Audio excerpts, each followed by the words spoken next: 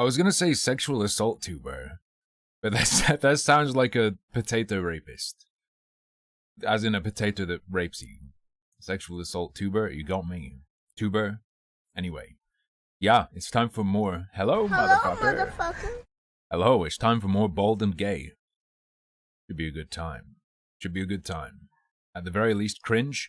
Making some progress. We have a horrendous number of icons on our hotbars that look fucking identical, so I just have to remember where stuff is. You took off karmic dice and it feels like Larian's using a target seed. Yeah, it's pretty crazy. How would I say the game is so far? Worse than when it came out in early access? I don't know. I don't remember it being this awkward to interact with. It seemed way worse. Maybe I'm misremembering though. That the tarballs, that's still look.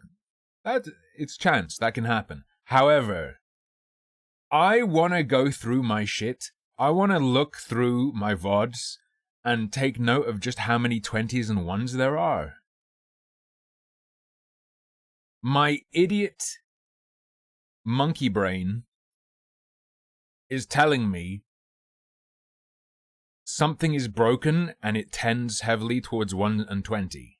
But that could just be because 1 and 20 are so notable and they stick in my brain more. I don't know. Your paladins hit a target once since tutorial.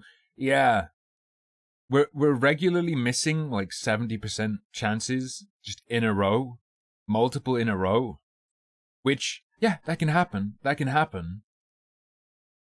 But sometimes it feels like we're getting into lottery win odds territory, and it's a bit like, what? Is the real reason for the karmic dice that something is wrong with their method of divining RNG? Because there isn't real RNG. Right? I wonder if they've done the shit where it's based on your system clock or something. I wonder if they've done some shit like that and maybe done it wrong and it results in a bias towards certain numbers. I don't know. Maybe their method of divining a seed is, I don't know.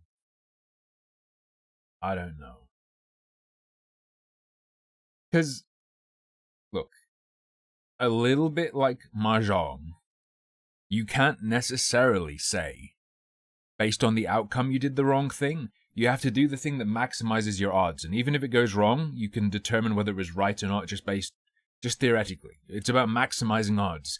But it does feel a bit fucking weird when you're constantly you maximize your odds and then you roll 1, 1, 1, 1, 1, 1, 1.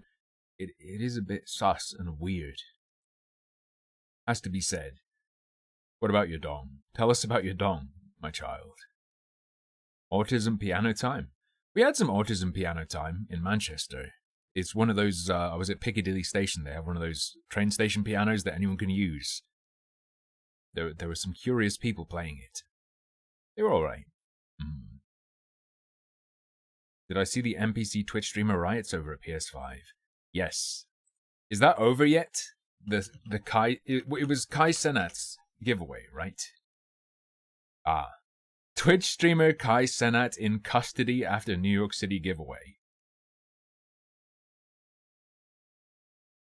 YouTuber Kai Senat facing charges after game console giveaway sparks chaos. Did he do anything wrong in what he did, or is he facing charges just because of what happened?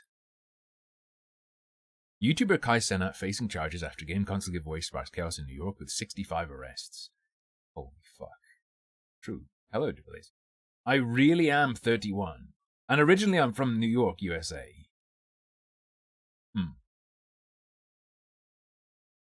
I live in the UK. I'm not from the UK. Alright? Don't get it twisted. So this isn't he did a giveaway and then New York rioted. He had an event in New York. Thousands of people gathered in Manhattan's Union Square for the event. Yeah. Organized by popular Twitch streamer and YouTube content creator Kai Senat. Chaos erupted as people climbed on vehicles, hurled objects, threw punches, and scaled structures in a park. Fuck. Yeah, Kai is in trouble. Detectives are planning to charge Kai with inciting a riot. You found how to enable smites on critical. I gotcha. That is gonna change your life, brother. That is gonna change your fucking life. You get that crit, and then you just pump out the highest level smite you can. Goodbye to anything you just hit. Thousands of people gathered on Friday for a much-hyped event organized by the popular Twitch streamer and content creator. The giveaway was expected to include PlayStation 5 consoles and a computer for live streaming. Bro, they're stomping cars. They broke a police officer's hand? Well, it says a police officer broke a hand. It doesn't say someone broke his hand. Like, how did it happen? Dude, they gassed them. There's a picture with a bunch of gas.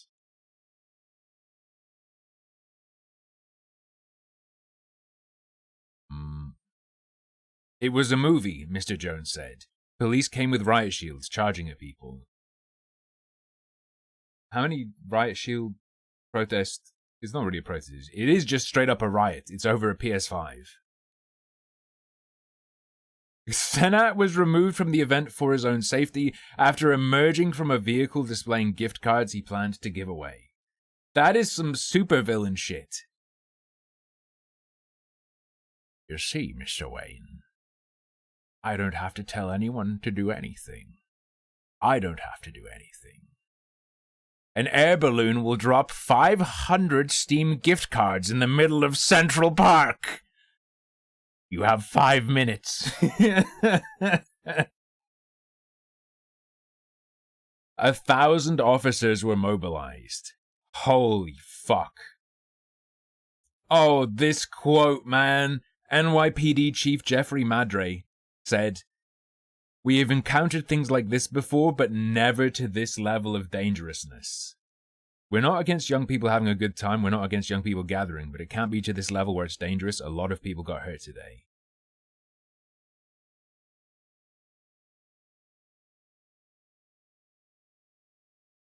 Dude, they fucked up public transport. Many trains on the subway were also avoiding the Union Square stop in both directions due to activity at that station.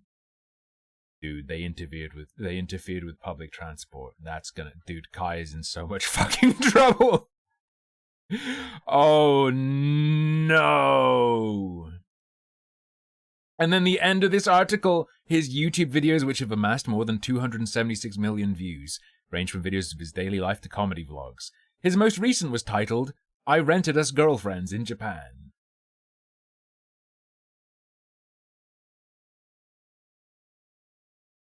Over. Oh no.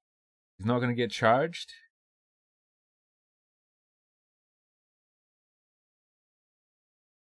You think what they're saying? That it says they're planning to charge him with inciting a riot. You think they're just not gonna? I don't know enough about law, and I don't know about law regarding this in particular, and I don't know about New York. I can only believe what the BBC tells me. It's the law. It's the law. Okay. The law is I have to believe the media because they never lie and are always right. Independent. Who is Kai Cenat? Feared Buck. Of a car that was literally covered with people, and we do believe that that was the vehicle that had Kai Cenat in it, which you can see now looked as though could have been leaving. Is someone gonna die in this video? What the fuck? In right now, as Safan was saying, he was there, he was in the crowd for a little bit of time, but clearly this was an out of control crowd. And I'm showing you this. This is some actual third world vibes.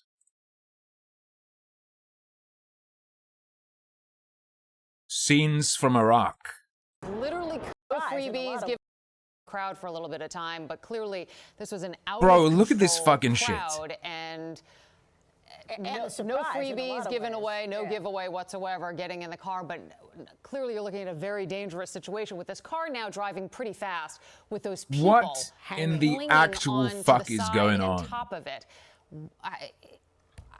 It's mind-boggling. It's mind-boggling why they're not stopping to let these people off the car. And then someone fell off. Okay, joining us now is Bob Boyce.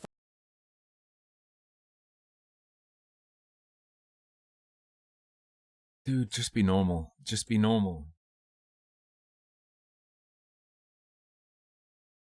Just be fucking normal. Just be fucking normal. Just don't do it. They didn't stop to let the people safely off the car they climbed onto. Twitch censor, okay? Only YouTubers and Twitch streamers have agency. We influence other people to do things. The reason things happen is because they watch YouTubers and streamers. There's no other cause for behavior in the world at all, or influence, alright? That's it. You're like golems, and only YouTubers and Twitch streamers know the magical words to program you into action. Do a giveaway. That's the good thing about being small as I am. I could do this shit. Even if you guys rioted, if I went to a city in the UK and was like, I'm doing a giveaway, there'd be 5 of you. You guys would get arrested, and I'd just peace out. Easy. You could be obnoxious, but yeah, I can just hide. You'd never find me. I'm very good at hiding in bushes. Oh! But I had a huge fucking sandwich today. I had an insane sandwich, but I can't tell you what it was. Because if I told you the ingredients of the sandwich, you could dox me. Isn't that wild?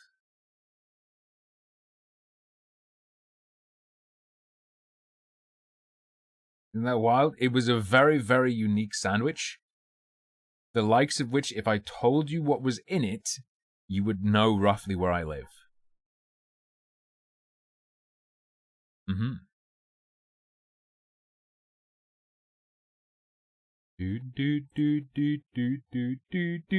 I'm not gonna blurt out something, okay? You like pina coladas? Lapis lazuli sandwich. Yeah, very crunchy. Minerals! Crunchy! Peanut butter and jelly is illegal in the UK. Mm-hmm. Peanut butter. Peanut butter and gel dog. The YouTubers facing charges. I'm looking at newer coverage. Our officers were attacked. We were crushed. We were pushed. I had officers on the floor, Mr. Madry said, Chief of Police, NYPD. You had people were walking around with shovels, axes. People were going around with shovels and axes? I want to say that sounds like a lie, but there are so many pictures that if it is, it will be obvious. Because there will be pictures of people with shovels and axes, right? Pictures of people with blood all over them. Just one white boy with a big sign that says Kai Senat, today is my birthday. Oh no. Oh. He has been charged. According to this article from an hour ago, he has been charged with inciting a riot and unlawful assembly, among other charges. 65 arrests, including 30 people under the age of 18.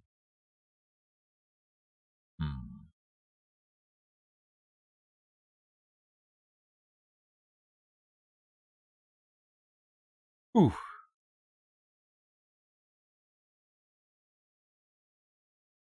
Oh, fuck, Kai. Wait, when did he say this? Dude, no, this article might be doing him really dirty. This article might be doing him really dirty. Quote, I feel like New York really deserves it, Kai said in the live stream. I think he means the giveaway. Does he mean the giveaway or does he mean the fucking riot? Oh, no. Kai.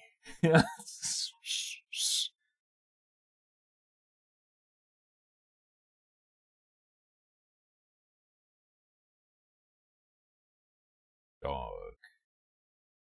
He gave away some PS5s and a PC. They were rioting because he gave away PS5s. Not because they wanted them, but because consoles are shit.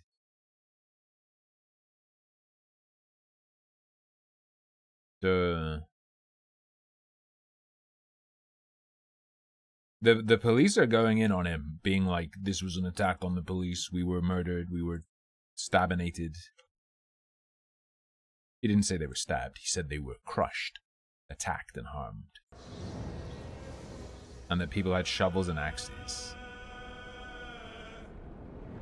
Ooh, PS5 heats a small room pretty well. Yeah, but it's not as efficient as it could be. Some small percentage of that energy goes towards running games. So the PS5 isn't as efficient as it could be. Right?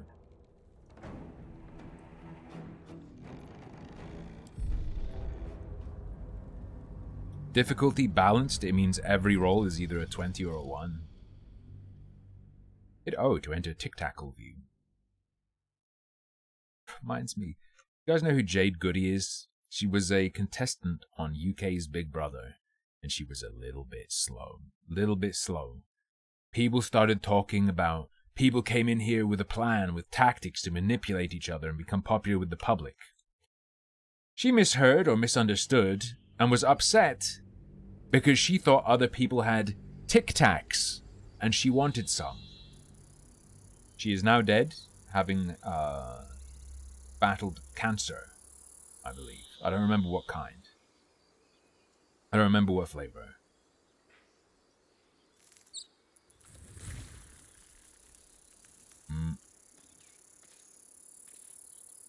She is now dead. It's true! Someone said, isn't she dead? And I said, she is now dead. Like, she's not dead from the Tic Tacs. We're about to be interrupted. Dude, my guy is so fucking fly. In my high school, there was a girl who looked just like him, to be honest. Jim does seem dead-pilled, but he doesn't seem like he's struggling with that fact. Or maybe, I mean, like, let's be real and true. Probably is a bit scared, but able to present himself in a dignified manner online, even through it. He's gone. God, I fucking hate tieflings so much. Memnos. I'm sorry, Arca. How do you get to adulthood in this game and you're only level 3? Do not embarrass yourself. He is gone. When someone tweets at Jim's account.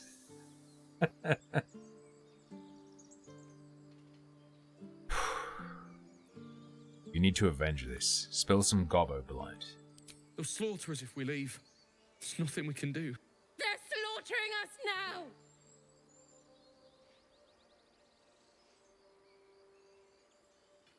Someone's going to pay for this. Arca, no, wait! What are you doing? She's gonna go kill some goblins. It rules. Not everyone subscribes to what is mine is yours, it seems. There was no... I fucking checked line of sight. That red wasn't there, I swear. Rika? Who's the weird Russian from... Glad you were here for those goblins. The techno Russian from Final Fantasy X? Riku? Shot her through the throat. Well, that should have killed her, but she kept gasping. Clawing at the arrow. Albed, that's the one. Hey, Whaler. Okay, your first kill, don't worry, it gets easier. That's what Zevlo said too. I hope you're right. I hope I become I desensitized want too. to help. I just didn't think it would feel like this. How are you level 3 with 1 kill? You solve a lot of puzzles? Any escorts into... Oh, in this game. I thought you meant where I went for lunch. With Lucky Bee and her sister. Excuse me. Oh, there's a sneak lord. So here's what we're gonna do. He's gonna walk up. Time to push my luck again. I think.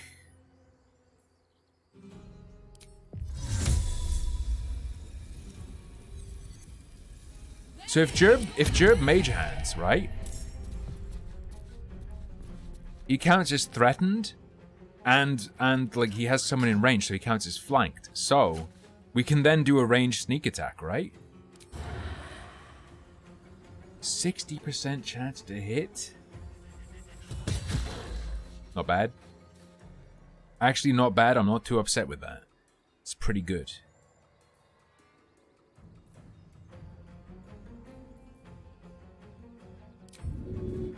I'll just do cunning action dash and get over here. That's fine.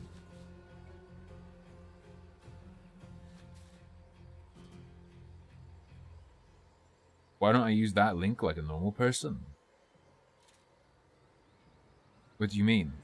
Oh, I have a vanity link? No, don't not tell me. Ausrad is done with the editing on Matt and Ryan, by the way. I just need to watch it tonight. To perhaps moderate my own spice.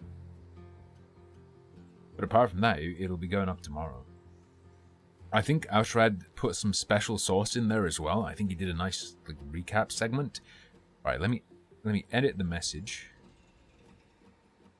Alright, we're clean now. We have a clean YouTube link. Thank you. Thank you. No sneak attack because Mage Hand isn't a creature. Didn't it give it to me?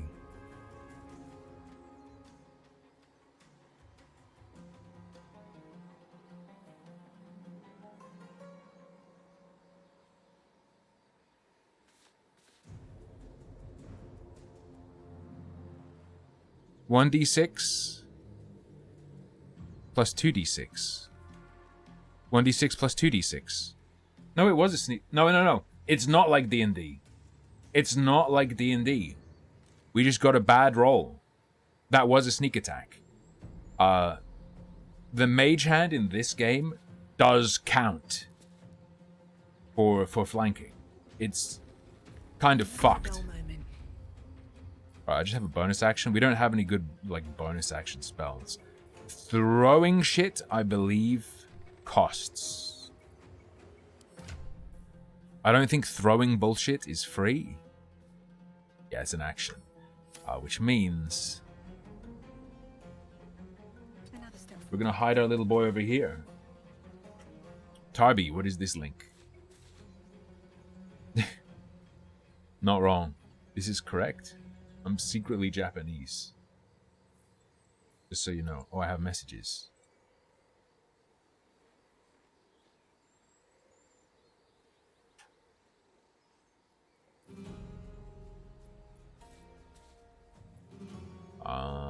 Oh, now he gets a move. Oh, but he's surprised, so he doesn't get a move, right? Yeah, time to eat shit, bug boy.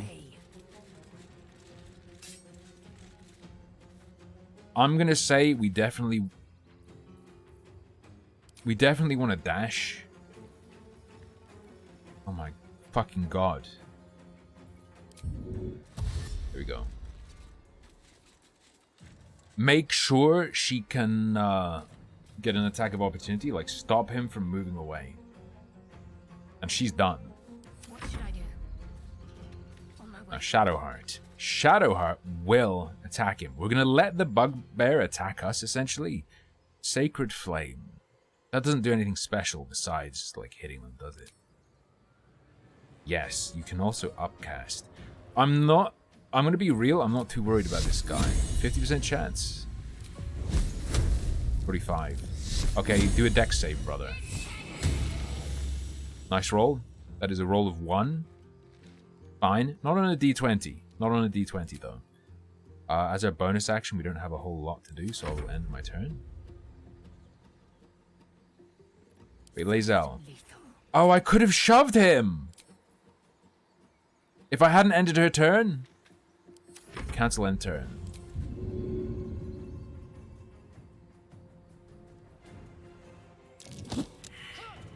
Yeah, we failed the 75%. That's fine. Remember that shove is a bonus action. Are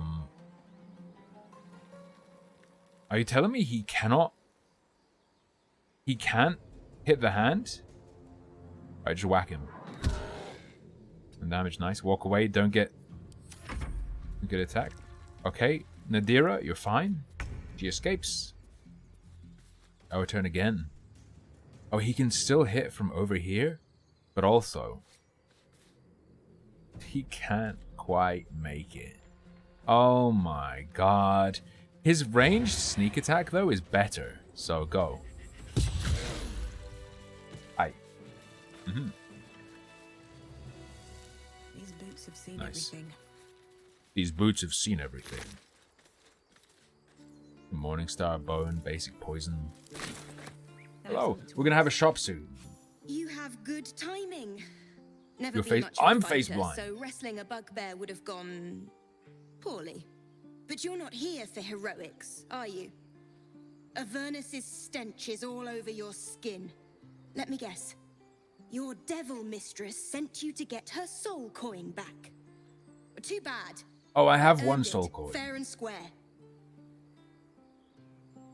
Coin.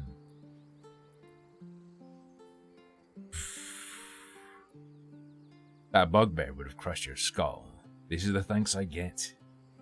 Why, thank you, dread slayer of bugbears. You You shall ran! live forever in my memory. Now take my regards back to that pouting Irenes and leave me alone. Intimidation. Promise I'm not working for that devil. Then our interests barely intersect. I'm sure there are other bugbears to kill. Best of luck finding them.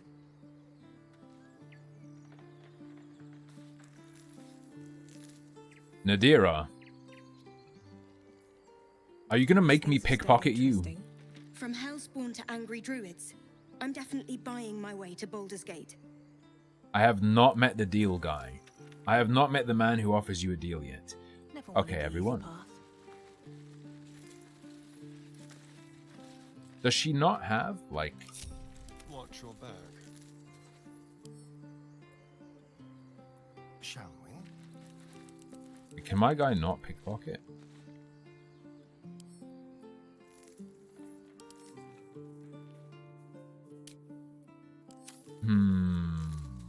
Like a wraith. Let's have a rummage.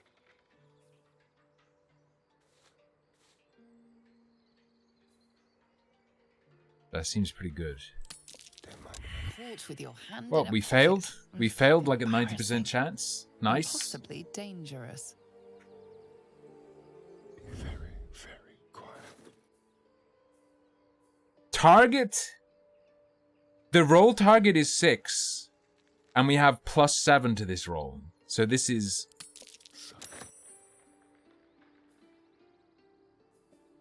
How did we fail the first time? And she let me do it again? What the fuck? Was it different the first time? Do pickpocket rolls get easier each time? Thief, From thief. Hellspawn to Angry Druids, I'm definitely buying. Alright, get fucked. Your bad behavior caught this guard's eye. What do you Shit. have to say?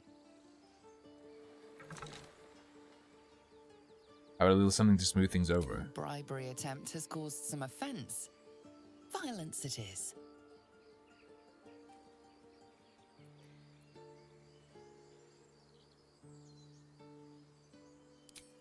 I will acquiesce. You're gonna be sorry, every last one of you. Oh, just him.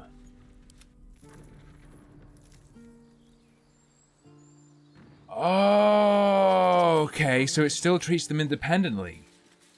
You peer through the telescope.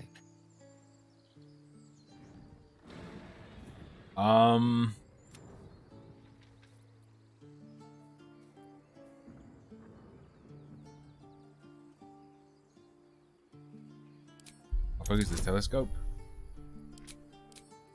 It's fine, we'll get him out. Nice. Nice.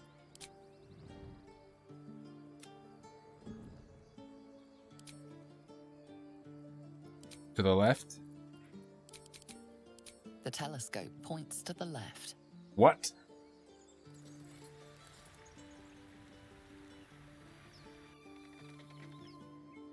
Okay.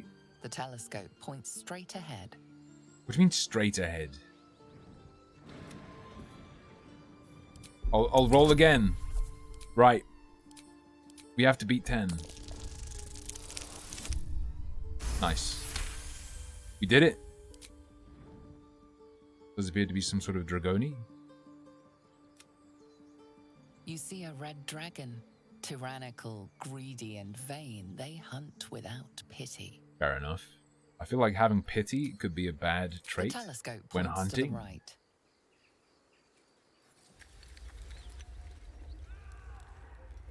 You see a shit-ass roof.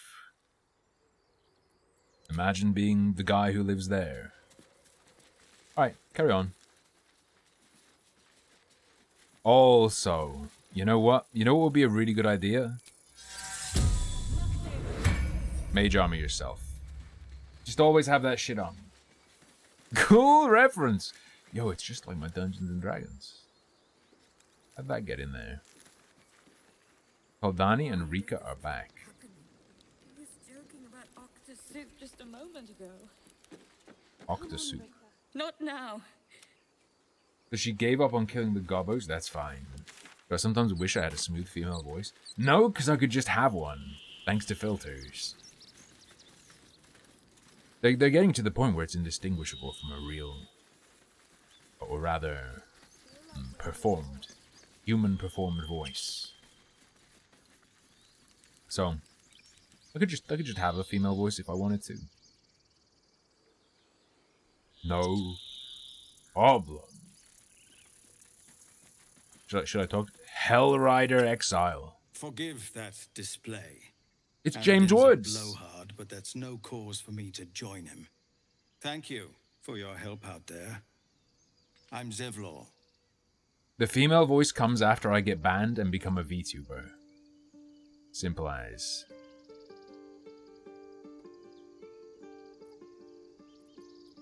I'm Jeremy. Well met. I should warn you. Visitors are no longer welcome in this grove. Oh, I'll bring some more Whatever goblins your to make up for the ones I business, killed I'd see then. to it quickly. The druids are forcing everyone out. Oh, he's not. This attack He's a will only visitor as well, strengthen of their course. resolve.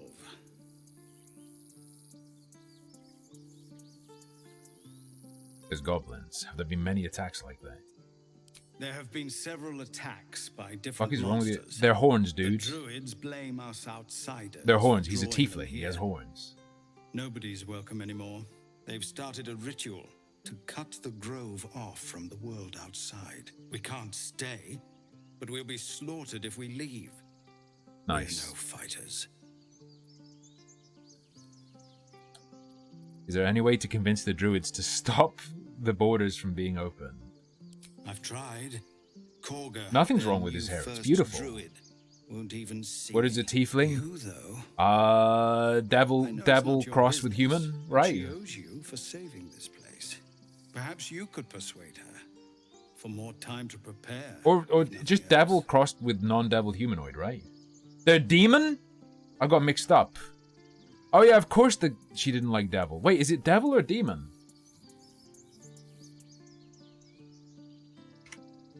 I don't feel like anyone would sleep with a demon. Demons are fucking chaos. Demons are fucked.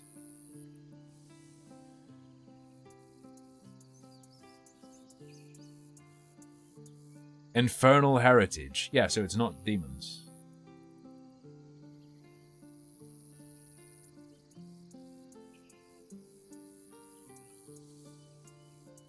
Yeah. Tieflings are devil-tinged humans, right? They're called tieflings. Yeah, but what a tiefling is like a devil-tinged human. Yes? whether from sex or something else. Persuade her. See what I can do. Let's not forget why we're here. No point in wasting precious time on a lost cause. We'd owe you a great debt. If we're forced to leave now, we won't make it to the city. You'll find the a rare druids Kuma at the heart of the grove.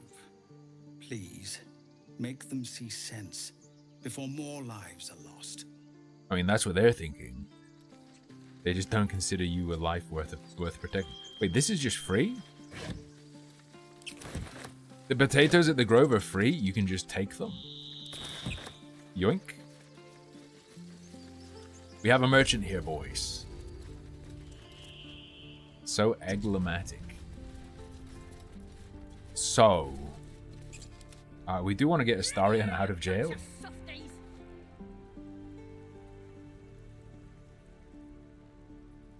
I don't think breaking him out is a good idea.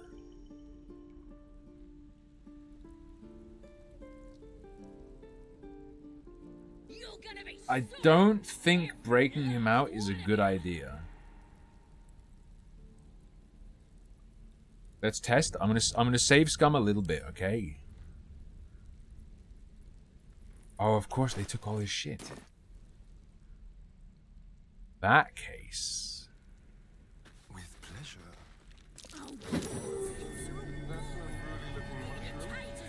Best not get too close. Okay.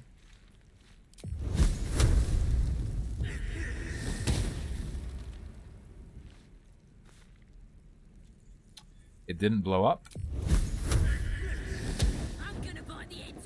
Alright, he's free. Leave the sparkle bat. He's a good boy. Oh. Wait. So it can be demons or devils. I thought it was devils. Makes sense that she'd be like, devils. I thought it was always. It's my bad. I wish for you to jump, but I don't know where the jump... There. Wonk.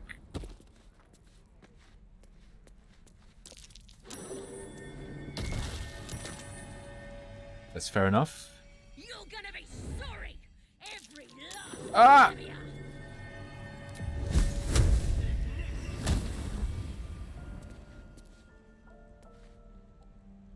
Could be very dangerous. He is still a rogue. I haven't respect anyone. I'm not going to respect the followers. I told Astrid about how if you respect your followers to a different class, allegedly it ruins their story. Well, Larian was like, it breaks the thread. Or at least in cases where it's relevant to their story, it breaks the thread. So for Will, it would definitely break the thread. You have committed enough crimes to become a fugitive from the law. Nearby guards will do their best to bring you to justice. Short rest or wait? Let's go hurt someone. So he's no longer fugitive.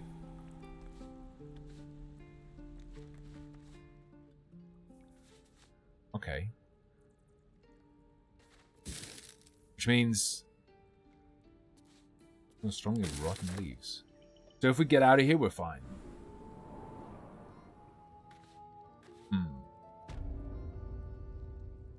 I have not had any whiskey. I did have rum today, though. Shut it! Boss would rip you for talking that way. Well, at least we got the druid to keep ourselves entertained. He's boring. Let's find another one.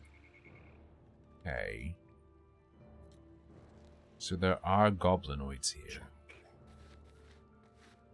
I think I may have fucked up. Rum reminds you of nicotine. How? Just relax. This way. You ain't gonna shoot me. Your hands are shaking. Short stack waifu. Put it down. When you drink, you gotta smoke. This isn't true. You can break the cycle. Get out of the way. Oh, this is the one I told to kill a goblin. You're better than this. Shoot before you lose your nerve, Tiefling. If you ever had it to begin with.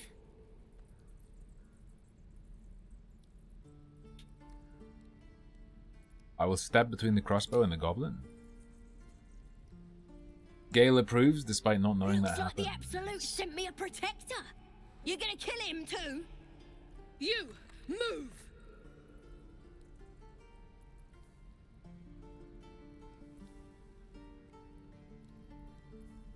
Detect thoughts. I didn't know. Wait, is this not an illithid ability? Wait, why does he have detect thoughts? Did I pick that? Wait, is that a spell he has? I remember that. Shoot me should be easy. Roll a 10 or better. 16, that'll do. What in every hell is wrong with you? Is that Snooky? Damn you. Damn it! Why do you care if a goblin lives or dies?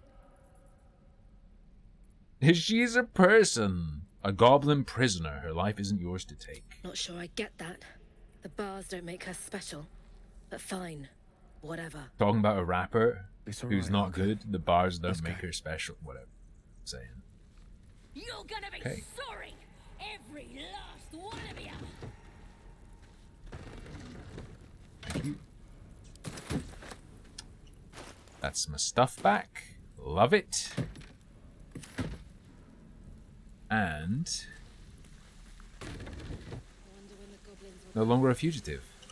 Does he have the coin? He has the fucking soul coin.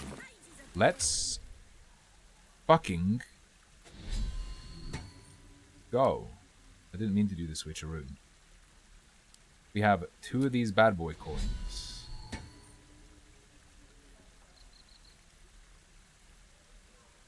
Excuse me, where'd it go?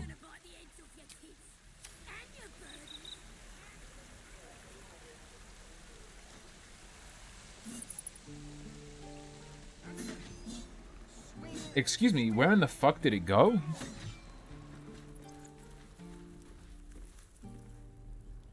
We don't even know these people.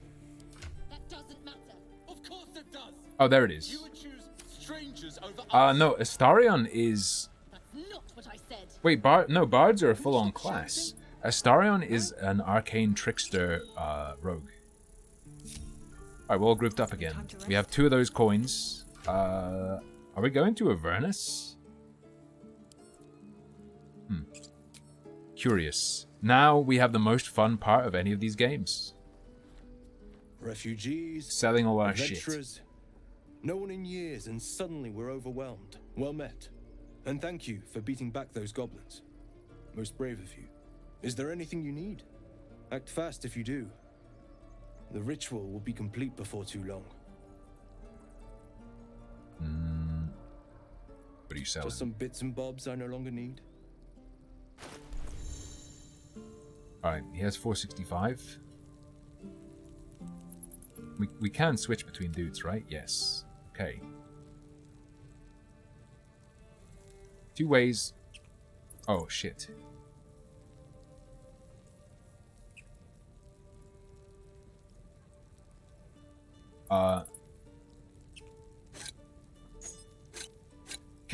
Is there no, like, what? Am I fucking blind? I have wares.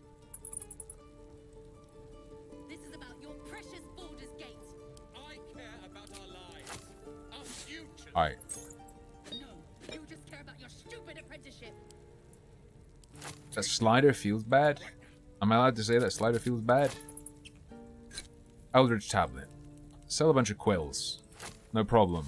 My rags? Gone. Bones? Take my bone.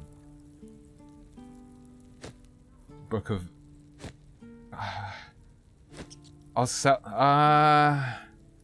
There's something you want to carry with you. This feels like something you want to carry with you is what I'm trying to say. Agate.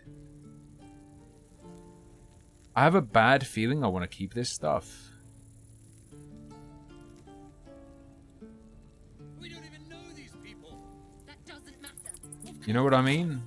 You would Can you choose craft? strangers over us. That's not what I said.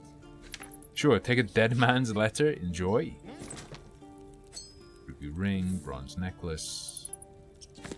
Bitch shanties, Morning Star.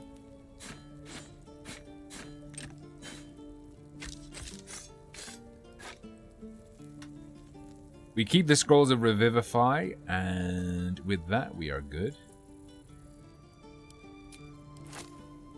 32. Some good gold, brothers. Sell more trash. I'm going to sell him a collection of Shadowheart worn shoes. Many people desire this. Many of them in chat, in fact. Thunk. Kind of weird that he'll just buy anything. What a sicko. I'll keep a liar. We might get a bard on our team. I am indeed selling her signature circlet. Feels a bit perhaps weird to do, but whatever. Oh shit! Is it one of these things where when you sell it to him, it oh no. Chromatic Morb. Do I want Chromatic Orb? 315 per trap disarm toolkit. That's insane, and I'm not spending it. Are there no Kelvin enjoyers in chat? Arrow of Ilmater. Darkness. Arrow of Roar and Thunder. Mirror Image. Milf's Acid Arrow. Detect Thoughts. Dark Vision. I care about our lives, our futures. No, you just care about your stupid Not apprenticeship. particularly. Take that back, right now. Sucked in by any of this. Heavy armor at 15. +1 bonus to strength saving throws and checks. Go. 1 less slashing damage. Gloves of Missile Snaring. You can intercept missiles from ranged weapon attacks, reducing their damage by 1d10 plus your dexterity mode. That's pretty.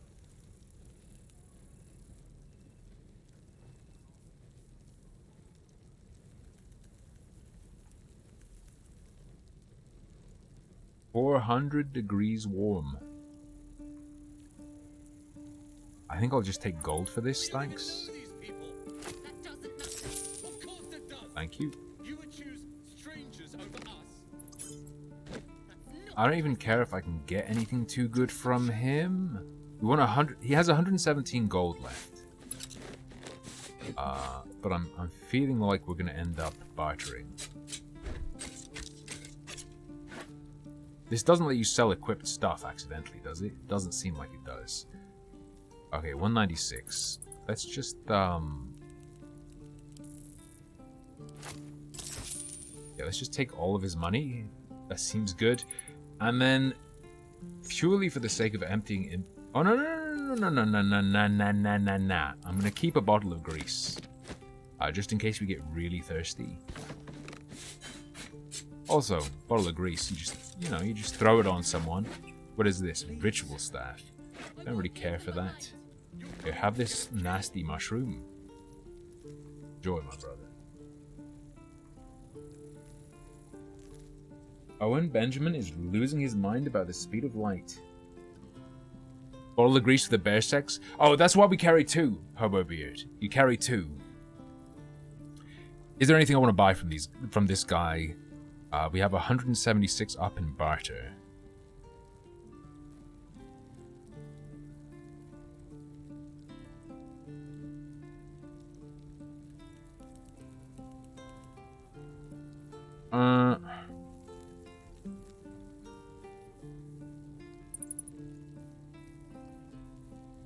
I mean, Milf's Acid Arrow. I'd gladly take. Alright. Sylvanas, guide your path. Yeah, whatever. Sylvanas, The attitude towards you affects the price of their stock. Now, ladies and gents, I have a huge and important question. How is there no auto sort? Because look at these inventories.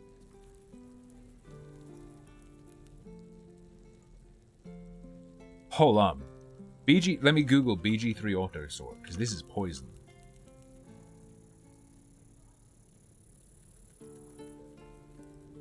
You can sort your inventory, but the button took me over 20 hours to find.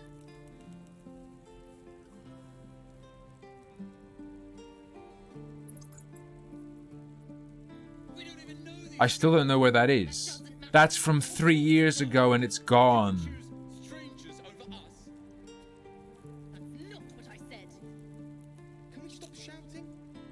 I'm gonna lose my shit.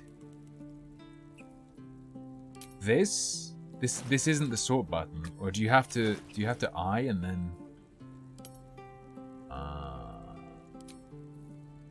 gotcha. Let's get on with it. You can only do it here.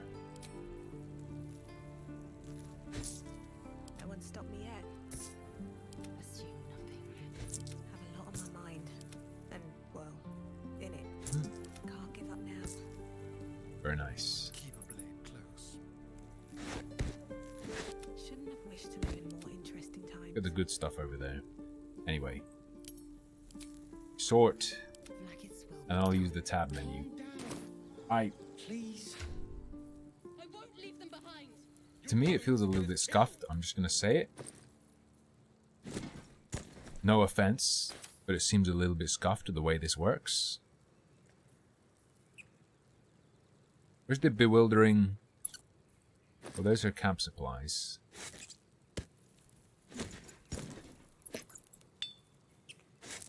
Is the bewildering? Bewildering. Yeah, a bunch of camp supplies, some potions. Thing is, you'd think bags were meant to make things easier to keep track of, but instead they just make it way harder. It doesn't seem like there's an auto sort, and it doesn't seem like you can sort when you're looking at all of them at the same time. It seems you have to go inventory and do sort individually. Not as bad as it could have. This is about your precious Baldur's Gate. I care about our lives. Kind of strange. Our futures. No, you just care about your stupid apprenticeship. Take that back. Neutral, neutral, neutral. They're all neutral toward the man they're trusting their lives with. Entrusting their lives to, even. Even gloves of power. On a melee hit, possibly inflicted penalty to their attack roll and saving throw. Plus sleight of hand. Okay, yeah, that's good. We have a bunch of thieves' tools. Alright. Trap disarms will be good, but whatever. Let's move. I guess Shadowheart's going to be our detect trap, and then he's our get rid of trap, but we're not getting rid of traps right now. Let's move. Hello, Calcachester. Hells! We can't just leave. They're kin! I'll not gamble our lives, our futures, on people who are as good as dead. We must leave for Baldur's Gate at once. Can we all just take a moment, please? What's the point in blades and spells if we don't bloody use them? We should stay! These people aren't fighters. We can help! Or yell louder. That's fine too. Ooh.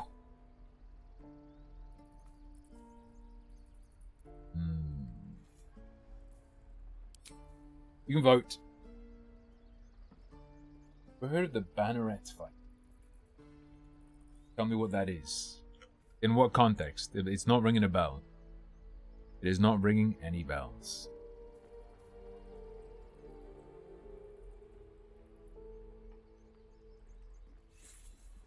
Ah, true. The co-op.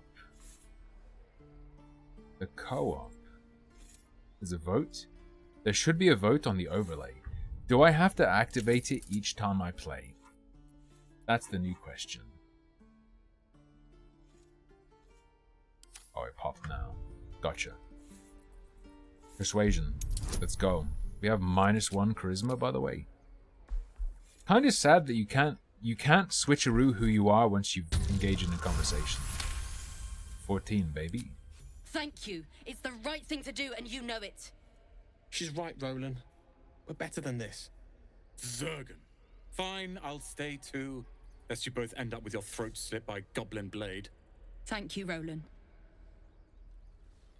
Yeah, Hobo. I want to be running around as Lae'zel, so that, like, let's say we run into a fight. Lae'zel will be frontline and then everyone else will be behind her. But that means if I run around with Lae'zel, Lae'zel's the one who talks to people, but I want my character to be talking to people. Because my character's my character. You feel me? Then through.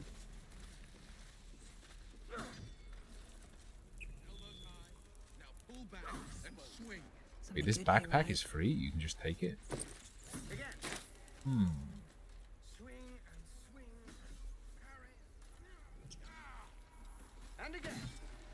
Hello, William. Children, look who's here. Time to run! I won't fuck with druids yet. I'll talk to Anorak. Frontiers. What a thrill for the children. They're tough kids. Fuck those kids. Smart, Kill them. too. The future's in good hands. Hello, Will. Go on. Give me a best shot.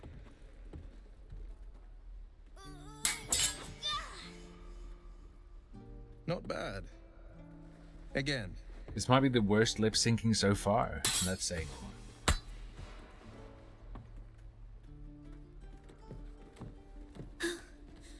I can't do it. I'm not like you. True. I don't need you to be like me. You just have to buy enough time to run. Come on. I believe in you. Oh, he means for him to run. It sounded like he wanted the child to function as bait.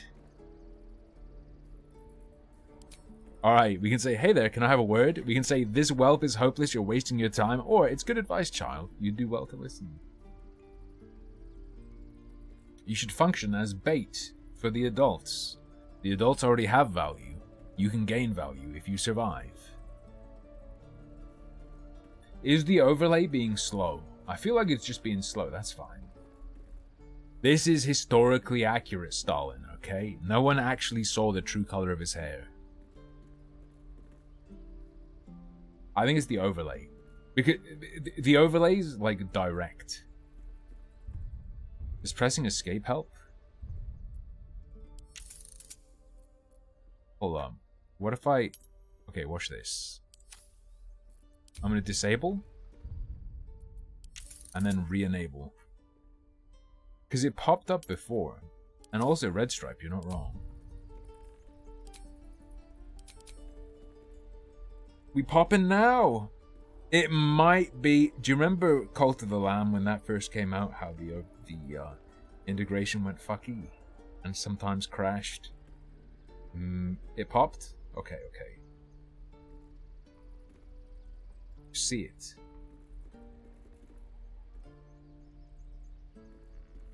But are you voting? Do you... Whatever, dude. I'll just say, hey there, can I have a word?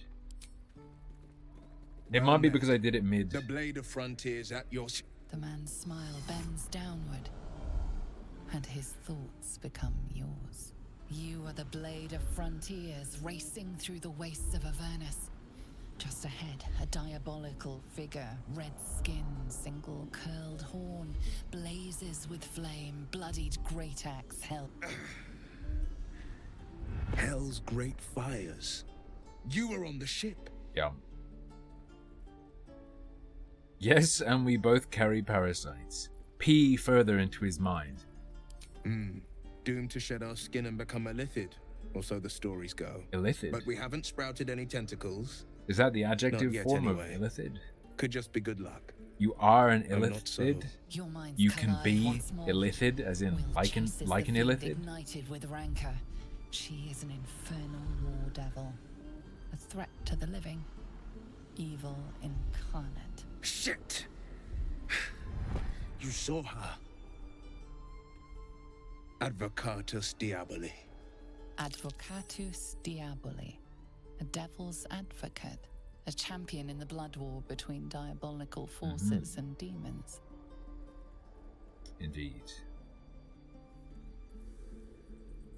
Yo! Cavorting with devils, I see. You should consider better company. A fiend makes for poor company, unless it's been stuffed and mounted on your wall.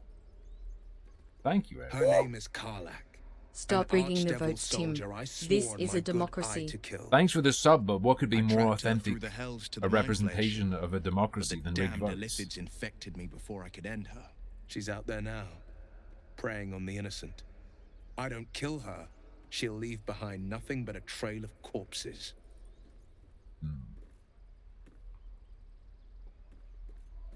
Let's join forces. I'll help you cast this devil back into the hells. An excellent suggestion, but your party's full Lae'zel up. disapproves. Still, when the time comes, call for the blade. I won't be long to answer. My camp and wait for me. A splendid plan. We'll talk more there. Done. Now, hopefully the voting will be fixed. True. I will now destroy the child. No, fuck this kid. Don't. I remember this child. It's Zaru! Well. Don't think he has worms. Brother, we all have worms. By Mordai's eyes, another one. My friend's blood not enough. Come to rip me open too. Maybe. In Kresh Kalir, I do have a half formal blood, greeting yes. begins with a bow. Is this monster with you?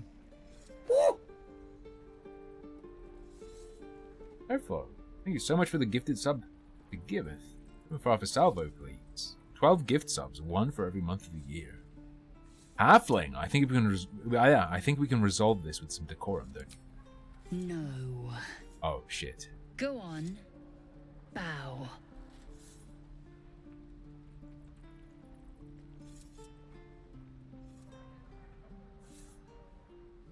Lower.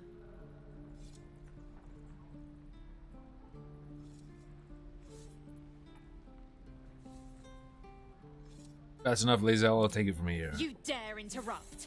Has the tadpole ravaged your senses? Enough, Lae'zel. We will be silent. Owned. Owned. You tell me where you saw the Githyanki. On the road to Baldur's Gate, near the mountain pass. Saw us, for we saw it. Jammed its blade through Yul's belly, straight to the other side. And I just... Maximum penetration. I just ran. The map. Show me.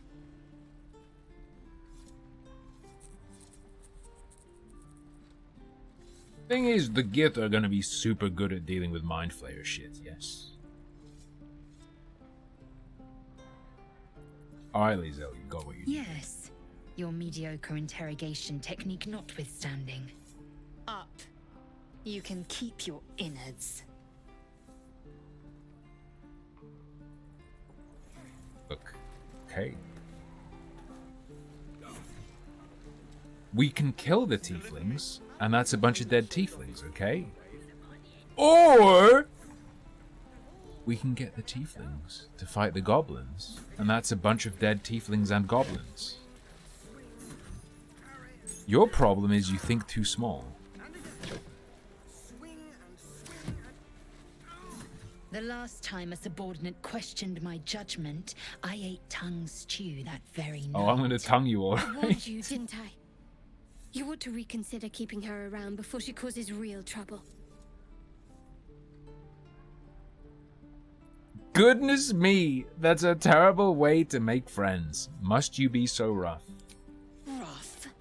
Soon you will be vomiting blood and tearing apart your own flesh. When the tentacles sprout from your lips, will you still cry that I was rough?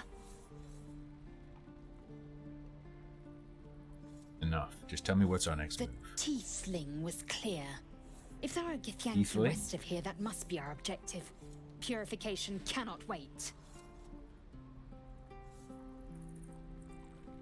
I have a manly 12-inch vagina? Rondo, of course. Yeah, did you say tiefling? I am unfamiliar with the... well... That I shall eye not roll say is culture. painful. Custom, perhaps. You will educate me on matters of this... Fey run. No, it's Faerun. Do you mean purification? The creche holds the Zafisk. It will cleanse us of the parasite. By covenant, I can say no more. Uh-oh. 3 FPS eye roll. Aramis, what are you doing? Goblins, druids. This grove is a death trap. Grab what you can and get out. That's my advice. Alright. Charles Dickens. How's it going? This looks like a smith. Matt Damon. Hello. We're gonna talk to all these guys, and then we're gonna go and break like back in through here, or just jump down here and see what's going on in the Goblin Cave. I have a feeling there might still be some like COVID era voice acting in this. Thanks for fighting off those goblins. If you need to replace any gear, just ask. My selection's pretty strong. Just ask. I had to leave most of my equipment in Elturel. Let me see your wares. What you got? Morningstar +1. When you miss, you deal 1 damage anyway. So the +1 isn't clear. I mean, a mace is 1 to 6. No. Okay, so the +1 does do more damage, or at least this weapon enchantment is +1. Some of them, though. No. Wait.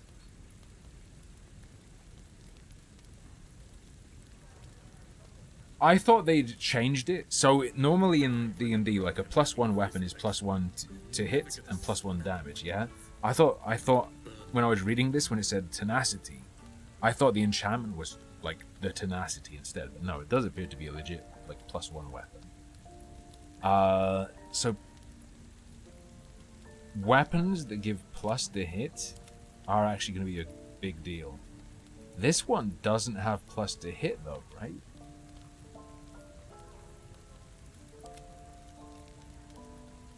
For her it doesn't matter so much. For him it does. A lot. But there's no real weapon I want him to have. That's a lie. I just lied to you. Your weapons. I sold his weapons. I sold his weapons. I sold his weapons. Oh. Okay, chill. I made a mistake.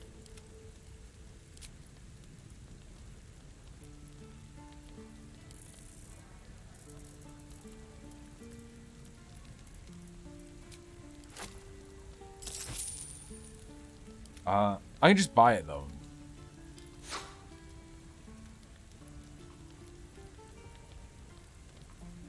I will simply... Okay, chill.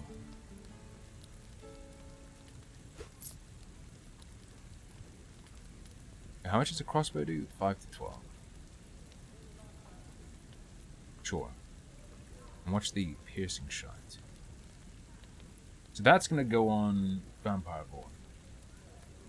Oh, the scales make it match your offer? Nice. That's really good to know. Thank you. Depends. How many people are dumb enough to ask?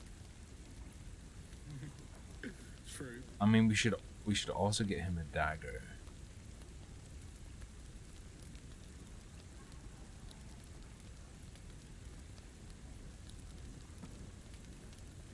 Well, okay, hang on.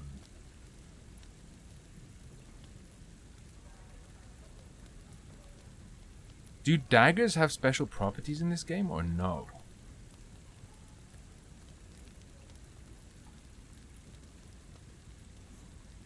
We have here piercing strike. We can gape.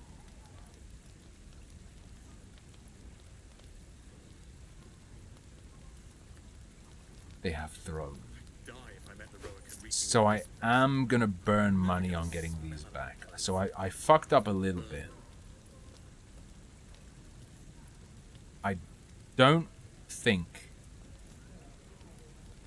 we go for the mace.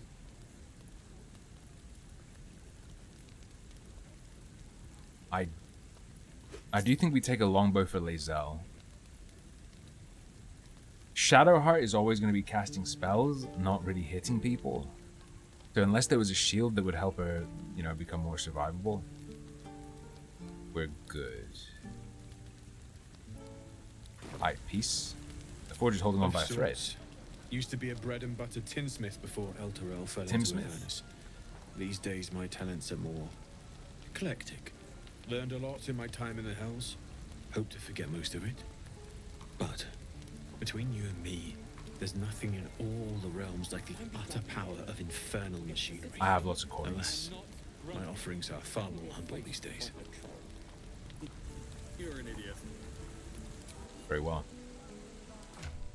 Simple trick. Although, I mean, okay, thrown and versatile spear.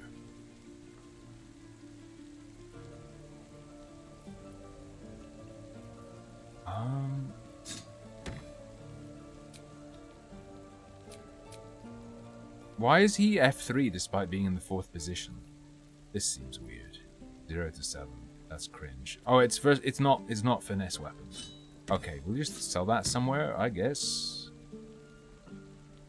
5 to 12. 5 to 12, it's the same. It just has different abilities. Okay, here you go, brother. Enjoy your ranged weapon. Enjoy your shitty melee weapon. Enjoy it. Take that. No. That was a mistake. There you go, Lae'zel. Enjoy your buffed shit. And I'd say we're pretty good to go. Am I gonna gacha Pippa in Mahjong Soul? Hell no! Unless I get... Well, I'll spend free rolls on Pippa. Okay, how's that sound?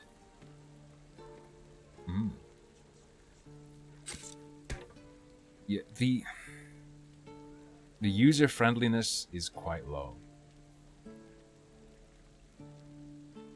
Weaken a foe. They deal half damage with weapon attacks using strength.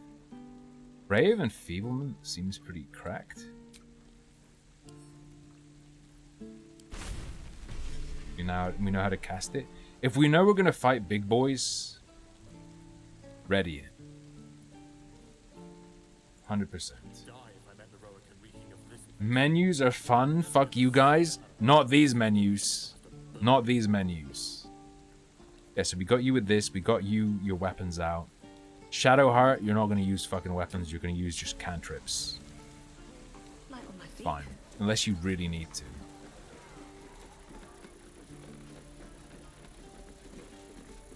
Adventurer's chest.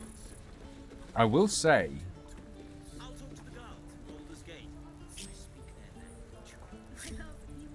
Why is it slotting her fucking there? There, stick them together. So the F3 is 3rd position. Good. This interface is weird! Am I allowed to say that?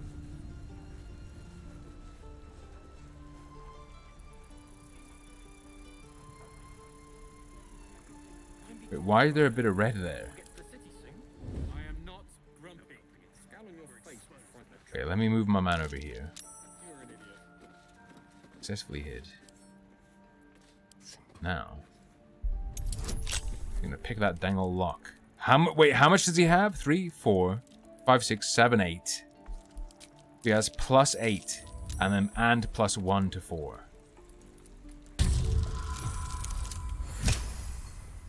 23 will do. Peridot.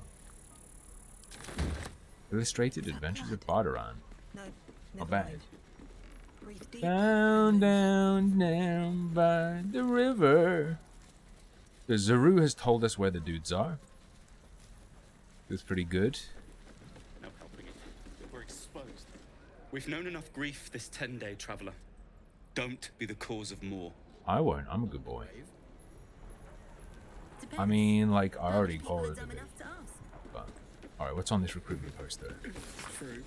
A man and woman stand side by side in armor emblazoned with a red fist surrounded by flames. Find pride and purpose in the flaming fist. Join today and protect bold and gay. I believe it's Peridot, right? I've always said it with the silent T. I don't remember if that's because someone told me or if I guessed. But I'm pretty sure it's Peridot and not Peridot.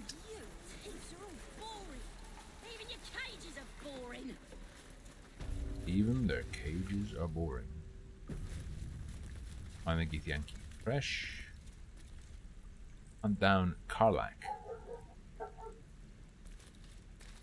Wait, where? Oh, hold up. I'm gonna bite the heads off your kids and your birds. We recruited well. He's on a mission to kill Karlak, a powerful devil who is a danger to the entire Sword Coast. Fair enough. Search for signs of the crash. Continue traveling with Astarion. Fair enough. Save the refugees. Maybe I will. Maybe I won't. Let me out, you bunch of softies. Oh, that you mean there's no way to do both, John? Can't you just like convince them not to seal the place? And then kill them all? You're gonna be sorry. What night is this? Every last one of you. That's a good meme. Well, not incredible, but you know, it's good wholesome fun. Oh, you thieves are all boring. Even your cages are boring. She's not gonna tattle, is she?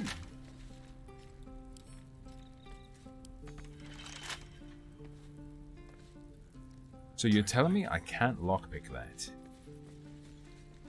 Fine. What we're gonna do instead then?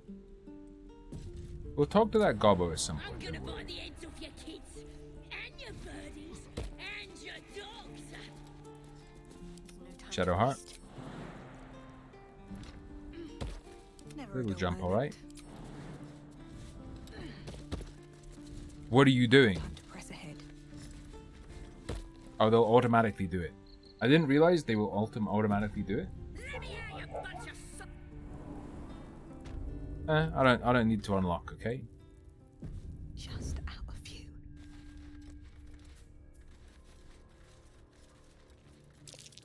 Glowing eyes are rarely a good sign. We'll get it through it, okay? Grove's got to be full of magic.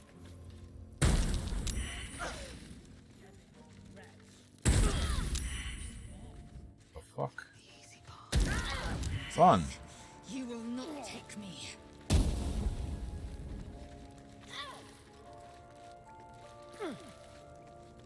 Well.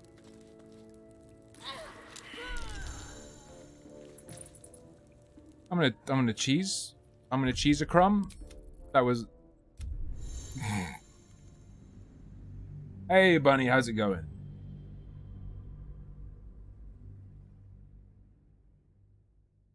Why didn't they get Astarion before?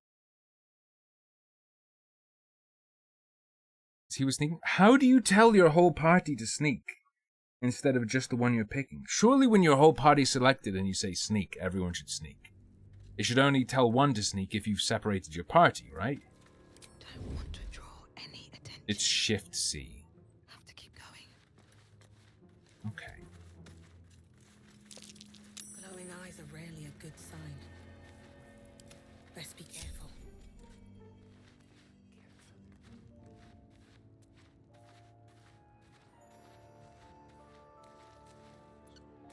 Touch the rune of the bear.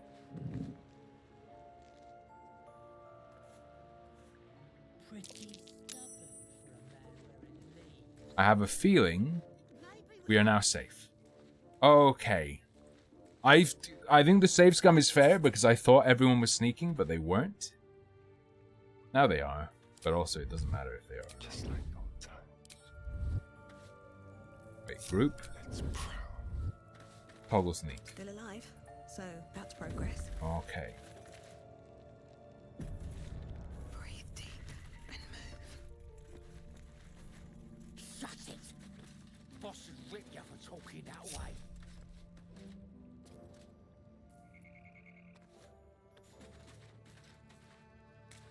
Not you, not you, not you, not you, not you, not you, not you. Let's find another one. Starion. Silent as the grave.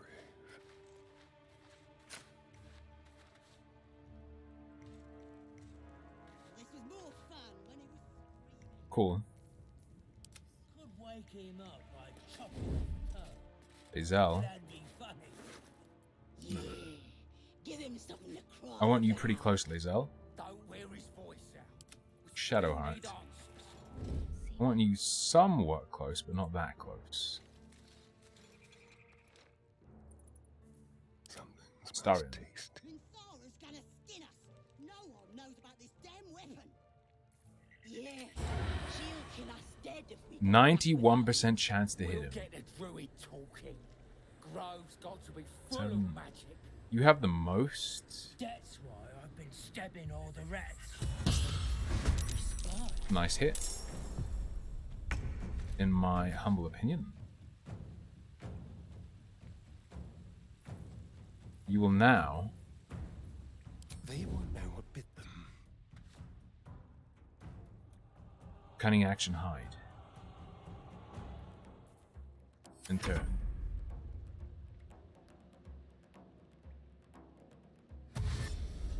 Uh-oh. Wait, the guardian statue? No, the guardian statue is disabled, so that's fine. 12. Can I reach this far? No.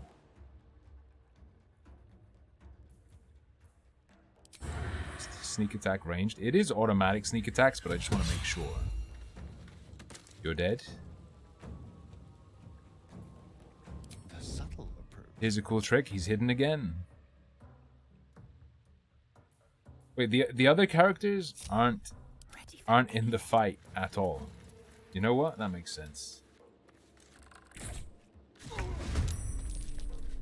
You joined the battle. Very nice. So this is another case of me messing everything up. 55% chance to hit.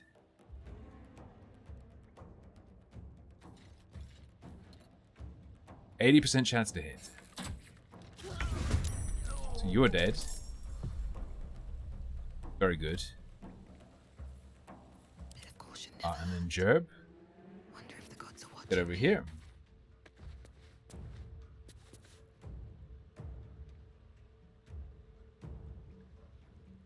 Wait, what do you mean you can make it? Oh, he can sneak over and make it. How much health does she have? 7? Dead. The power of stealth? You gotta believe. Moving in. His breath's a Spindle! No! Deep. He doesn't respond to your voice. Breathe deep, the gathering gloom. Shadow Tart. Shadowheart. Hold up.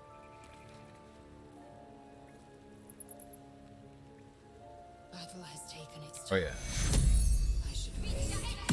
Go ahead and use aid just so that everyone has 5 more HP.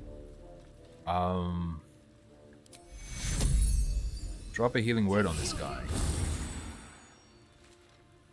Nice. Let's get going. Oh, thank you, thank you. Easy. I thought I was gonna die down here. I'm surprised the goblins didn't gut you on sight. Why didn't They were asking questions about a weapon. I told them the only weapons here are the ones the Foulbloods brought. I must tell the others what happened. Gotcha, I stepped careful. There are traps in these tunnels. You in tier 3? And thank you again. Welcome. Everyone's gonna love me now. Nice acid vial. Big ol' great axe. To sell.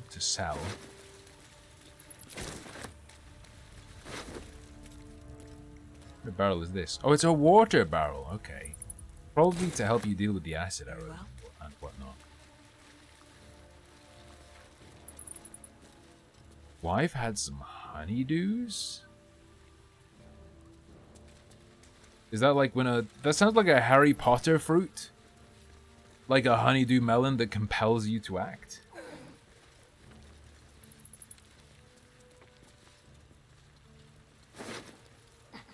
Go take it. It's for sale. Lots of crates. Could be highly cheesable. It's entirely possible. Hold on. Here we go.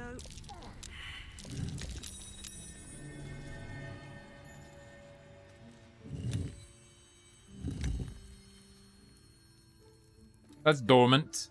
Probably. That seems safe. Honeydew is way older than that, yeah. I ain't never heard that term before. Let's have some fun. No one back home will I'm gonna tell Lucky Bee I have a honeydew for her. I've spotted a trap. Move with purpose. Spotted a trap. Alright then. New idea. What's it, Jerb? Wish to live in more interesting times. Did I get rid of all the torches? I didn't get rid of all the torches. Okay, it's fine. Have to keep going. That's a... Okay, you know what?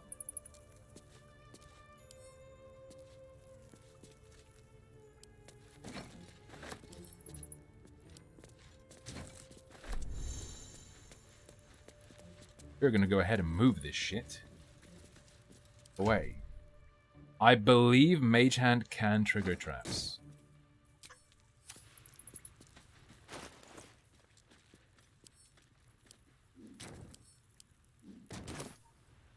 And let me tell you why.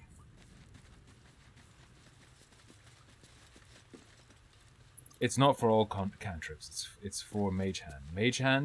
Mage Hand for some reason is limited per rest. I don't think it normally is. It's per short rest. He is an arcane trickster, so his is special.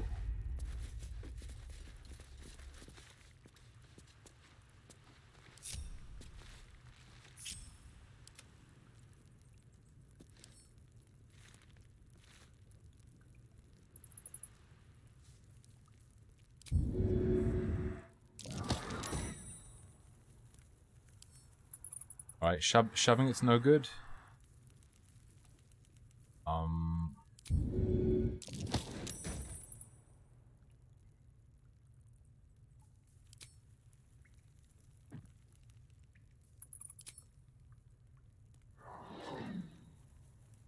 Nah.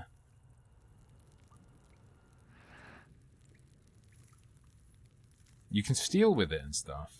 I believe it can pickpocket. A little bit of a waste.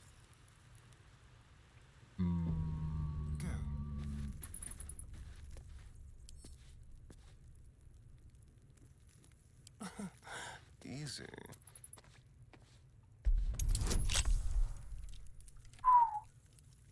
$15 with a +8 and +1d4. Sure.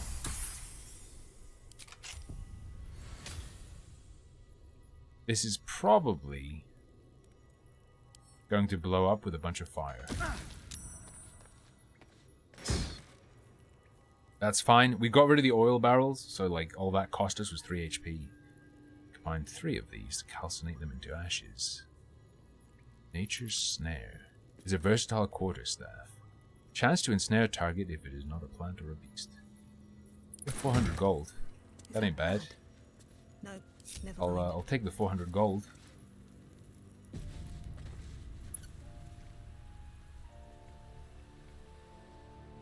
Oh, you hold... Oh no, you don't hold Alt to fly around like that. You just do that anyway. That's fine. Whatever. I misunderstood what was occurring. It's a pretty little cave. It's because we had a torch.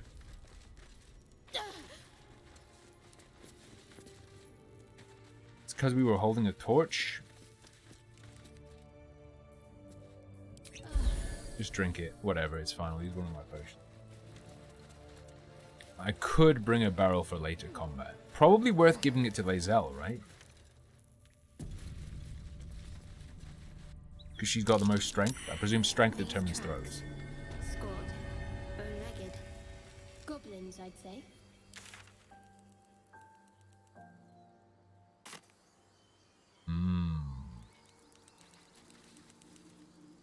Probably tell someone about that.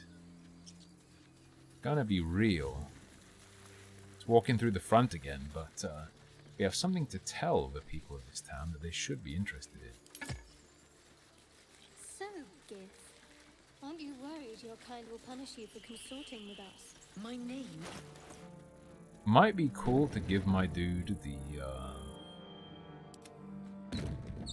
the nice quarterstaff, right?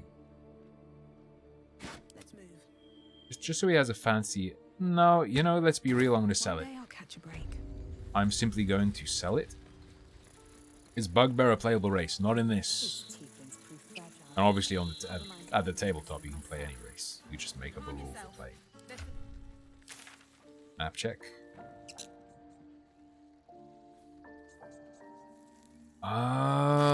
One quick thing we didn't check over here. I'm gonna take a peep just in case. There's a squirrel called Timber. I don't think anyone has speak with animals. Look at him!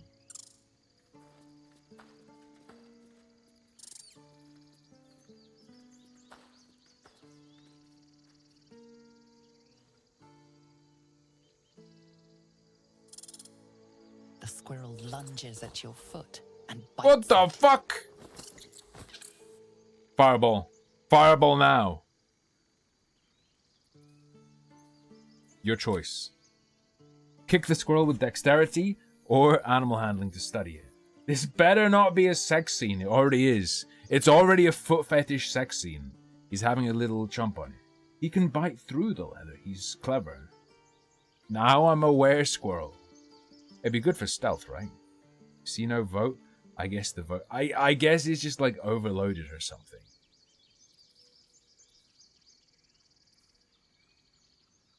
Bunny, this is for you, brother.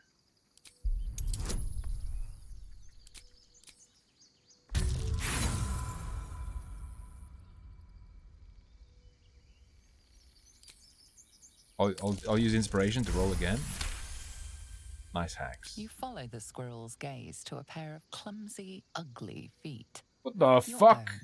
On her territory. Looking around, her territory extends from one end of the grove to another. Damn.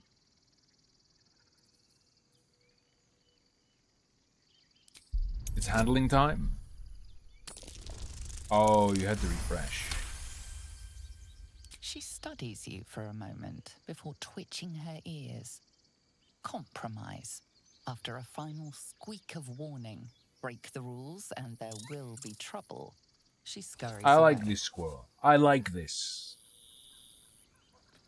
You convinced? Wait. Timber to let us walk on her territory. He left us a small trinket to keep us away from the trees. A potion of Sneed. Well, something that can be made into a potion of Sneed, except... Kind of feels weird. Weird way of doing that. Just gonna be real. Dialogue vote just popped up. We could plunging attack that bear. Oh, is this the place with the sirens from early access? I didn't remember them being in the fucking grove. Seems dangerous as hell.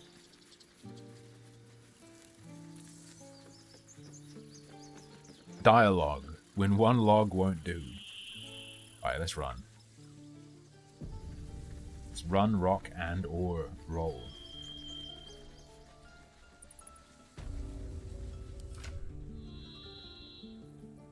What's our carry weight like? It's, hold on. I wish I could drag around their order. Kind of weird. Anyway. You get thieves' tools, because I'm never going to use it. Take the shovel. You know what? I'm just going to drop the shovel. You know what? Skulls ain't worth shit. Just throw them away. I need to stop picking stuff up that isn't worth anything.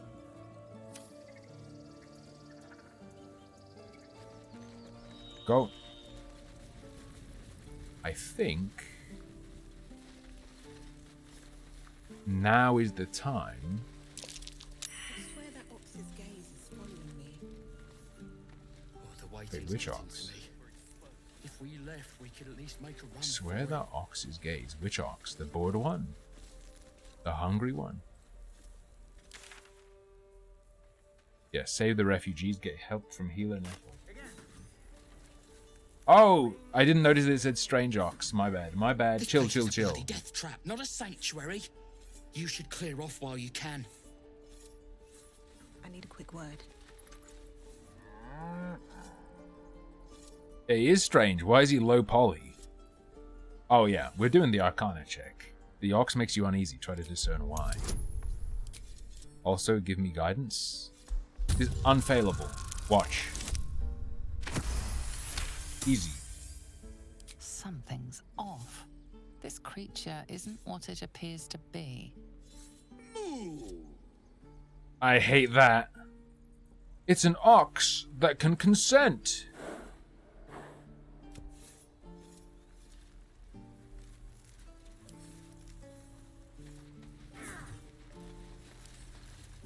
Examine.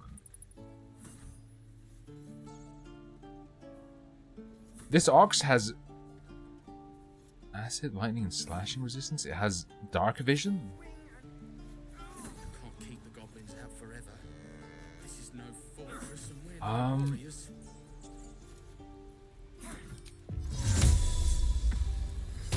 Just get your spell slot back. We don't have any like dispel magic or anything, do we?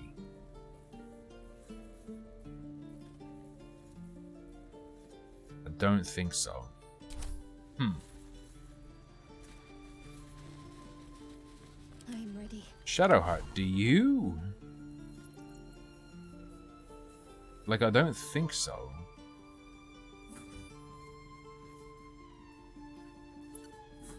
Those are like, yeah. Just class always spells.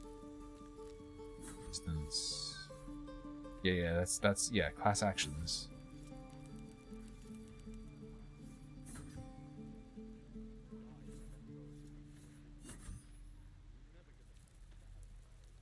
I think I have detect thoughts. It's not an animal, so I think speak with animal just won't work. We can. No time to rest. Depending on the level of detect thoughts.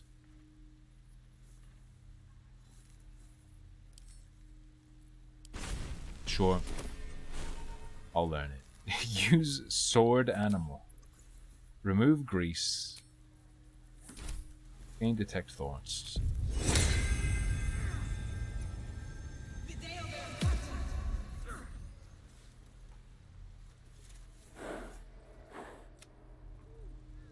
Excuse me.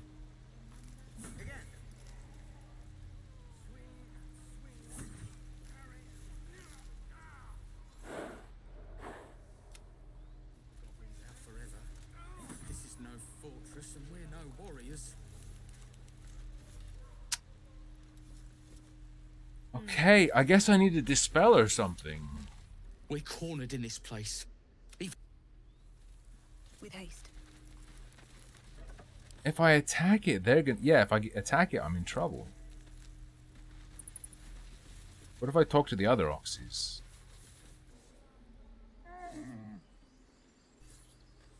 Low?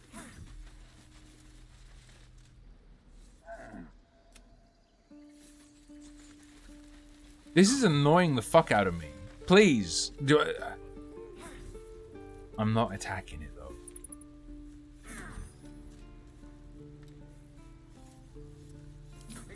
Wait, detect thoughts is level 2. Why didn't it... I'm losing my fucking mind. Why didn't it use a spell slot?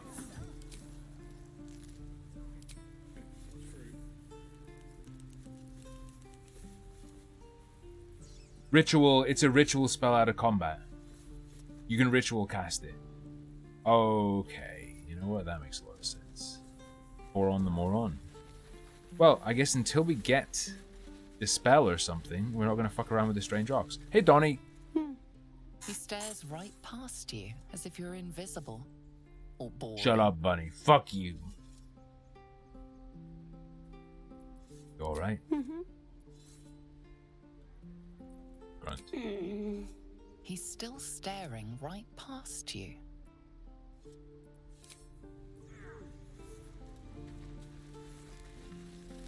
I'm not falling for your weirdo trick. Okay.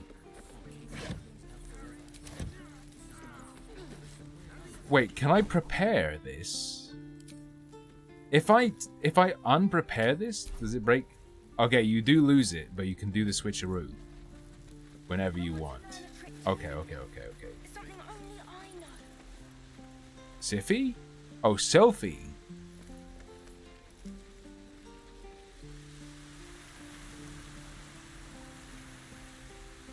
Aha! I can crawl into this kid's hole.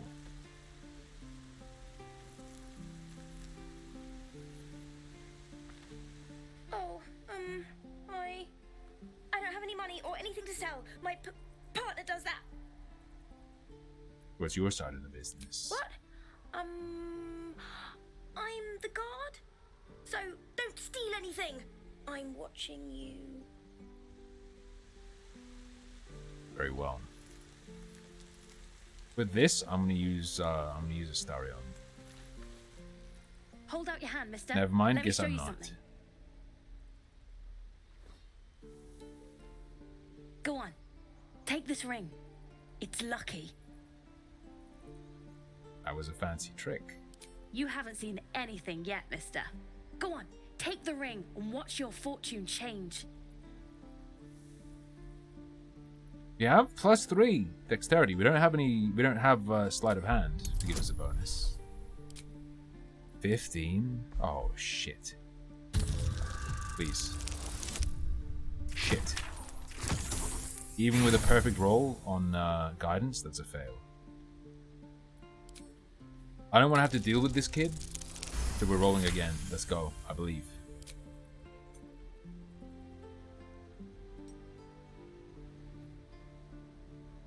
Weeping, bleeding hells! Okay, maybe you don't need extra luck. But since you're already holding the thing, call it. Heads or tails? Bro, enjoy the vote. Heads, tails, or pocket the ring?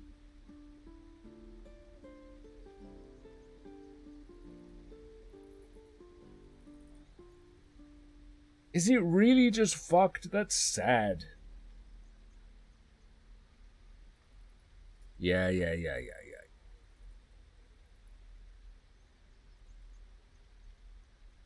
Well, the first response was Dimless is 1. Oh! It's going. Yeah, that's what I was suggesting, Bunny. It's unfortunate. Yoink. Hey, hold on, you gotta pay for that. Don't need you going Real from your sweet coin. sense of humor you got there, chum. Anyways, you gotta call before the flip. Heads or tails? You got a call before the flip because he's doing sleight of hand. Breads. Heads it is. See? That's the kind of luck you get from one of my lucky rings. I've got more where that came from. Real cheap too. Interested? This is no magic rune. This is no magic ring. The runes are gibberish. Hey, not so loud. You caught me. All right. They're not lucky rings. I'm just trying to earn money for my family. My father left and my mother, she's so sick.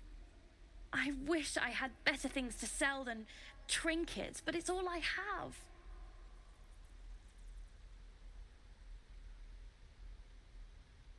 It sounds like a scam. I don't know what you mean. Come on. This is a Tinker's Trash scam. Anyone could see this was a modified War Widow scam or return the ring and leave. One it is. Hey, that hurts. I'm running an honest... okay, what's a Tinker's Trash? It's when a scammer offers the target a magic object. And rigs a game to gain the target's trust and sell them trash. Huh. Interesting. And I promise this isn't a Tinker's Trash scam. What kind of con is it? Look, I swear to you, these rings are the real deal. He already said he caught me. I'm not running How a is the scam. dialogue already fucked? Last chance. You want to look at my stuff or not? Take your ring and count yourself lucky. No fooling you, is there? All right, get walking. Leave some room for the chumps, huh? Yeah, I don't really want to have to... The loading times dissuade me from doing party member swaps. I must say. I wonder if only a small man can get through there. Or if everyone can climb into that boy's hole. Get in. Here we go. I am indeed Bunny. I am indeed. You're not supposed to be here. Well, that's too bad. You can't be here. This is our hideout. Well, look who's come to visit. My kids say you've been busy since you got here. Not sure why you're poking your nose in our business, though. Nothing piques my interest more than being told to stay away from somewhere. We have that in common, then. But you aren't welcome here. This is our hideout. But hey, maybe you didn't know. Because of that, I'll give you a 10 count to leave. You're joking. 9.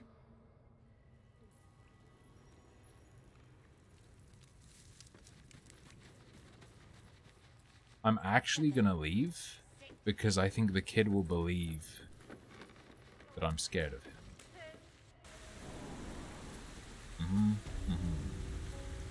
Why are they everywhere?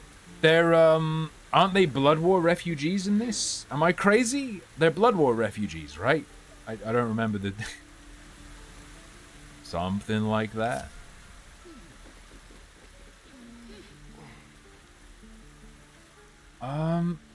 I honestly don't remember if you can kill them or not. I can save scum and check.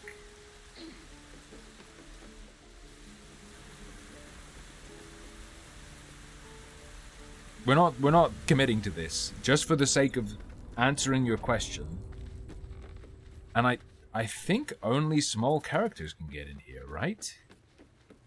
Because my followers can't follow. We've got trouble! We've got trouble! The gate will never see us coming.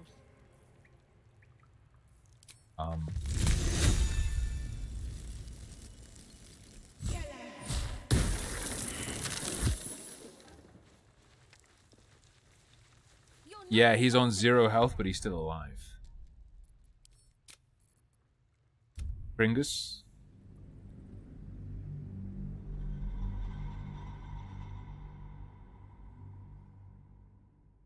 Just make the consequences in terms of reputation devastating. Right? Everyone, you're a child murderer, everyone fucking hates you. If they find it out.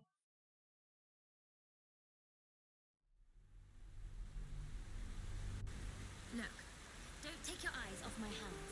Need to find a way forward. Like, the kids are immortal, it's fine to try and kill them. What if some of his objects are magical, though? What if, like, one of them is magic?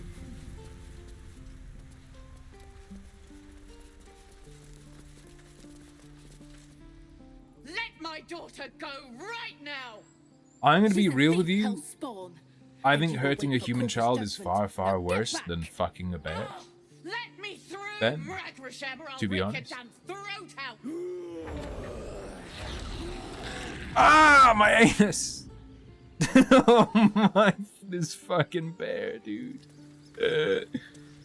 It's Hank the Tank. They just caught, earlier today, they caught Hank the Tank. And are sending her, because Hank the Tank is actually a girl bear with cubs, to a sanctuary. Have you even read Loki? We need to get Arabella out, now! You heard the guards. They're waiting on Corker to give word. I'd sooner trek through the 9 hells than trust that snake! Ugh! I saw what happens. Why are the druids holding your daughter? Arabella tried to steal their idol. Druids lost their damn minds about it. They need it for their precious ritual. Oh, it's all my fault. I told her I wished the wretched thing would just disappear, or better yet, explode. Now Arabella's being judged by a bunch of druids who hate us. She brought C4 into the druid hole. She was caught. Foolish child. A lot of Let things them are judge illegal her. to depict in Germany. I'm aware of this. I didn't know about the killing of children.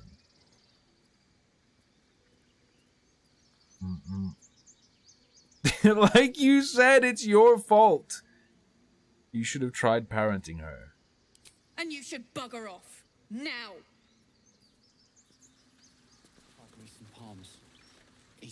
Lives are at stake. Rachel. And the cowards only care about their bloody rituals. Hello.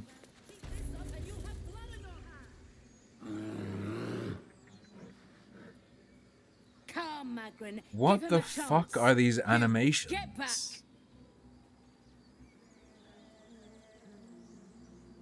One for me, you'd be overrun by goblins by now. Go where I please. Keep back. Force my hand, and I'll show you its claws. A moment, Giorno. Oh, I understand. You. Apparently Korga wants to see you. Go ahead. Fucking friends. Yes, I'm quite aware. Tieflings resist fire, that's why you overchannel. To make sure the damage getting cut in half. The Volo's Guide to Monsters? No, it's not Volo's Guide. Volo's Guide to Everything. Volo's I don't remember my memes. Few outsiders are allowed in here. Be respectful and do not interfere. Oh. Your welcome can be easily withdrawn, outsider. Respect our grove, or face our claws. Her armor looks like LARP armor.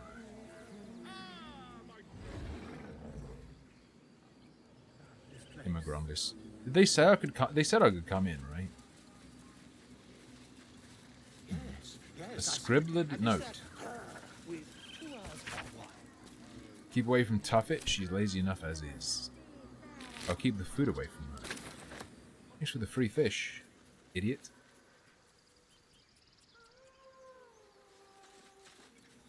Okay, so you can pass them. Let's do a little look around here first, though. Bosk. Tuffin, he's puffin. Ah, my good friend. You were at the gates just now, no? Yeah, when the Colga. goblins came. Colgate. You saw them up close? A few questions, if you please. There's no overstating my interest. Very well.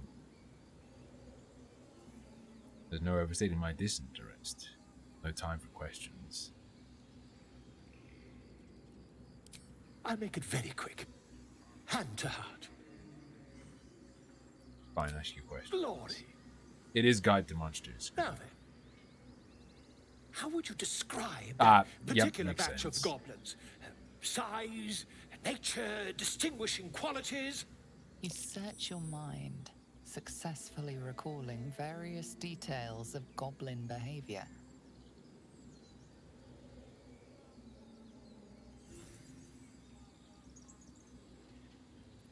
Give an exact description.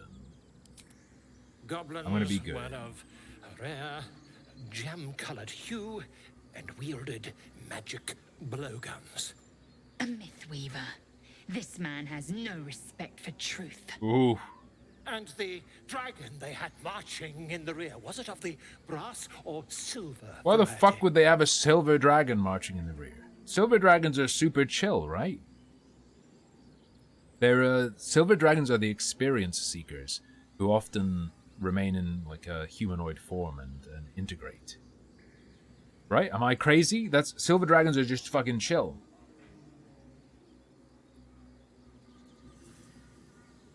I think there's been a misunderstanding. What do you want? The truth, my friend. Not a jot more or less. Last question, then you'll be quite free. Did the attackers rally to the absolute when they fell upon the gates? I don't think so. I was concentrating on not dying. Really?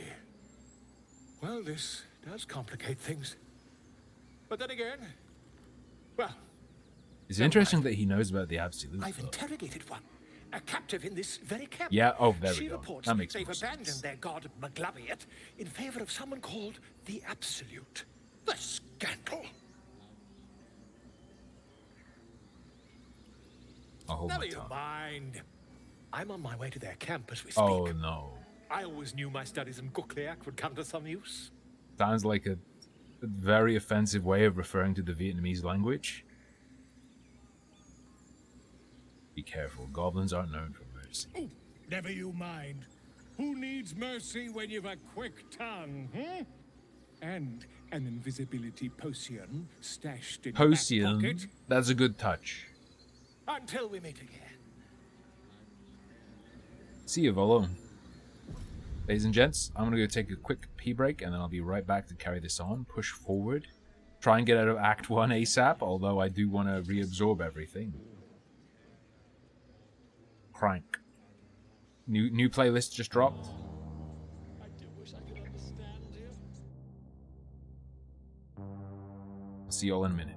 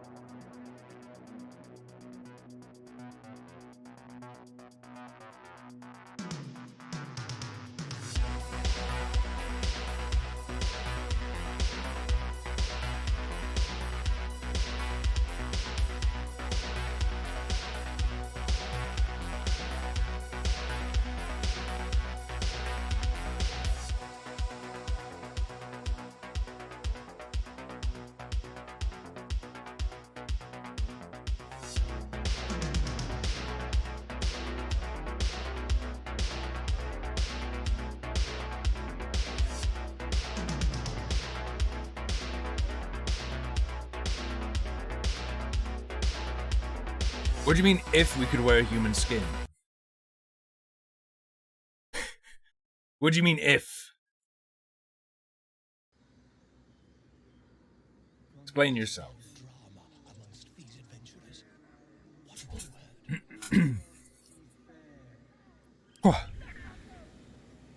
Probably not going to be able to talk to these guys. Autumn Crocus. Yoink. In umbram cretus sanguine ioratus. I'm wiggling. Oh, I'm not gonna. No fucking way am I petting Sorbet. I booped her nose. I'm not petting her. Do you know what happens if I pet her? I don't know if you can still see it.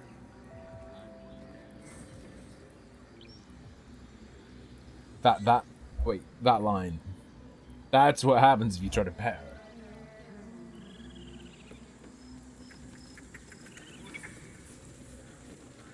Stuff it. Hello. He sniffs. Lucky Bee's still out with her sister and her sister's hubbo. I had to come home early to stream for you guys. I will throw the fish.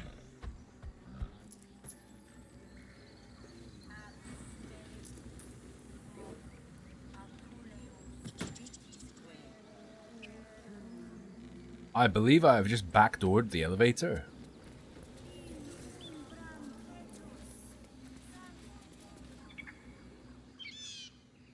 That is one fucked bird. Holy shit. No, I told them. This is the last day I'm hanging out with them, by the way. Before it's too late. Because they're moving on to another part of the country. Ass piss? Sorry, did... Oh, apicusis. I don't like that wiggling pig. Speak. What were you saying to that bird? What were you saying to that bird? Yo, if you want to go schizo in public, when someone like throws some bread to a bird or something, walk up to them and go, "What were you saying to that bird?" The bird knows. She needs to know. You do not. Is this the first lesbian we've come across in this game? I'm not your enemy. -1 charisma, let's go. Easy.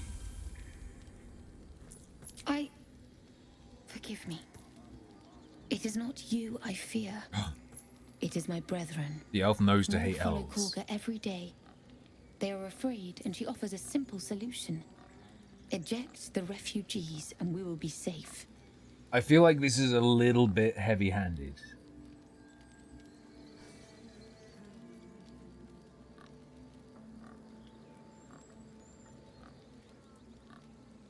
I feel like the commentary in this... Perhaps not. But that does not make it right. Ooh! Only Master Halsin can stop this. I pray my bird returns with news of him. If not, I fear for my people. Just think of how bland our food will be if we kick out the tieflings. What happened to Halsin? He left with the adventurers. They went treasure hunting in an old temple near here. Master Halsin did not chase treasure. I do not know what he was chasing, but he never returned. Ooh. Yo, you got any healers? Find Nettie in her room. Through the carved door, deeper in the grove. Very well.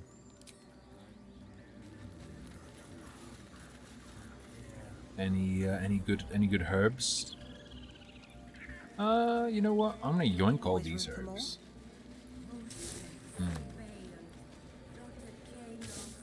Dunk. Yeet. Chasing literal tail. Do you know how much tail druids get? Kinda gross, just say. I'm sorry. I'm sorry. Have you lost your senses, Koga? Release her. Yo, cool looking snake. Please. I'm sorry. This is madness, Koga. She's just a... A what, Wrath? A thief? A poison? A threat? I will imprison the devil. And I will cast out every stranger. Why not just cast her out? What the fuck?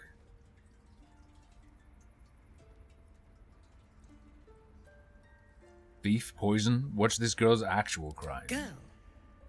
You mean parasite? She eats our food, drinks our water, then steals our most holy idol in thanks. Wrath, lock her up. The snake She is gone remains now. here until the rite is complete. Okay. And keep still, devil. Tila is restless. Come, Koga. We took back the idol. Surely... Do it. Do it. Ooh. Don't druids cherish harmony?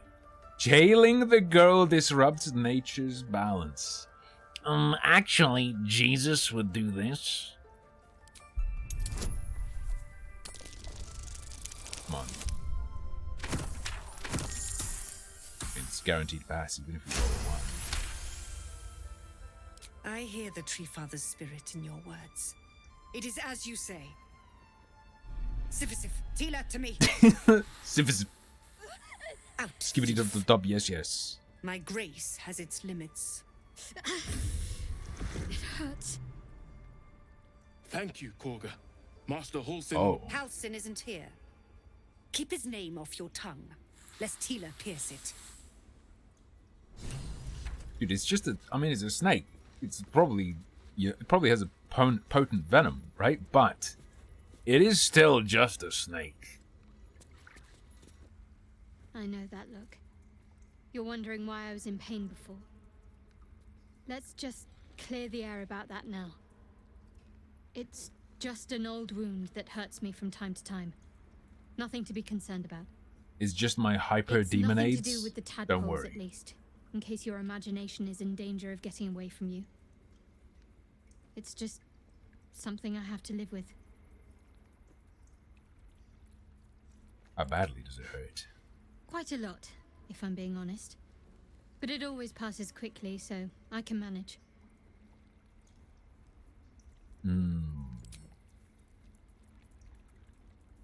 What's the story with that odd little artifact you have?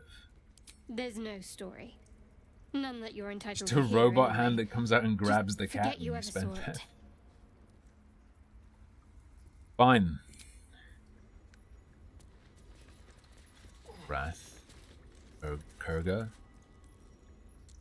Let's talk to these guys first, and then we'll talk to Kurga. You did well to speak up for the girl.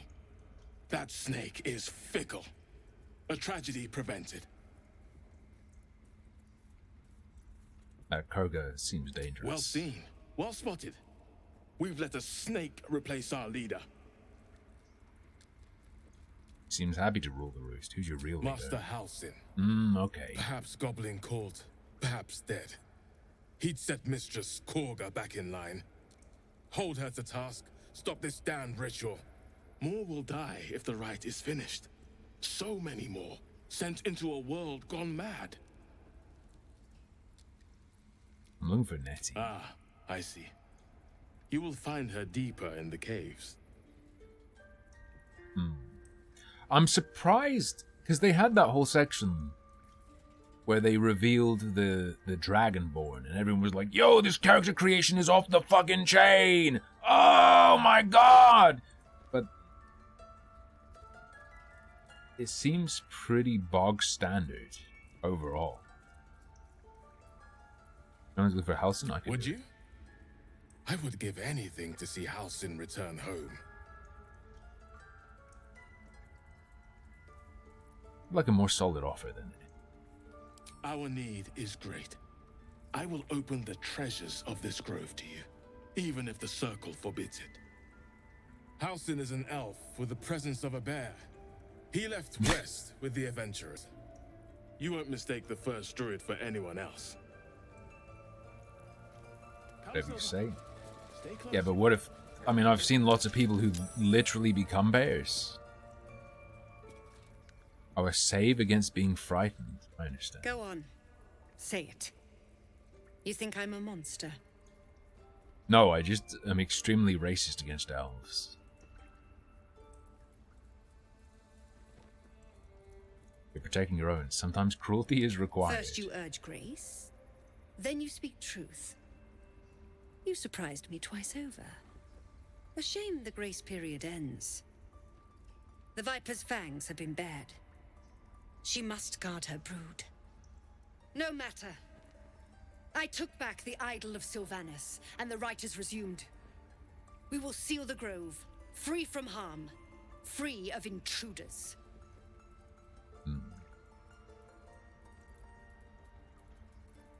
This rite must be born of powerful magic. The rite of thorns.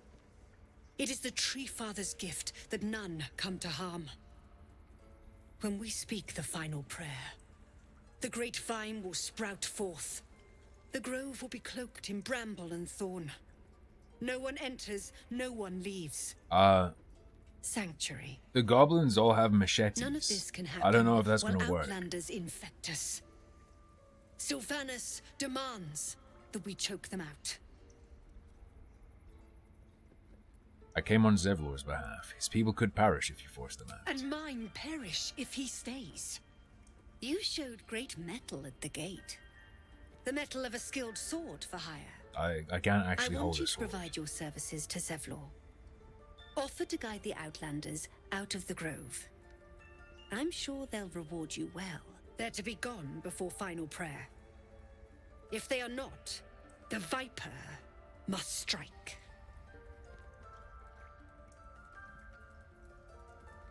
Battle all you want, the refugees aren't my concern. Then they soon know the sting of my venom. Why are you so fucking cringe? We have Stop. no more business.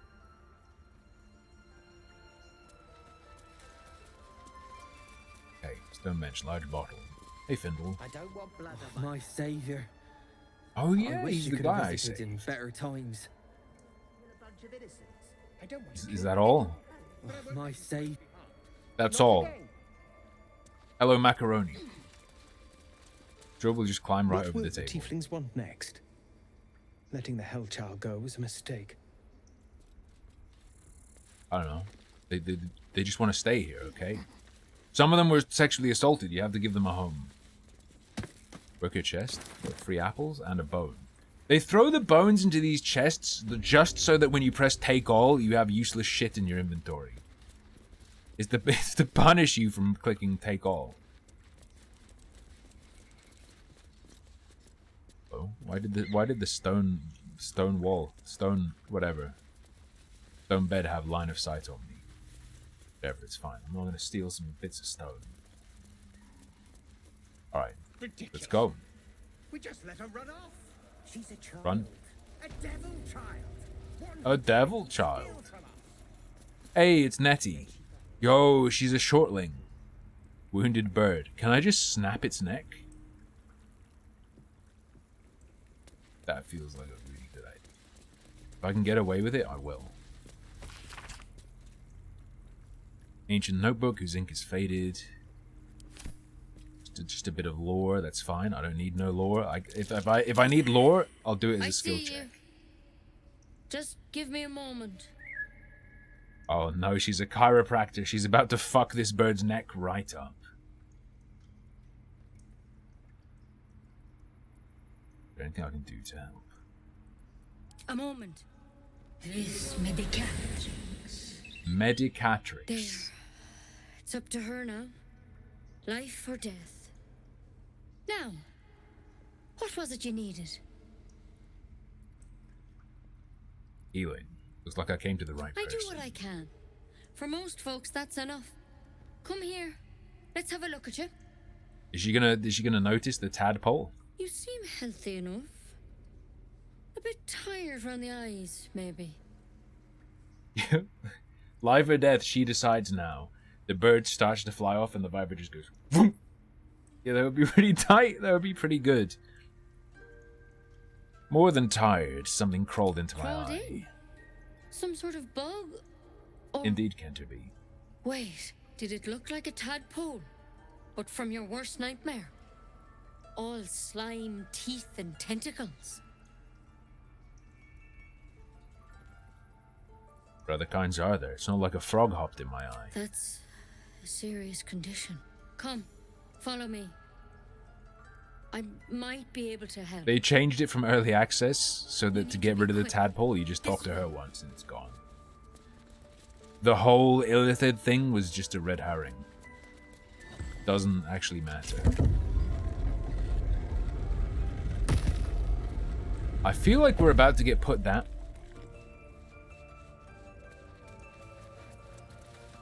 Okay, that seems a bit scuffed. This one had the same problem as you. Attacked us in the woods together with some goblins. Tadpole crawled out of his head soon after.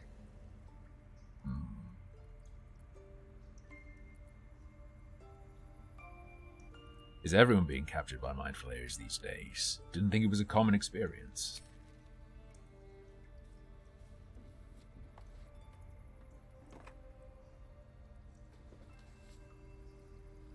Oh.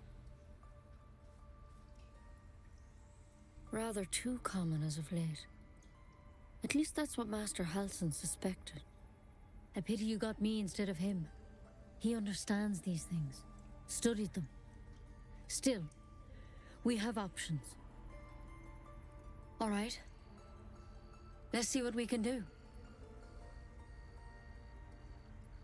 What's that plan? Will it help? She shifts uneasily, hesitating. Something's off. She wants to kill us. But first things first. Tell me about your symptoms.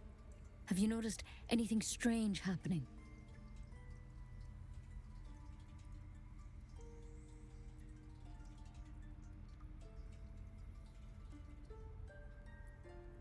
I can merge my mind with anyone else that's infected. Victims can identify each other. Not that the others know they're victims, of course. How'd you pick up the parasite? Halsin was desperate to find where all this was Thickest happening. midget of all time.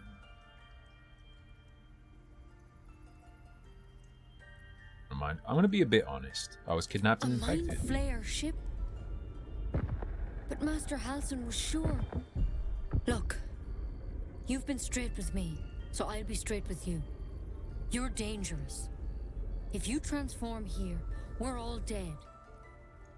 But you seem like a good 4 soul. mind flayers. If you can't take 4 mind flayers, not a great civilization. Wyvern poison. Swear to me, you'll swallow it if you feel any symptoms. Yeah, sure. I thought you could cure me. What about that branch The of thorn? yours? Coated in a fatal toxin. I figured. It was a last resort, in case I couldn't trust you. I don't have a cure. Only a way out. I'm sorry for misleading you, but I had to be sure you weren't a threat before I told you everything.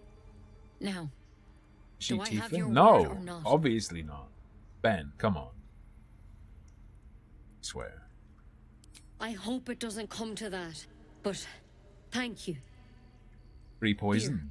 Astarion disapproves? Astarion, I'm gonna coat your shit in that poison. And Your never once blades. saw a mind flayer infection. Then suddenly, there's dozens of you. Maybe more. Master Halsin and I were tracking them, studying them, trying to figure out what the hells was going on. Who's coming in? Because you should. Is that just a change glitch? it. There should be a small army of mind flayers out there. Why is But she you're red? not. She's brown. Weird powers aside, you seem Also, perfectly Tieflings could be normal. brown, but still.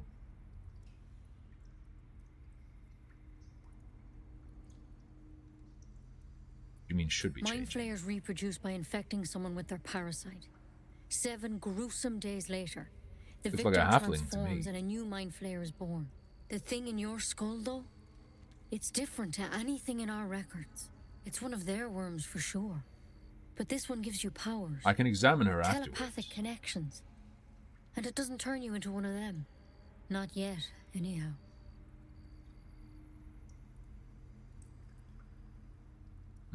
You were tracking other victims. Did they change? Hard to say, but there's a lot we don't know. Infected, folks like you, have been converging on an old temple of Selûne, and I've no idea why. When Master Halsin heard the adventurers were heading that way, he saw a chance to get answers, joined on the spot. Whatever he found there, he didn't make it back. Nothing pervy. I'm genuinely just going to examine. So go and get him. I've sent birds to find him, but the place is rotten with goblins. And if my birds can't get close, what chance do I have? You, though. If she was one of the Underdark halflings, technically speaking, I mean. Is that a thing? No, there are the deep gnomes. There are the Dwargar. And get him out of there, are there Underdark we halflings? can discover what he learned, and perhaps he can save your life. How's that sound? Sure. All right, I'll find him. Thank you. It would mean everything to the Grove. To me. I wish I could tell you more. But only those adventurers know what happened out there. Why are you saying adventurers like that? All I can say for sure is they all went to the old temple of Selûne. And Master Halsin didn't make it back. Good luck out there. And if things start to go bad, remember the vial. Remember your oath. Kill yourself, by the way. She is indeed a dwarf. Whoever suggested dwarf, you're correct. Ceremorphosis, nonetheless. There's something in that vessel. Take a closer look.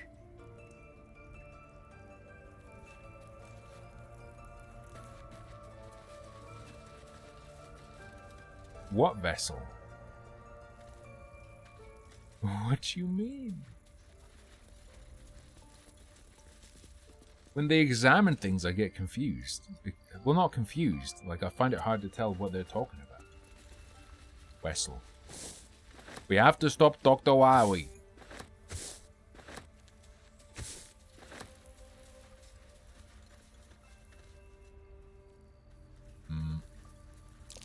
That's curious. What's fucking curious? Keep passing these fucking...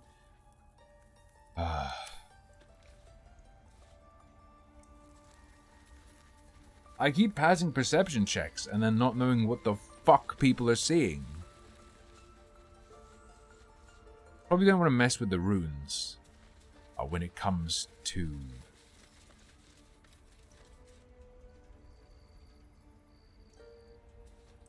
Breathe quiet. When it comes to these statues that can attack you. Extraordinary happenings while meditating on the forest. Nettie and I were ambushed by a pack of goblins led by a drow. Ah. Yes, the drow is... Yeah. Goblins obey the infected. But like they're mega leaders, right? That's what I remember. Okay, so... Gotta search for Halsin, gotta return to Zevlor. Find Arabella's parents. You got them escaped. Drow should die. Not because they're drow. To be clear, I don't think all drow should die because they're drow. I think all drow should die because drow are elves. So, let's be more specific.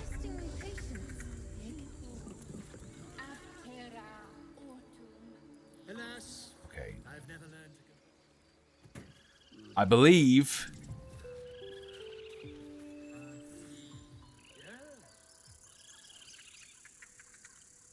I'm gonna take a peep up here. And then we're gonna go and fight.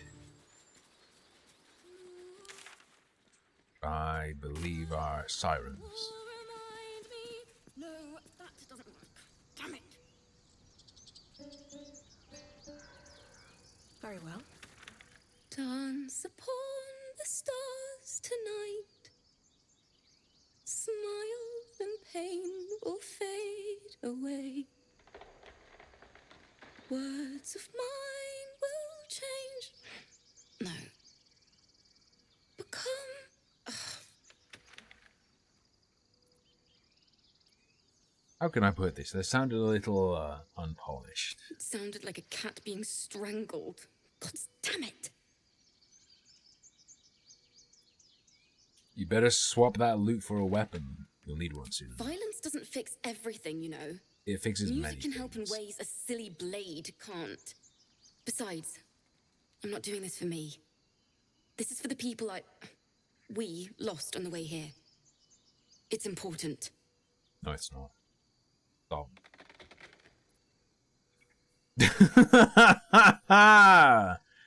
Snatch the loot out of her hands and smash it.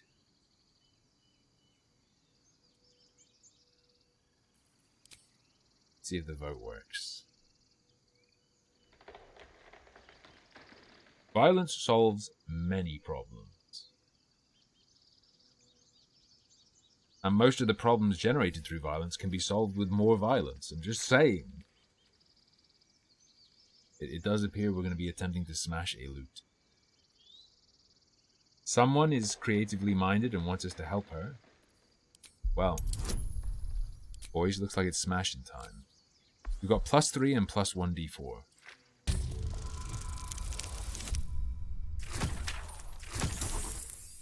Possible to pass with that roll. I'll use my inspiration to ruin her day. Done it?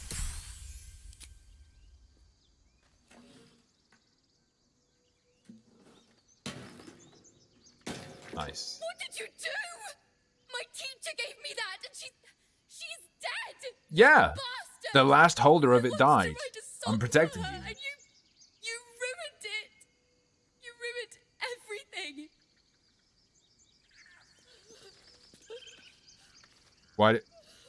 Why does she still have it?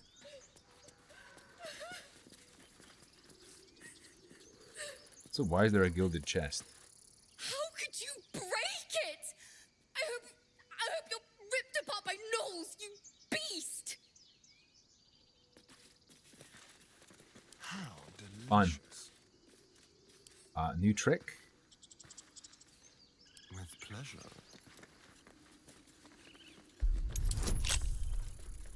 That is some hella fucking bonus. Easy. I'm not gonna...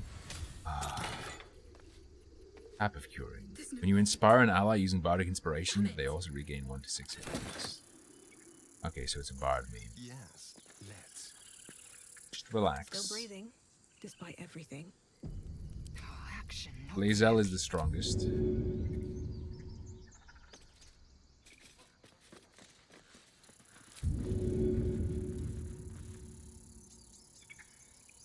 They have deliberately positioned her so that you can't do this. Although... Hold on.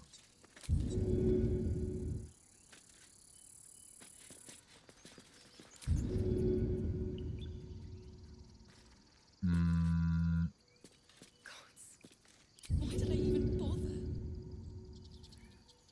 Yeah, it's not gonna work, I'm sorry. Best be on my way.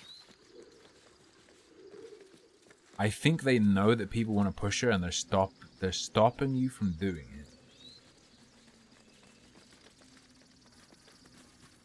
Go turn-based and chain it. True.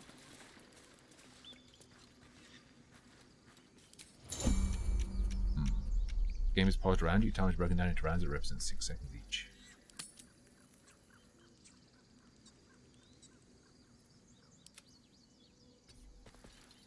Shadowheart come.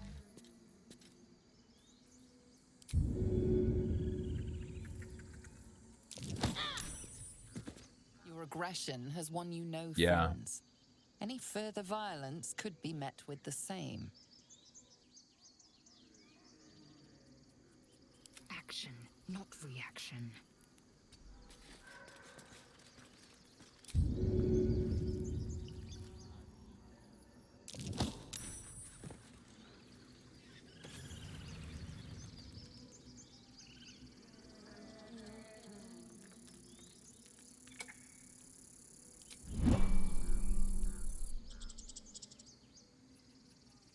Woman sees her. Are we in trouble? At the ready. They don't know. That is pretty good, Tarballs. I need to bear in mind the turn-based stuff. Although we didn't actually need to do turn-based stuff. Or we did, she'd probably have walked away, right? There's a bear here who saw. Hey, buddy, you didn't see shit, did you? Why are you moaning?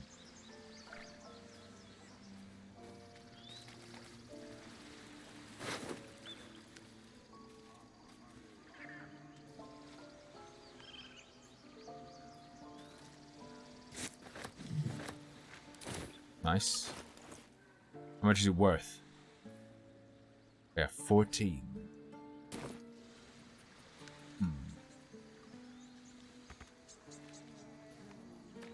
This is not the bit with the so— What the hell was that?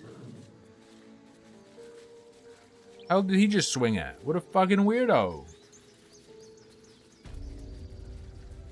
I guess I broke. Is this— Wait, she had 2 loots and none of them are broke. I guess she had 3. And there was a spare one, but this is her loot. Its strings and frets are in excellent condition, but its body is worn and dull.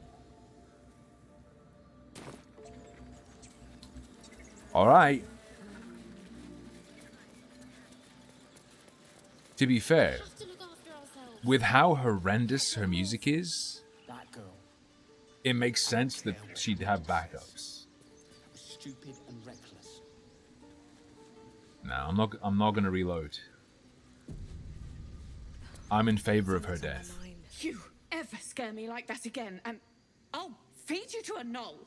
Mom, I'm fine. Stop it. I helped her Hellion told learn us to what swim. happened. Thank you. Don't know what we'd do without her.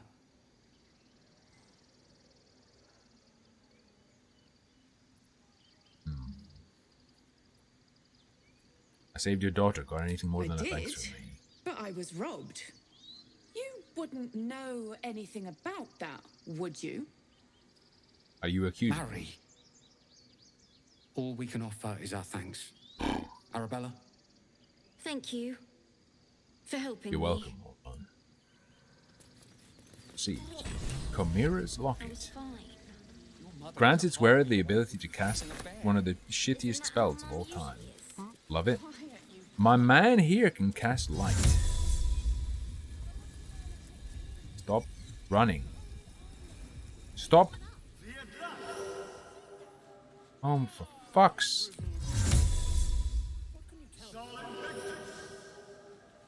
Hi. Looking ahead. There we go.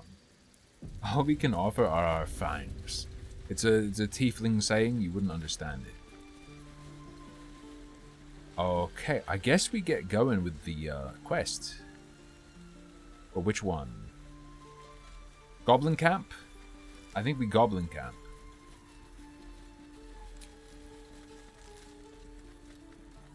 Could rest, but I don't think we really need to. I mean, Shadowheart only has 2 spell slots, but our damage dealer, my character, is good. Nah, it's fine.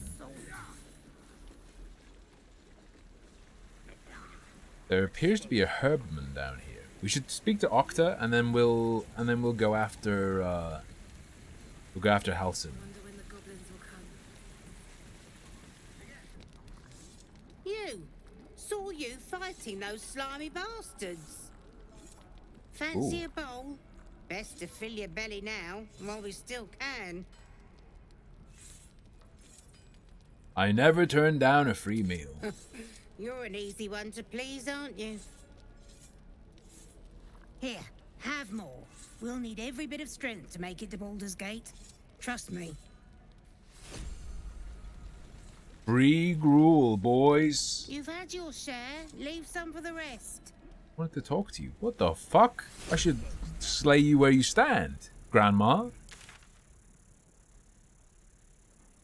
Are you gonna make me go on another death to the elderly arc? Hang on. Wait, stone door. Wait, what's this fucking quest? Return to Zevlor? Wait, what do you mean?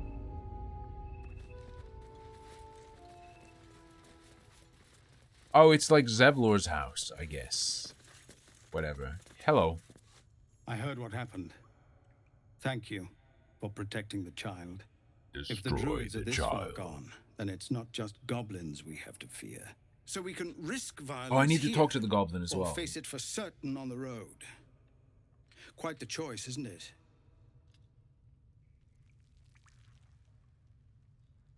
You have to resist. No, the druids are too powerful. We can't stand against them all. It's Korga's influence. Without her twisting things, I believe the druids might see sense. Then why don't you get rid of her? A low thought. But I'd be lying if I said I hadn't considered it. But the druids would slaughter us. We'd have to get close to Korga, within striking distance. I can't manage that. But they've already let you pass once. Ooh. It's worth To get these people to Baldur's Gate? Everything. I'm still hoping Korga can be swayed from this madness. But if not, leaders need to make tough decisions. We do what we must. All right. No, sir. What did he mean by this? Well, all of our quests are that way, including kill Korga. I think Better not be cursed. we're gonna do the quest that brings us on an adventure. I have a huge bias, and my bias is that I would very much like to get XP. And I believe going on an adventure to get Why am I thinking Hallandir? His name's not Halman? Halson! Who's Hallandir? What game is he from? Not from this one. And that's kill Korga. Alright. Oh, it's you! It's a chat boy. I'm sorry for threatening you. Wait, no, I was talking about saving you. Let me out, please.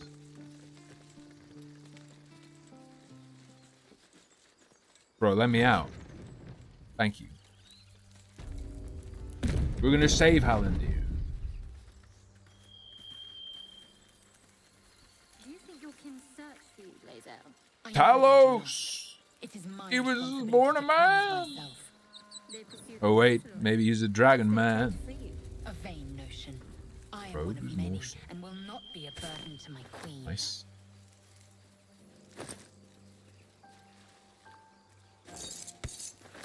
Ah, you can drag them onto the appropriate person. That's nice. Well. Travel to the goblin camp.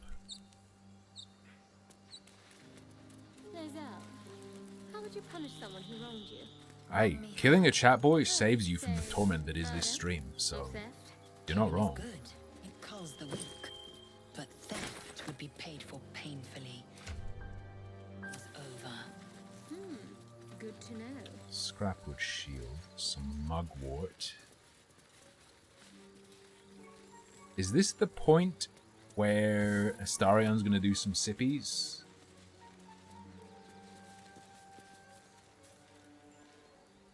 You can sit on the fallen tree. I mean, we could run or jump down there. Don't think that's what I mean. Could be something interesting though. Ooh, burlap sack, potatoes, very valuable item in this game. All the supplies are pretty valuable because they let you take more rests. Be worth anything.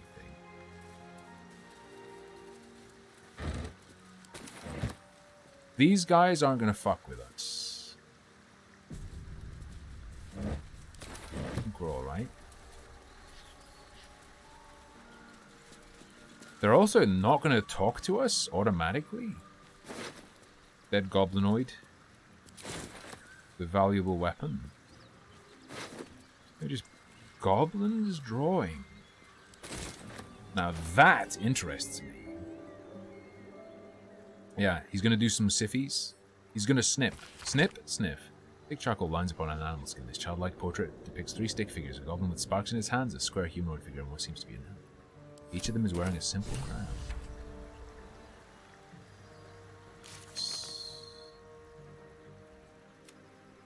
That's complete. More than one leader, that's what it's telling us, understandable. Thought you was busy with the foul bloods in Elson's Grove.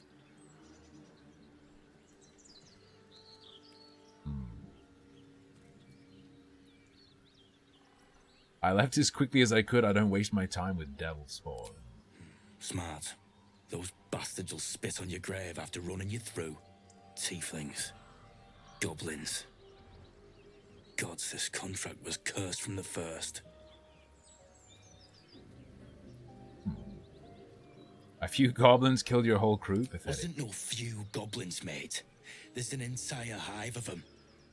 Contract failed to mention that part.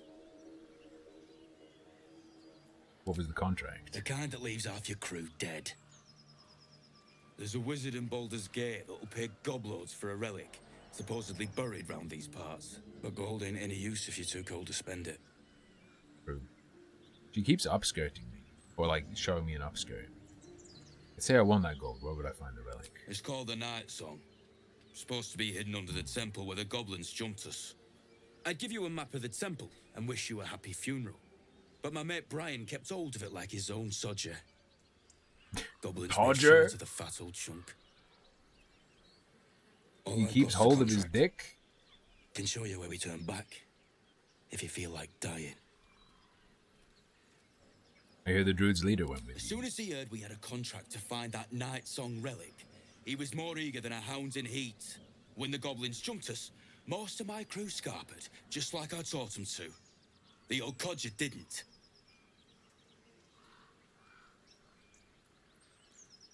And over that contract, maybe I'll get the relic and save the druid. I'm just glad to be rid of the bloody thing. Happy hunting. Thanks, bro. I'd love to loot your dead friends. Not trying to be offensive, it's just you probably have some cool gear, right? Is Featherfall ritual castable? Let me just do a real quick check.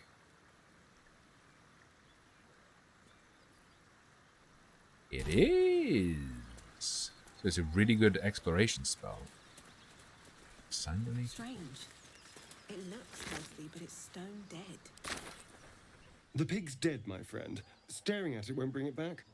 Come on. We'll never fix these brain worms if we stop and gawk at every piece of carrion you find.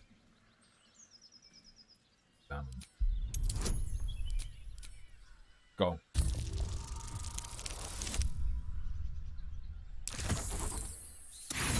The sweet old +1.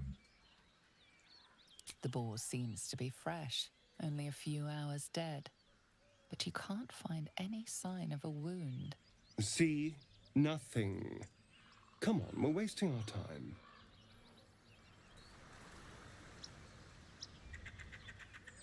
There is.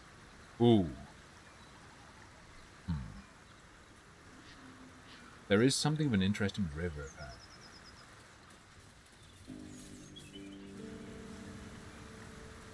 Nah, the meat was just loose. You can just reach in and grab it from underneath the skin. It's fine. No big deal. Gotta remember that stepping in the water. Ooh. Owlbear kill. Let's go. Oh! So, if any of you played the early access, you will know the owlbear and its child look incredibly just fucked. Or at least they did. I wonder if they've improved that. Time to find out.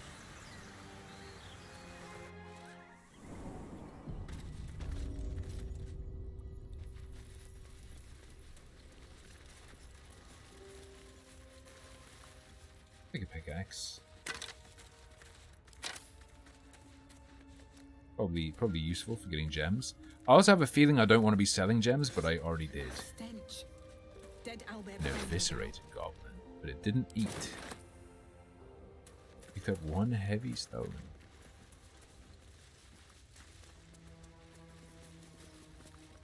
Ragged rock.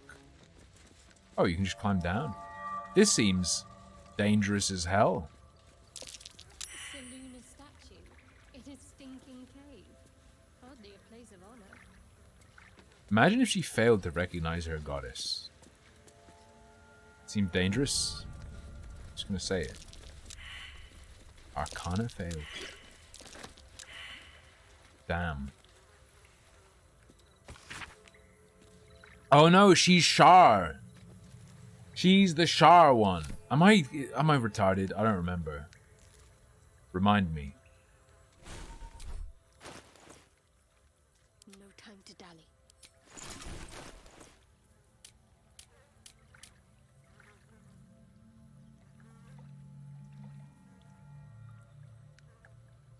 I don't remember. Masterful troll. Let me guess. The link is the one where I say my age. True. True.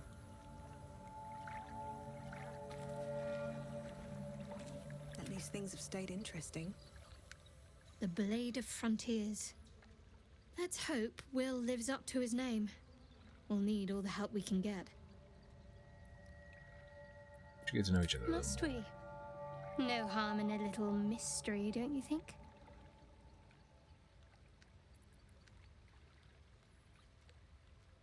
We have to rely on each other. Easier if we knew each other as well. Easier's often less interesting.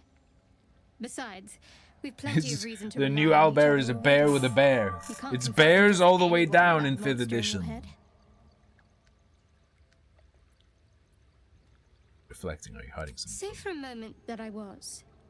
Do you think your blunt approach would get me to confess? I suppose not. We can let them out of rest for now.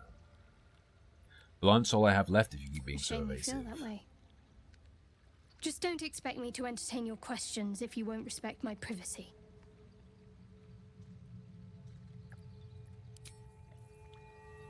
Fine. This thing won't yield its contents easily. Fair enough.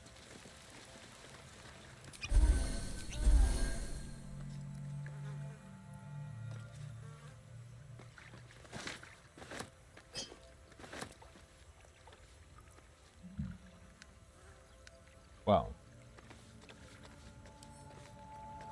Relax.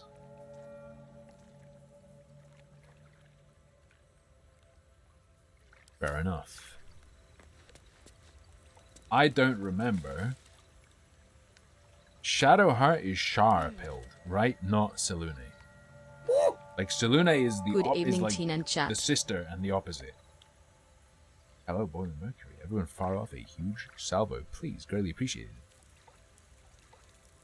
Am I fucking crazy? So I did that just to confirm that she's Shar, not Selune. I remember now. My lore is insanely rusty.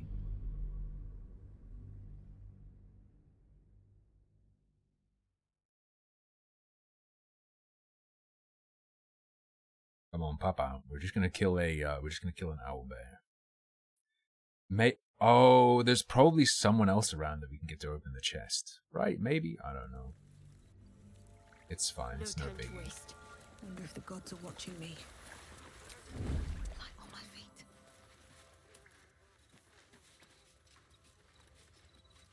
I'm just waiting. Not a sound.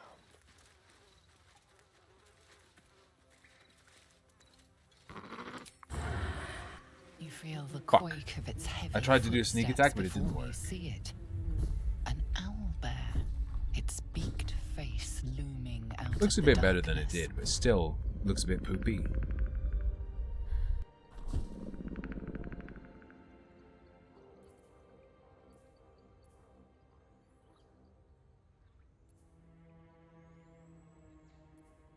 Animal handling.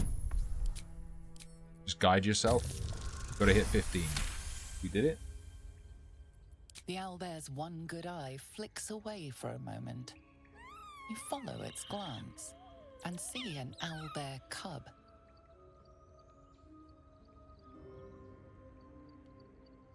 Alright.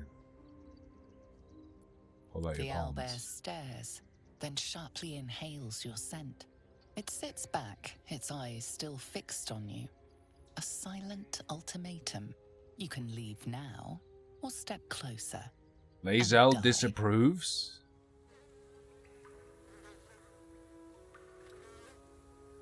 Well, hello. Here's a cool meme.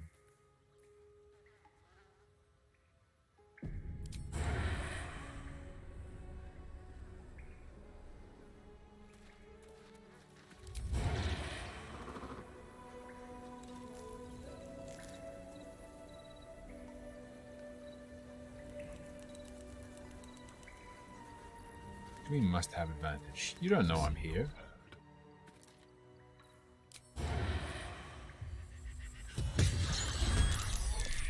Let's start by doing 15 damage. That'll be the start. Wait. True, there is a sharp rock here. What if I told you it's fine though? This is absolutely not the bear scene. I'm gonna go ahead and say we... Okay. Fine.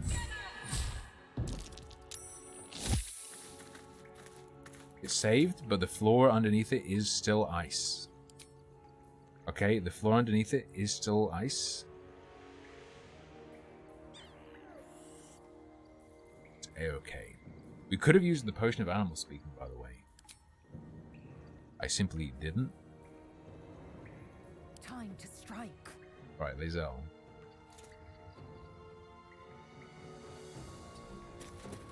It's time to zoom.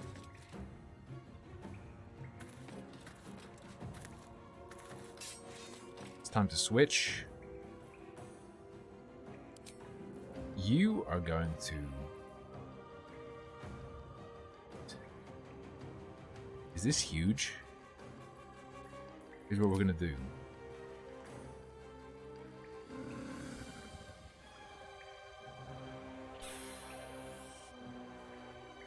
I guess that's the marker.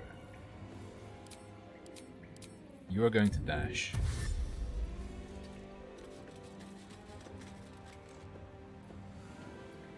You're gonna action surge.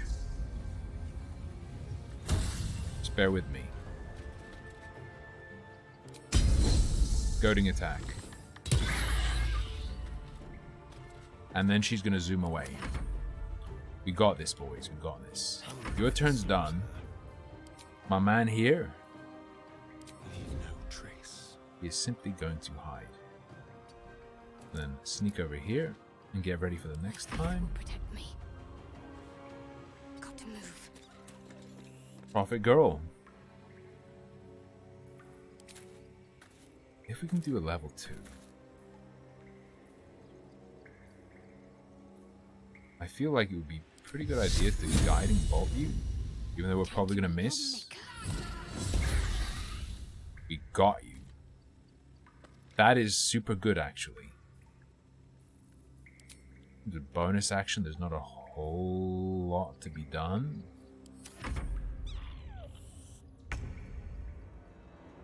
Seeing as they're surprised, this is good.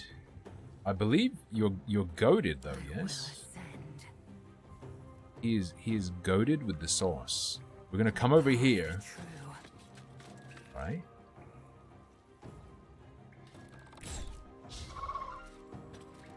Missed with 84% chance. That's fine. Let's go. Gerb. It's time for that sweet...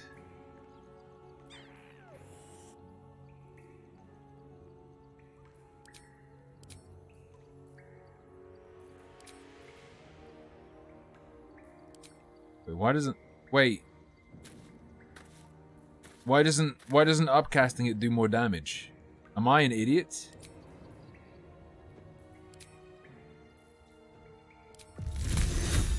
Oh no, it does. Oh, it doesn't do much more damage. What the fuck? It does fuck all more damage. Hold up. You can indeed back away and leave it alone, yes. Possibly, there's even more you could do. But instead, I decided to simply cause it as much harm as possible. 8 to 20 damage. Let's go for that guaranteed damage. That's some really nice guaranteed damage. This is a 91% chance sneak attack. For 10 damage. Pretty cool. Stay focused. And now my girl here. How much health do you have? 11.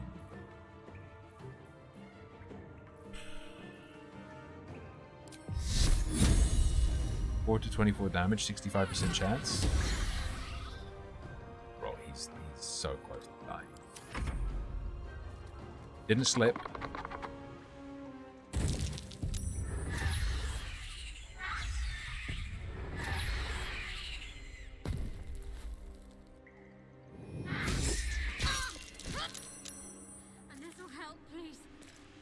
She's fine. She's fine. She's actually fine. Okay?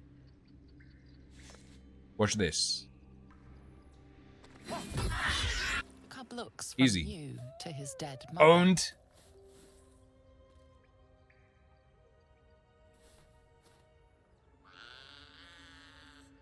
A single strike will end his suffering. Yo. We will let the creature live. It hurts.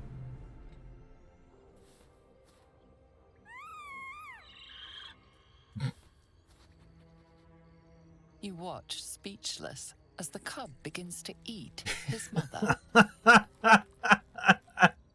least the cub has a fighting chance now. That, or we just prolonged its misery. Good.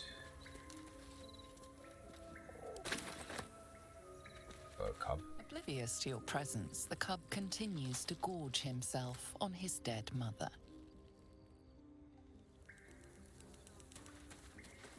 Alright, relax.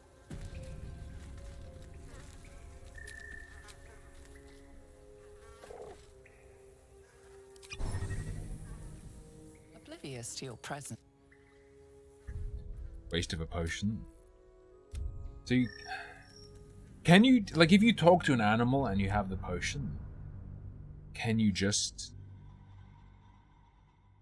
pop it during the conversation to be like, I would like to speak to this animal now? Is that allowed? Dwarf? What if I told you I'm not a dwarf?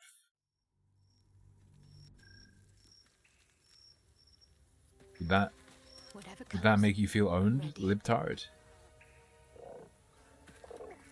Never a dull moment. It feels like my clicks don't register a lot of the time, by the way. Not as bad as Did you see that little click? That click just there. You saw it happen, but it didn't select her. That one just there. You saw her portrait flicker, but it didn't select her. Like, what in the shit? Oh, I'm small. Babe, I'm small because it keeps me out of the way of what's going on screen. This was strategic. This was strategic. Deliberate. Loin me? Egg me? An owlbear egg. These are supposed to be worth a fortune. Oak Father's Embrace. Undead creatures that hit the wearer receive 1 to 6 radiant damage. Beasts that hit the wearer deal an additional 1 to 6 radiant damage. That's getting sold. I will not be wearing that, just to be clear. Just to be clear.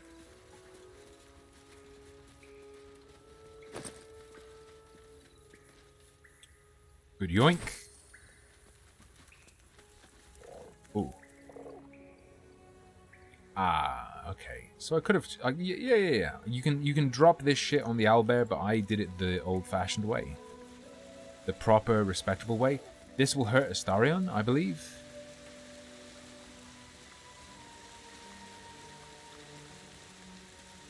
No. I guess this doesn't count as running water. Even though it is. But whatever. Maybe it's only rivers. Is it only rivers for vampires?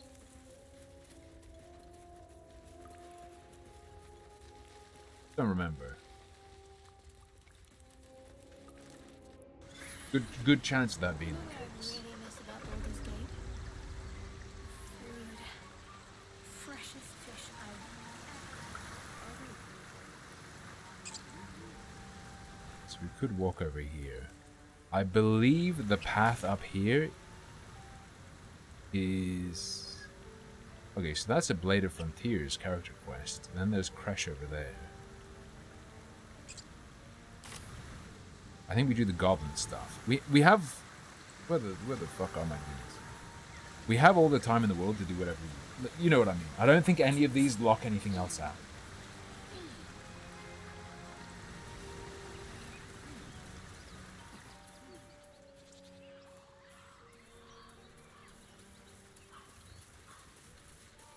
Grab me some blush cap.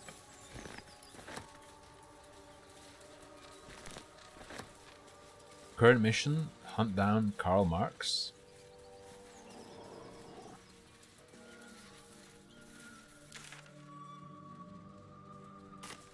Yeah, this way. South. South. Delightful. So, you and Lae'zel. Seems tense. Please don't remind me.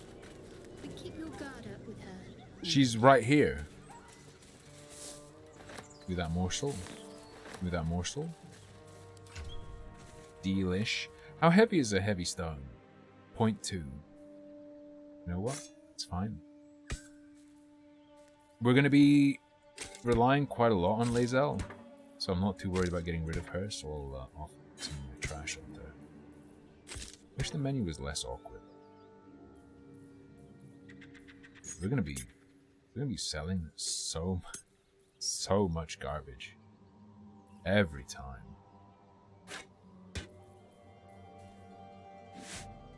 There we go. That's a big hefty chunk. All right. Long rest.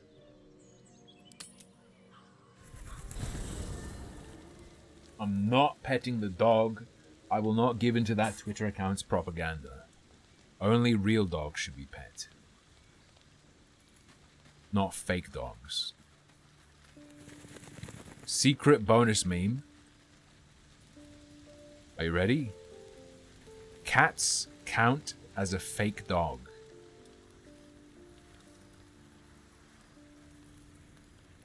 Withers, what's up?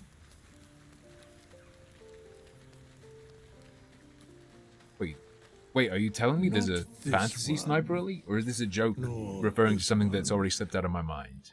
And this one less worthy still. Less worthy still. More riddles from my resident jester. I riddle thee not. I speak only what requires telling.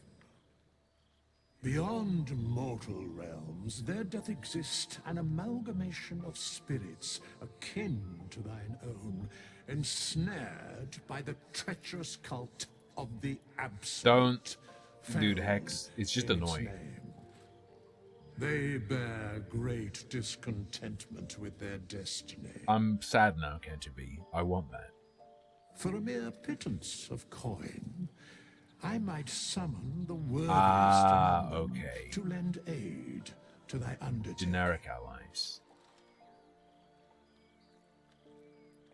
Will the hirelings be joining me willingly? Most willingly, forsooth.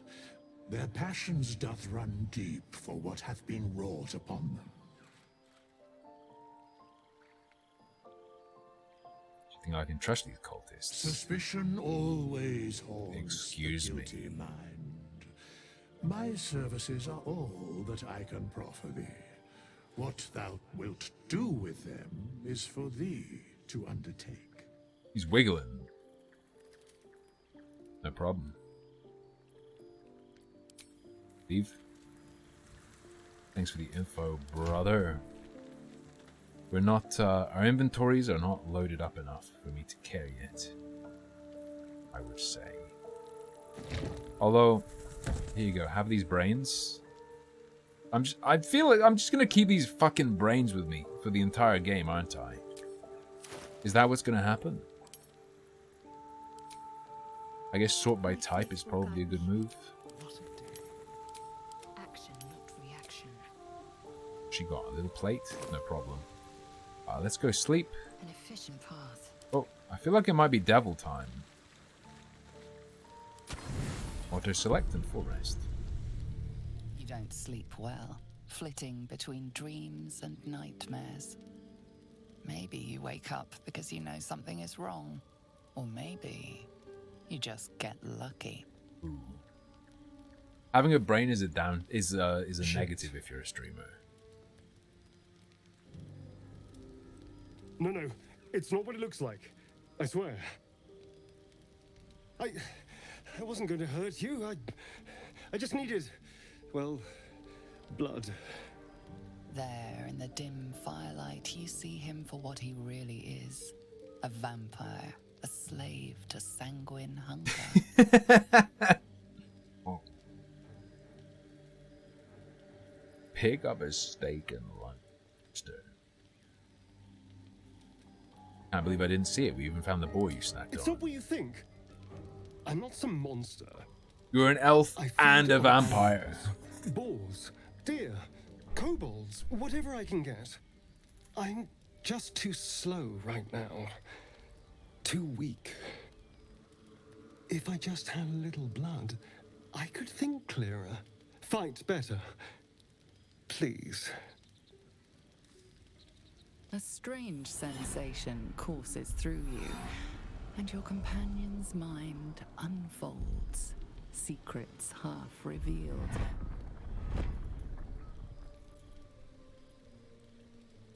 I don't care how much you need, you're not drinking my blood. No, of course. Silly of me to even ask.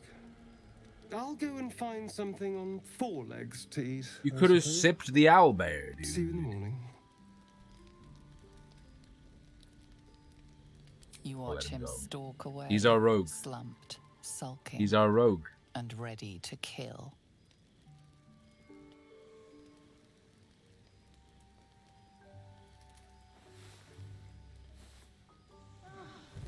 Hair physics fixed, by the way. Morning. I hope last night's little unpleasantness hasn't left a bad taste in your... Well, I hope there are no bad feelings. Not at all. Having a vampire on our side could be useful. No, but I have questions. How are you still standing in the sun? Oh, I have no idea. By rights, I should be cinders in this light, but someone or something is keeping me alive. Standing in the sun, wading through a river, wandering into homes without an invitation. They're all perfectly mundane activities now. As for my other quirks, well, we can figure those out in time.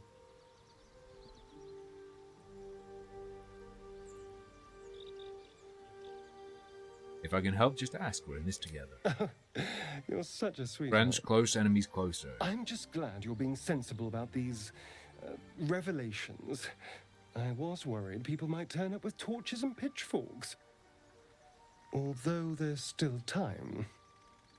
A vampire among us? Among us. So be it. But should I wake with so much as a drop of blood on my neck, I will end him. I'd just better not wake in the night to find fangs at my throat. We need him like He's it or not not. wrong. We're bound together, no matter what comes. Fine. He stays till he's no longer of use. Besides, my flesh is not so easily tasted. Unless, of course, I have offered it. Excuse me. There now. We're all friends again. Excuse Shall we me? go? That line was There's a fucking long day ahead of unnecessary. us. I'm just saying.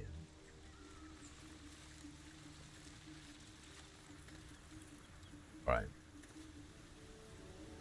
Why is Will green?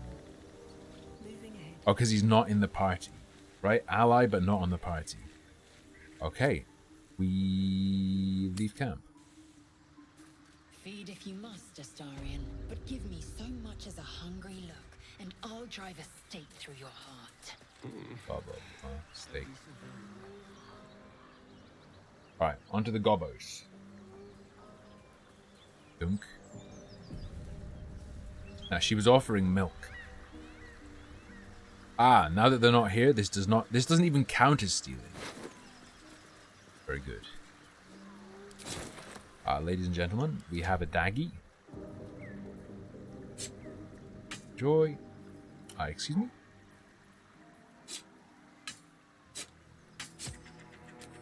It's like, does anyone else who's playing this have trouble interacting with the interface?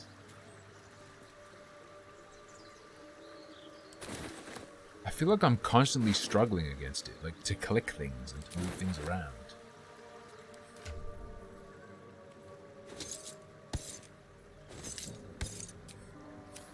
You're just cursed? Probably. That is also probably true.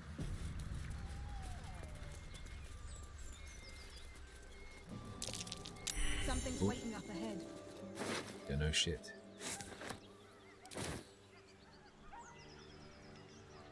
What if we, Do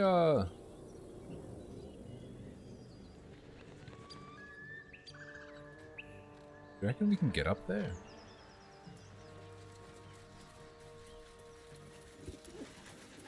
Relax a second. I'm where I always am, Jason. I've just lost some weight. I'm half the size now. For such a beautiful flower. Could you not stare so blatantly in my neck when you say that, please? Oh, but do keep calling her flower. She'll love that.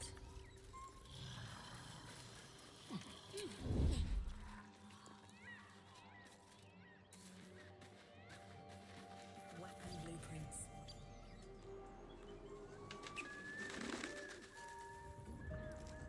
There is a sleeping bugman here. Just quick ideas sketched out. I could be friendly with the goblins, but again, I feel like I'll get more XP killing them.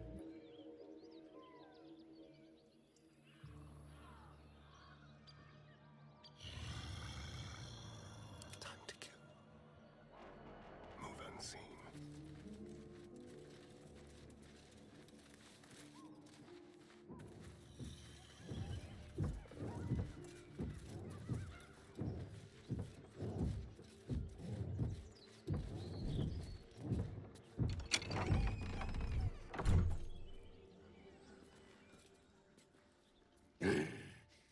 What the hell are you doing?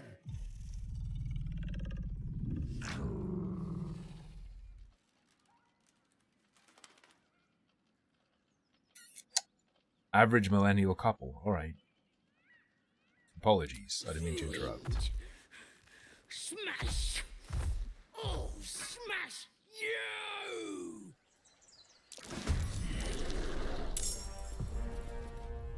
Very well. So here's the thing. Somewhat bizarrely, they're not looking at us, which I believe means Let's find some prey. he can hide.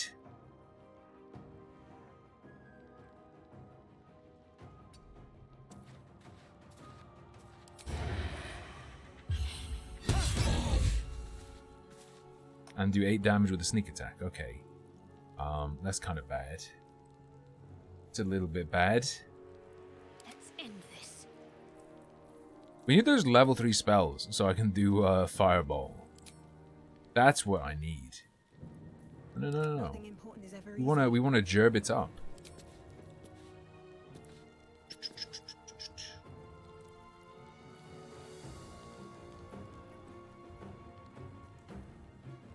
Don't waste a step. Gerb running. Was it sneak? Oh, I didn't tell him to do sneak. No. It was a sneak attack. It was just a terrible roll on a sneak attack. His sneak attack does 6 to 21 and we did 8.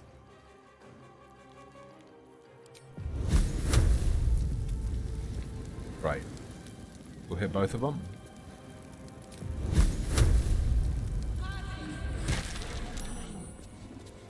They both saved. Fine. That's a-okay. Lizzo. Oh, I can't. Oh, wait, I can't click her yet. Okay, chill. we want her in here tanking. I'm just throwing all my guys in here. That's kind of a mistake, but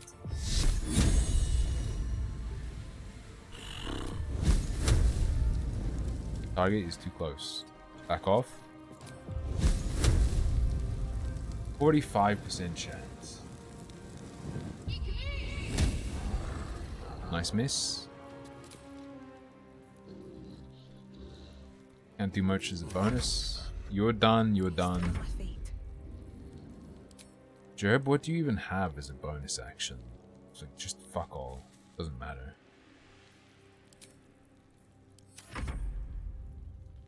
Time to die?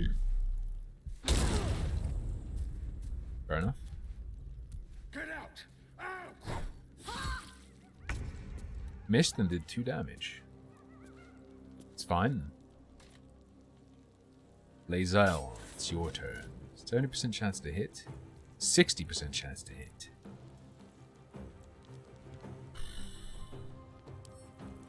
Do you count as huge? How big are you?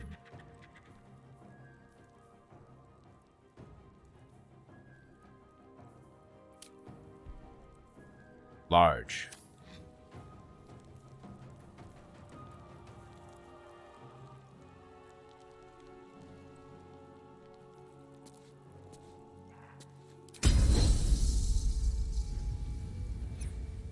Trip attack on her. This is your end. Seems pretty good to me. Personally. What do you even have as a bonus? Not a whole lot. Alright. Wait, she can still opportunity attack from like prone? Oh. Need to act fast. Oh no.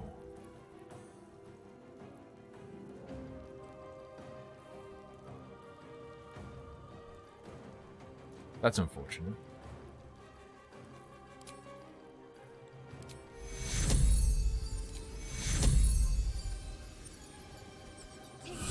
Starion, enjoy.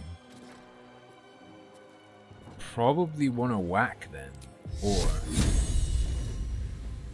1 to 8 versus how much damage for your melee? 2 to 7? A higher minimum, whatever. Just fucking get rid of them. Jerb?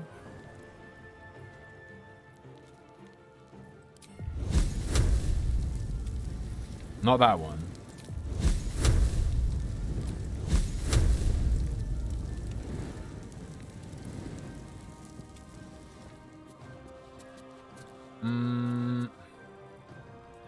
How does she get a fucking opportunity attack?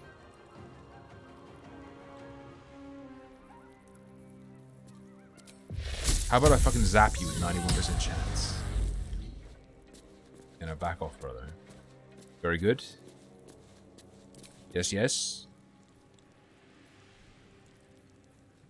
All fine. I should probably give poison to the melee fighters. I don't know why Jerb's carrying it all around. We can sort this out some other time. Spill some blood. You, my man. 50% chance.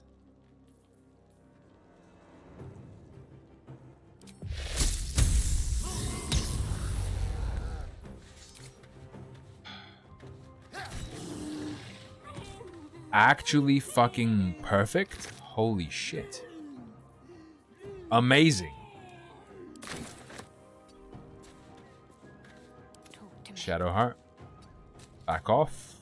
And now Boothier is only in contact with Lae'zel. And if she moves, opportunity attack. And if she doesn't, fantastic. This feels good.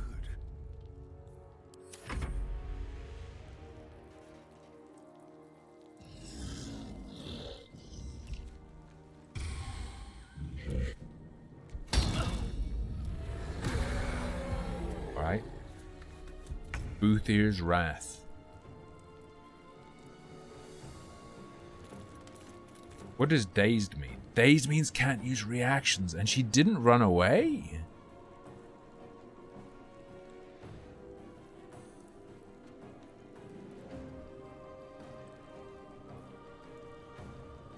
I mean, Yeah, just fucking whack her, right? That's good damage, brother. Only took 6 damage. And turn. And she's flanked.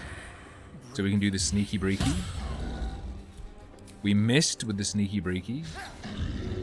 We rolled a 1 on our other attack. Okay, yeah, that's unfortunate.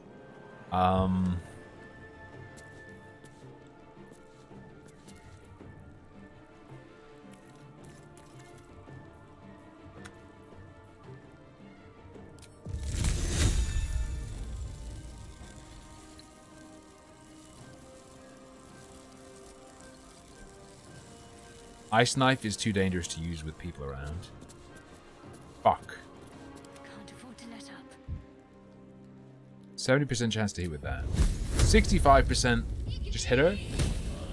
That's a miss. High agency or low agency? What the fuck does that mean?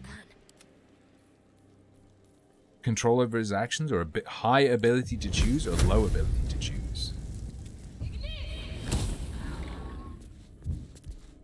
He's no agency. He watches streamers, and therefore streamers decide what he does. Okay. He can't disengage. A little bit of a problem.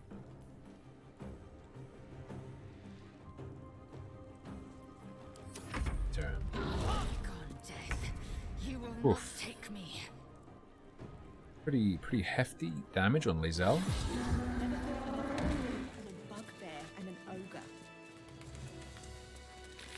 Reasonable.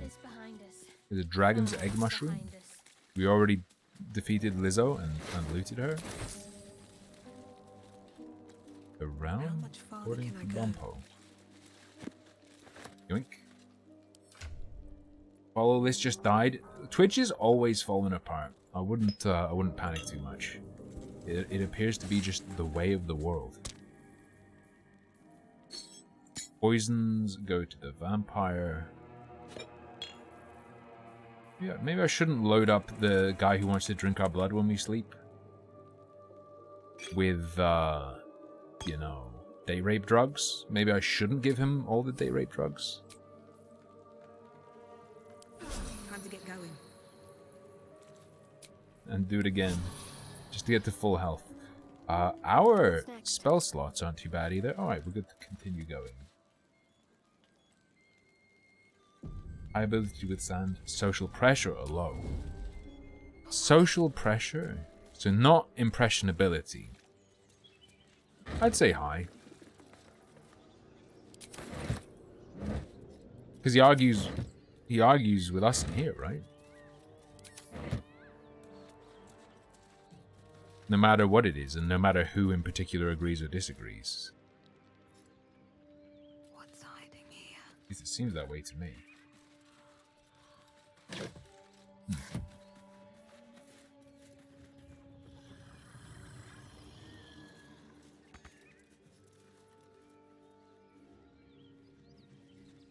But we've already pissed someone off.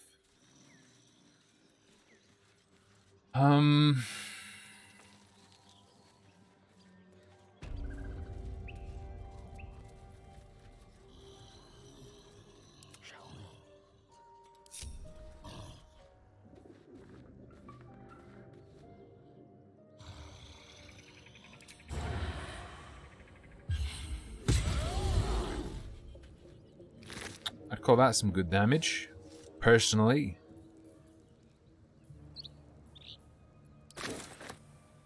Just like old times. What now? Anyone who doesn't have Ghost Runner, definitely take Retro up on that offer. It's an amazing game. My personal opinion.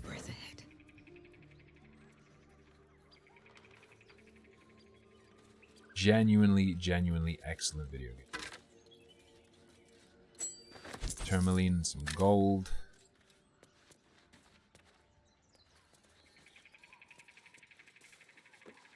What are you doing? A weird way to open that crate. We have a decent... Why? The pathing in this is insane.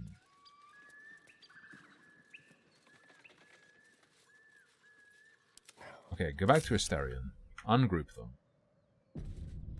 Just like old times. Goblin Tracker has 7 HP.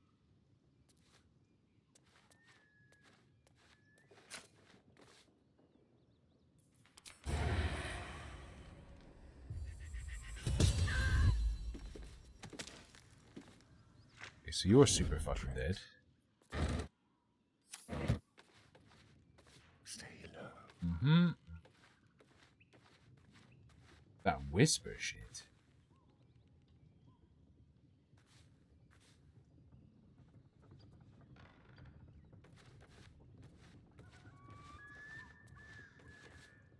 So let's regroup. Literally, just like group up again. Like a wraith. Sneak. Big sneaks. The element of surprise.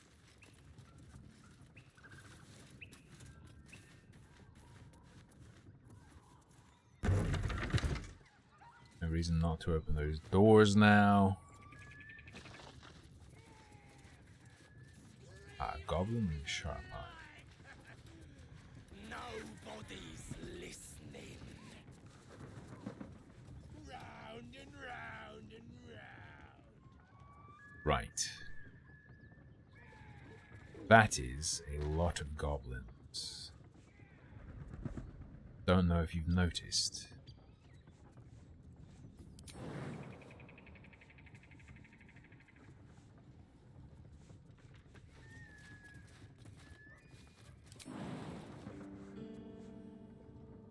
Path is interrupted. Go on then. Make it good.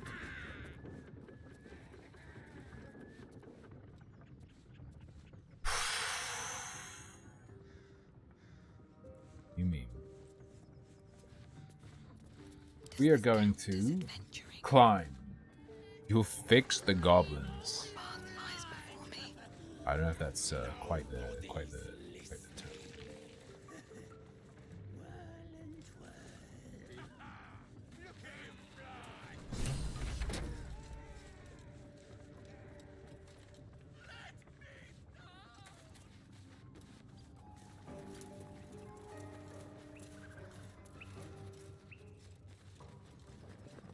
You can crate stack, right?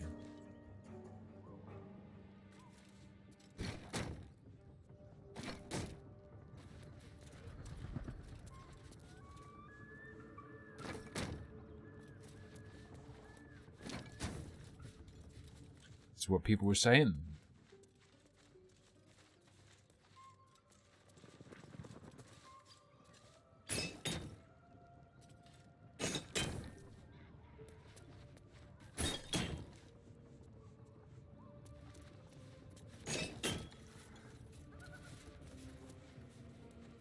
You know, swap to Astarion. Why am I focusing so hard that I'm staying silent? Oh god, Shadowheart is breaking.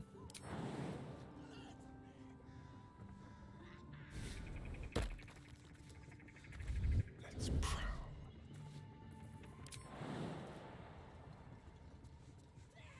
Still too high. Should I just engage them normally? I don't think I should. That seems just like a really bad idea.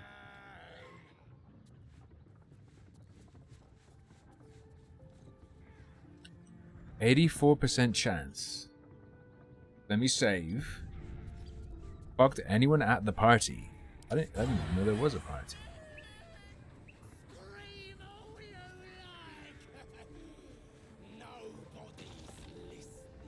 No, he can't do it. Get down. Am I going to engage them normally? I don't think I should. I really don't think I should engage them normally. Seems like a... Oh.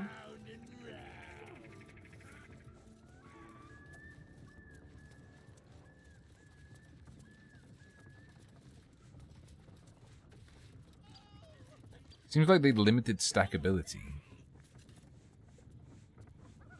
Check for paths. You can't walk over that.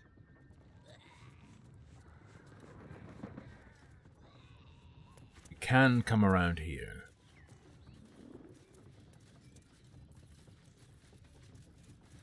And we do have a lot of grenades left. I'd like you to... For the record, we have a lot of grenades left. Don't mind if I do.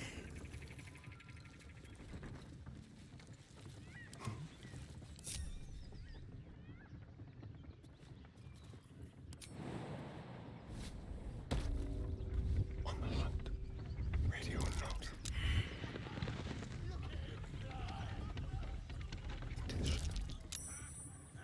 Hiding failed and then it succeeded? Fuck do you... Stepping softly. They should make you roll it sometimes.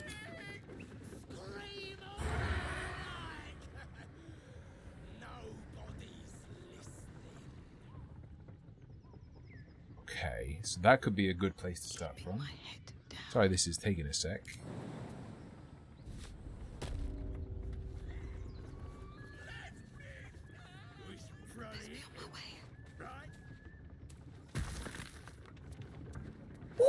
Gonna sneak over here. Important question. Does the halfling pack a hog? Oh, you better believe it. Wait, I can go in the hatch? He's in here. Open up. Damn! When the wearer dashes or takes a similar action, they gain 3 lightning charges. +1 to attack rolls and deal an additional 1 lightning damage. What in the fuck? Thank you so much. Huge, huge salvo.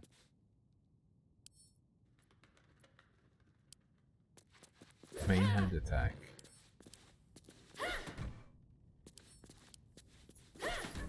I believe this is gonna be like a secret path, right?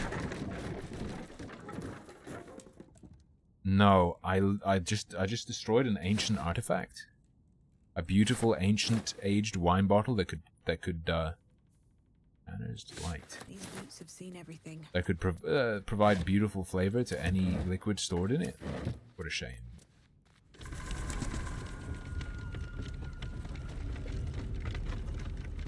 Better be cautious. Softer than a whisper. Let's get in and out. The warg doesn't seem to give a shit. The warg don't care. Any mistakes? Which is kind of weird. I guess. No. Keeping low. But it also doesn't start combat, so...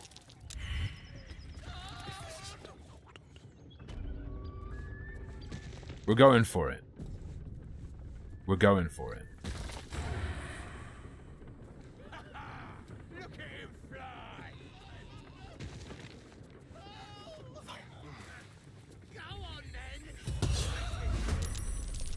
14 damage to the warg seems solid. As a bonus action, he'll simply walk over here, and then he will hide again. He will disappear. Let's have a little fun. Got to keep fighting. He is now done. My girl here.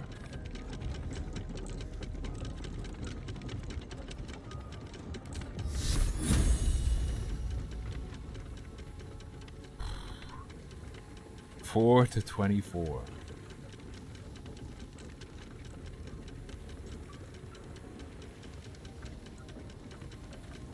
Knock him out, please. Very good. Very good.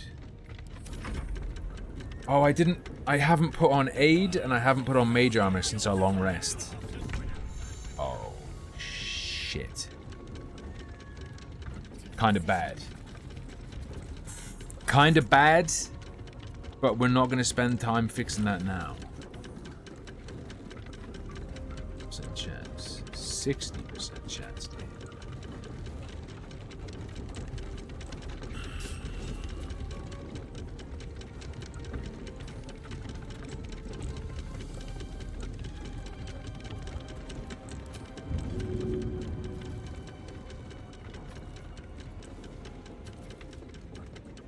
That should suck him off, right? It brings him to the point. That was a mistake. Gerb isn't in combat. You know what? That makes a lot of sense.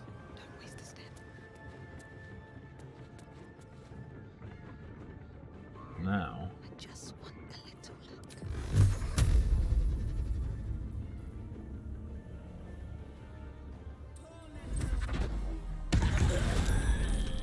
To guarantee his death. Action economy, boys. It's called action economy. And his turn. What can she even do as a bonus action? Second wind? That's not useful. End your turn. He gets another go. Just fucking destroy him. It's not a sneak attack. Yes, it is. I take it back. Cunning action hide.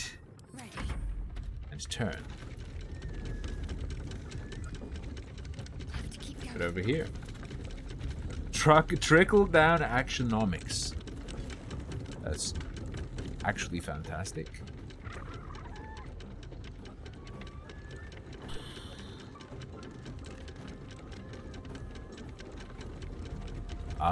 Goblin Devout.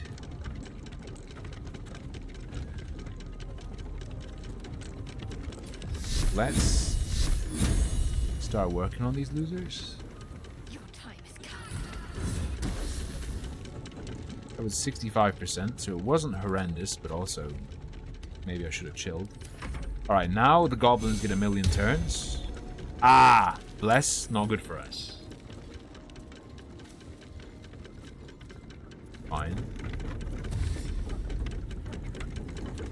Dash means he's not going to attack us. Which I don't mind one bit.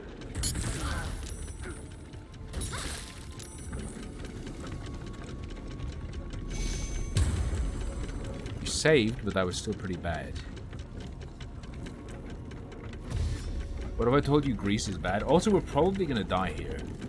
This is really not good.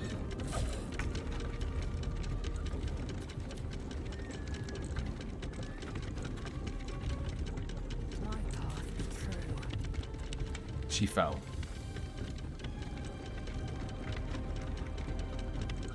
Okay, she fell.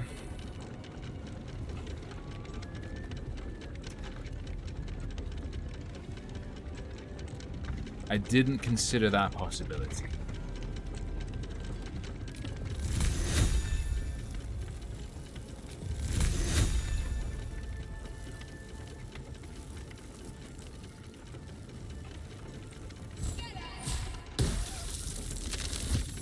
Damage.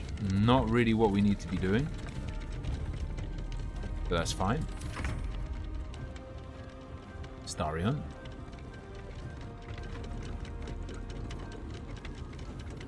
Starion, I want you to try to hide.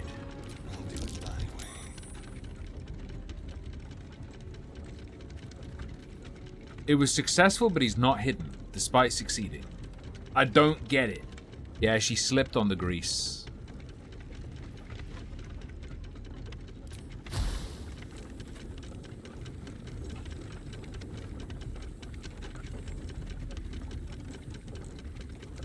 Should have done this earlier. It hit her even though it said it wouldn't, but that's fine. Warg is dead. Not an issue. Down here, into a little bit of cover. Is cover really a thing? I'm not sure. We will. Okay, you have 14 HP, you have 14 HP.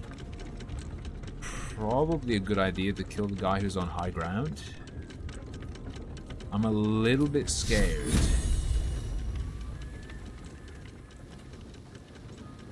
God, the fucking shit getting in your way is so annoying. Coin flip. You roll the 1. I don't want it to move, because she's probably going to fall. She didn't fall. Good. Alright. I'd say everyone's okay. Just take a drink. Sacred Flame while she's on the ground. Yeah, it's gonna hurt her chances of dodging anything. You missed someone laying on the ground, and then you hit her, and then you shoved her. Very well.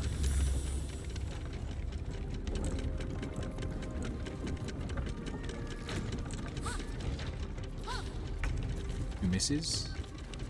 On my way. I'm pretty sure that if Lae'zel attacks, she's gonna explode.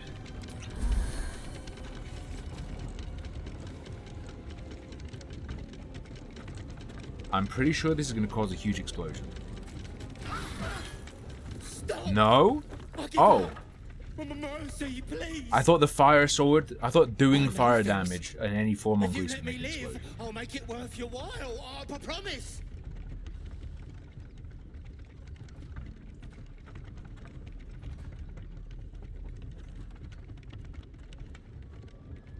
Vote.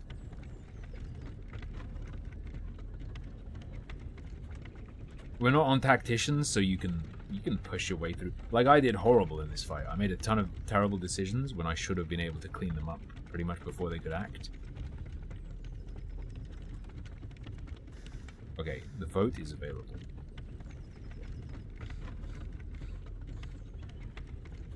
It should be on your screen and clickable.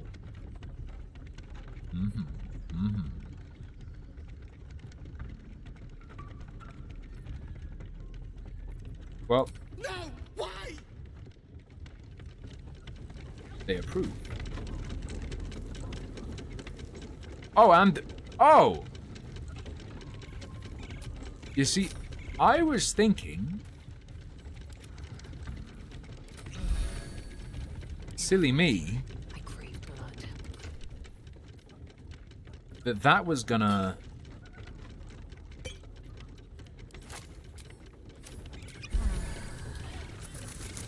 you know, continue the fight. What to do? What's inside? Whatever.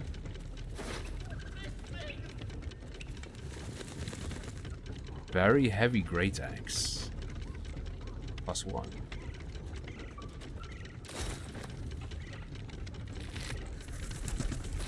Very well. Did I save the guy?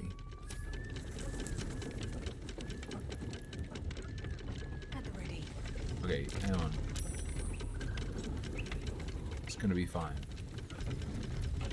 I think maybe we failed to save him. Seems simple enough.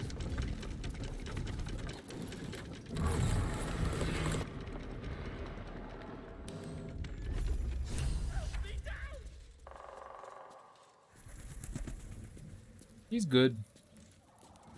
I'm not gonna torture him with spins, okay? He's a good guy. He didn't do anything wrong. I'm not gonna torture him. You can, of course, do the opposite, but I'm not a monster, so... 2 to 13. If you are Lae'zel, 3 to 14, 6 to 19, though. But +1 to hit, yes? Am I crazy?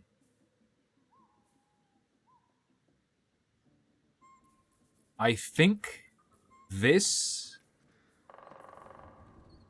is better than the Everburn Blade. It does less damage, but it's more likely to hit. And right now, likelihood of hitting is ooh, that's a hot tamale. That's what we need more of.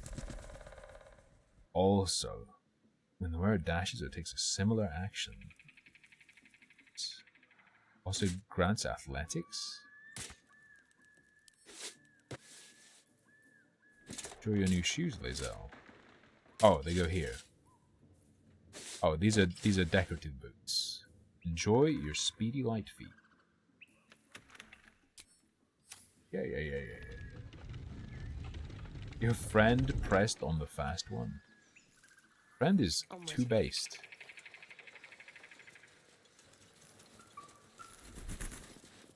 Cut me loose!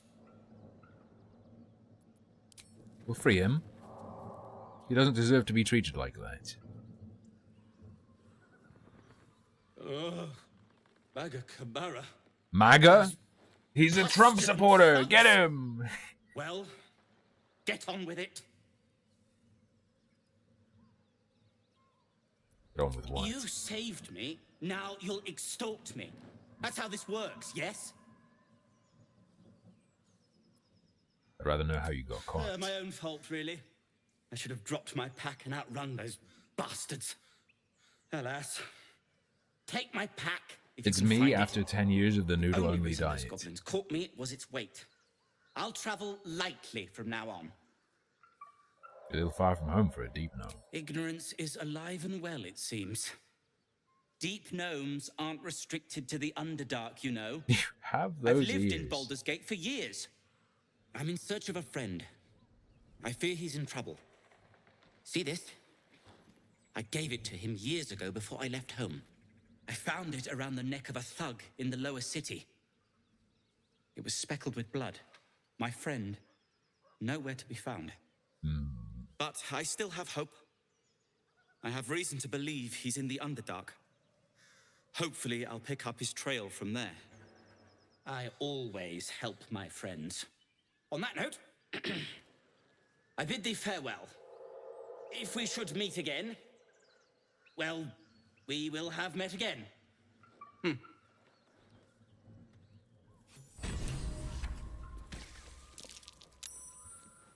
I would have ruled it. I would have... Oh my god, it would have ruled if he slipped. Alas. Did not.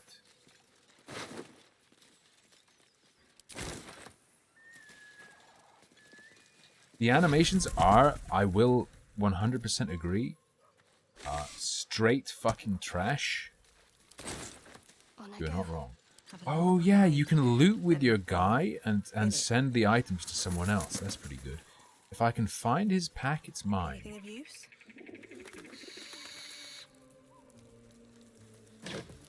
Interesting. Well, I went down into that place. Maybe his pack's up high.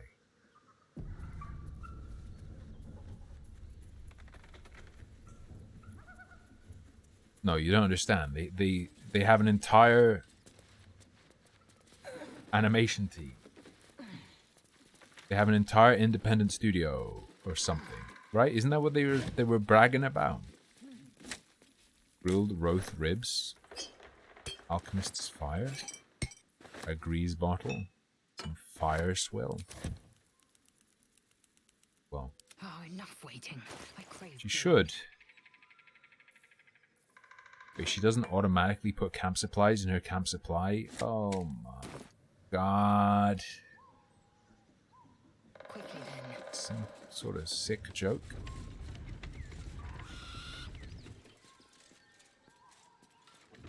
This is some sort of sick, twisted joke. What the? Shadowheart's attention is fixed on a damaged old statue.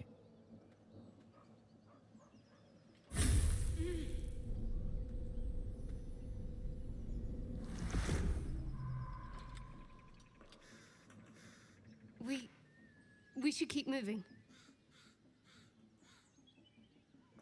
Another episode. Why does this keep happening? You already know as much as I do. Best ignore it. I'm sorry, Bunny. As long as it doesn't hamper us too much. But I thought it was too sweet an irony that the support you give me shall be spent on forcing you to suffer. It's how I hired the hitman. He doesn't normally do torture. He says that's too sick. He likes his kills to be quick and painless, but it's my art. What's with the fucking glowing hand meme in fantasy? Recent year? I think glowing hands have been a meme for a long time. It's the thing you interact with the world with. Ah. Right? Also add guidance. It's a 15, that's You success. sniffing where you ain't ought to be, friend. Might have to take that nose. A strange symbol glows, marked on their flesh, and something within you stirs in response.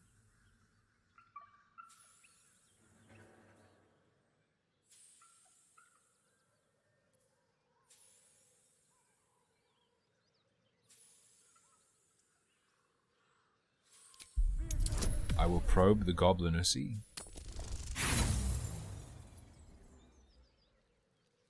We roll the straight one.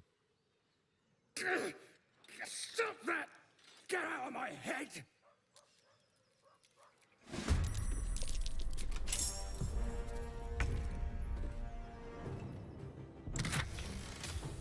Nice. At the start of combat, you get momentum for 3 turns. Movement speed increased. Oh, that's Lizelle. 100%. Scroll of Cloud of Daggers. Sick. Very, very evil bunny just bought Yo. you Alicono L-shaped egg. Send via throne.com. Alicono owl-shaped egg? Yo! Very, very evil bunny just bought you Office Hippo Heavy D. The fucking Send via base throne.com. setup. Bunny! The squeak is over. The squeak is fucking over. What I'm gonna do is I'm gonna move this desk like far back. And then I'll build that desk and then I'll move everything on this desk over. And then that chair's like perfect and cannot squeak and is perfectly secure. Bro, thank you. Thank you. True, the base setup is that, but that is... I mean, this rules. And is more than I can spend on getting a desk and chair right now. You're right that the Logitech Herman Miller is the god setup with, like, you know, the modular desk and the, like, multiple cranes and stuff. But for me, this is... Thank you, buddy. Fuck yes. Thank you, bro. I'll send you a pic of the setup when it's done, when I have it and when it's done.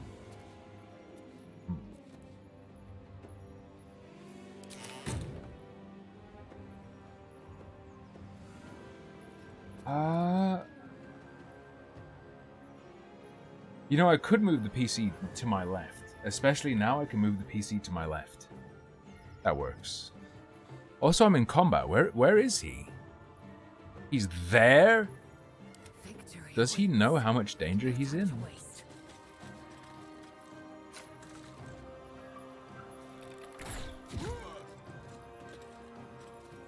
You're breathing, despite everything. These boots have seen Oh. everything. Banquet. Wait, like a huge wooden... Bro. Let's get him with this. That was sad. I guess the reason it's just one guy. Bone cap. Leather helmet for dex throws. Hold up.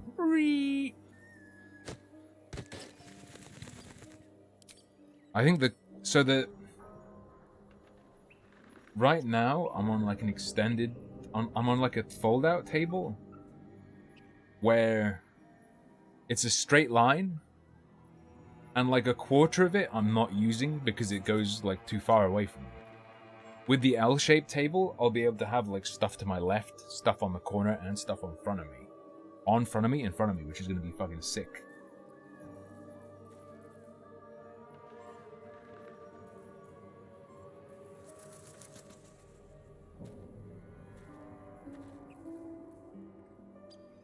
Fire. 666 gold exactly. Well, I don't need 2 monitors. Maybe in future that would be cool, but I use a laptop for the chat.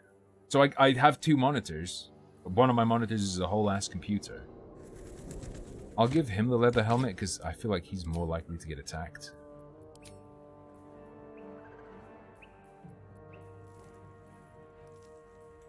Okay. This is all fine. We're all good. Did I have anything else to equip? I don't think so. Save. Yeah. Oh, you mean chat battle stations. Chattel stations. Oh!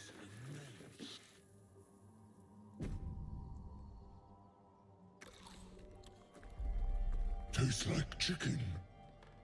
No chicken. Tastes like fish. Gentlemen, contain yourselves. This quarrel sours our feast.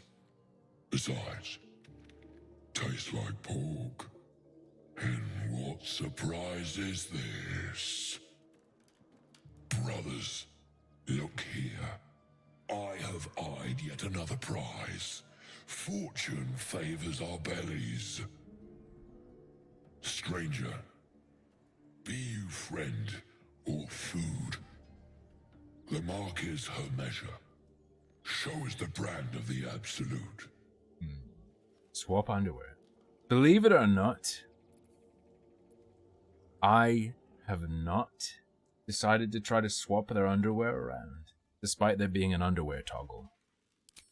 You're quite eloquent for an ogre. Astonishing. A robust diet makes for a shrewd mind, you see. I am a gourmand. And you, a delicacy. Unless you bear the mark, of course.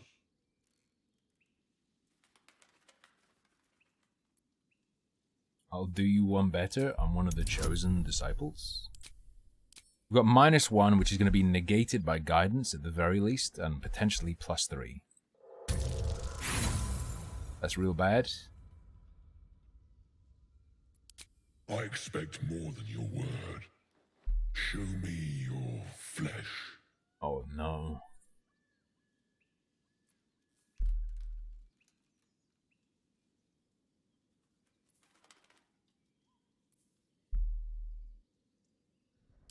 I'm gonna flash him.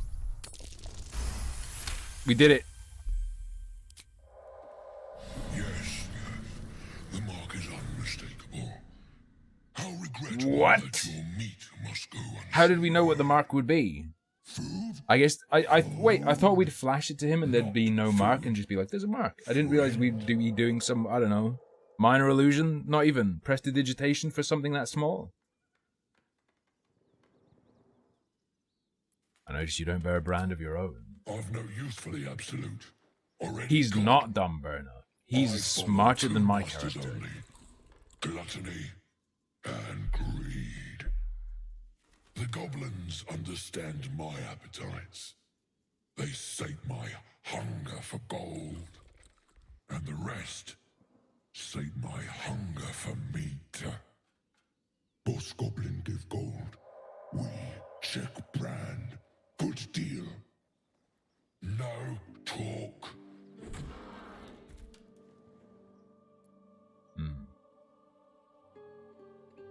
Forget goblins, you should be fighting for me. I am, by all accounts, a student of higher commerce and extortion.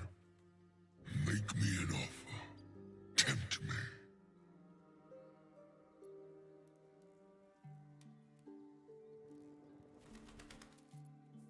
Flesh of the Fallen.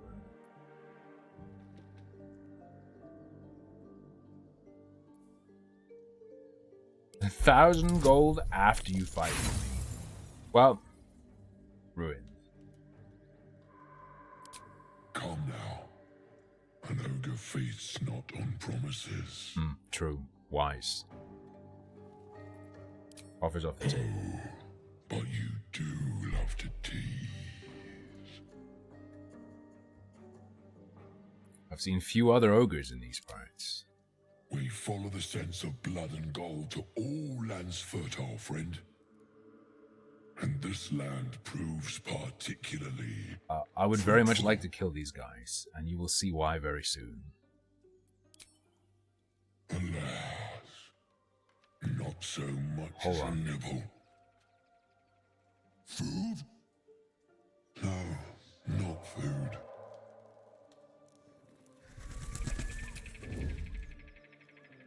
Oh, my hand slipped. No tastes good. Like bear. For now, I'm gonna say they're too tough for us. Best be on my way. Must you? I don't see any explosive barrels. Okay. Shut mouth.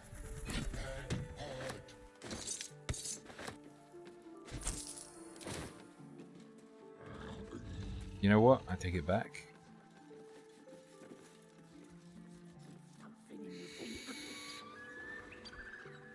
Is this a whole ass building? Let's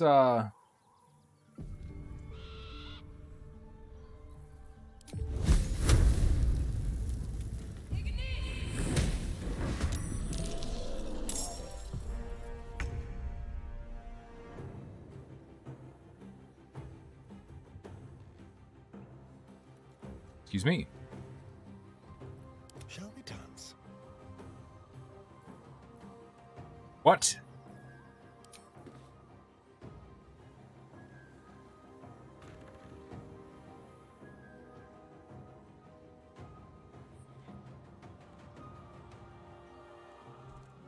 Do you mean to tell me that that does nothing? Do you mean to tell me?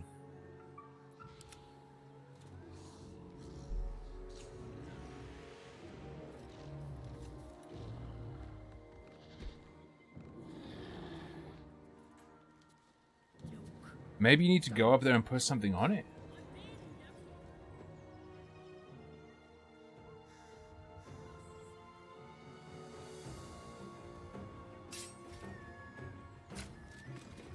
Zell, just do a ranged attack, it's fine.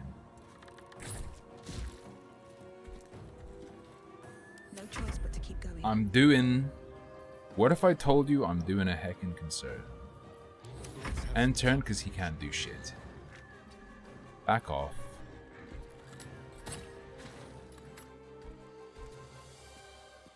Okay. Yeah, this is a fucking problem. Looks like there's not much that can even land on them. I don't know. I don't know, bros.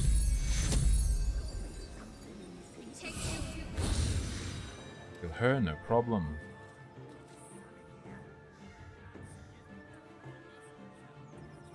Shadowheart has to walk around if she wants to hit him with that. Okay. Curious. Seems pretty bad. But they do seem blocked out. He has fucking blur. That's real bad for us.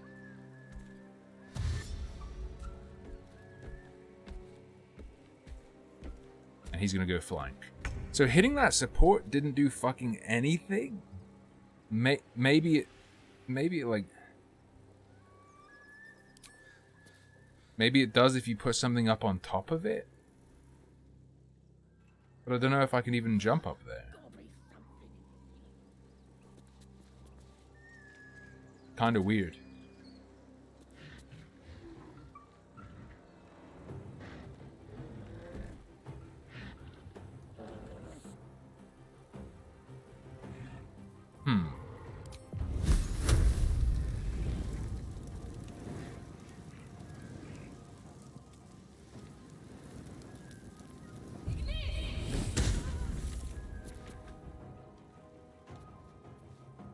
One day, I'll catch a break.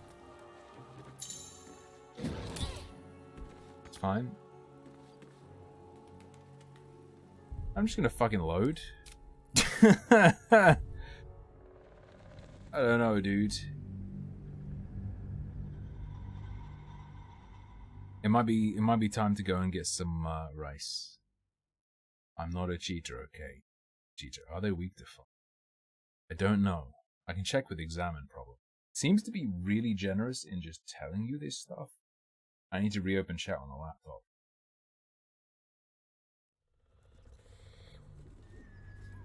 Hold up. Slow load.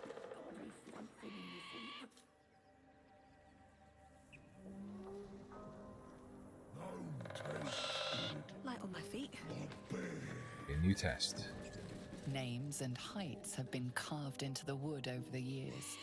The last two read Maggie Terrans and Marcus Terrans. There's a cracked twins, perhaps.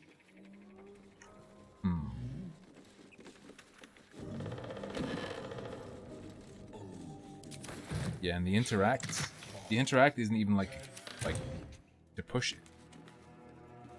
Cracked beam there.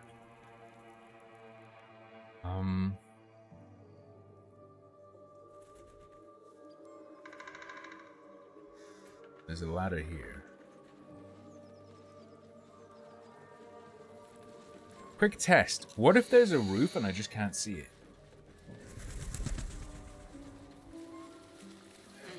There is a roof and you just can't see it. Gnome tastes good. Not bad. Okay. You know what? There we go. However, I'm gonna go get food because it is cooked and ready. I'm gonna play you some synthwave, and I'll be back very shortly.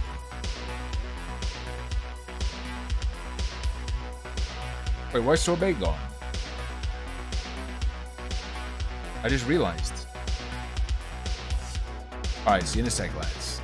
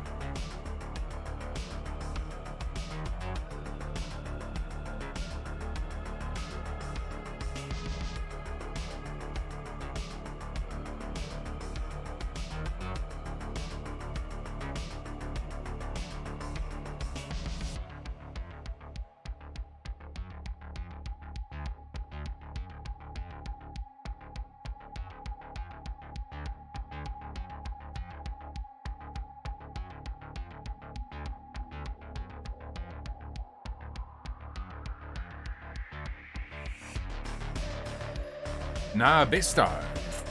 I'm a rice-pilled patty cell right now. I'll do a little vote because I want to fight these guys, but okay, hang on. Now we kill the ogres. Watch some more idiot vid. You have 1 minute to vote. And then after idiot vid, we'll kill the ogres. I don't think there's... Hex. Your vote doesn't matter. No offense. Well, it's... You don't have a special vote. Like you said yesterday, you are the lowest of the chat. Lowest of the chat. Low quality engager.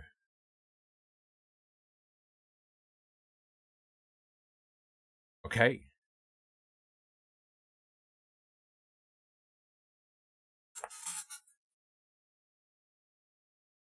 You only get choice cringe. Choice cuts of the finest cringe. Choice cuts of the finest cringe. Okay. Unable to load classification options. What do you mean? Is Twitch broken? You guys were having trouble with your follower list. Oh no, it works, it works. Alright. Just chatting. Eating rice. Watching cringe.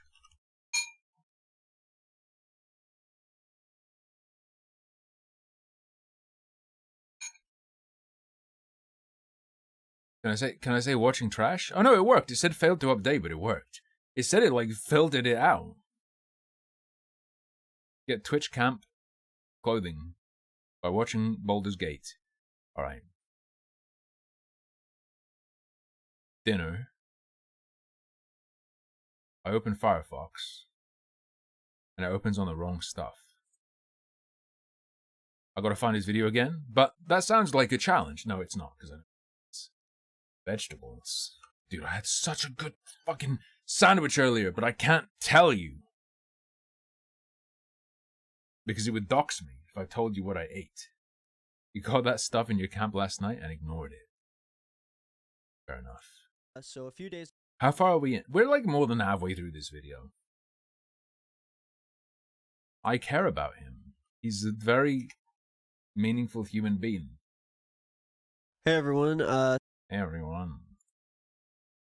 Brought up an instance where she went to go stay at the office and Dawn was there. This was a complete accident and response. And as much as I understand trying to help Lex's privacy, Dawn is someone that you paid that stays in your office who knows your employees. This is also a work matter, that you have someone who has sexually assaulted one of your friends amongst you guys. And This guy is a friend of someone involved in the Super Mega stuff.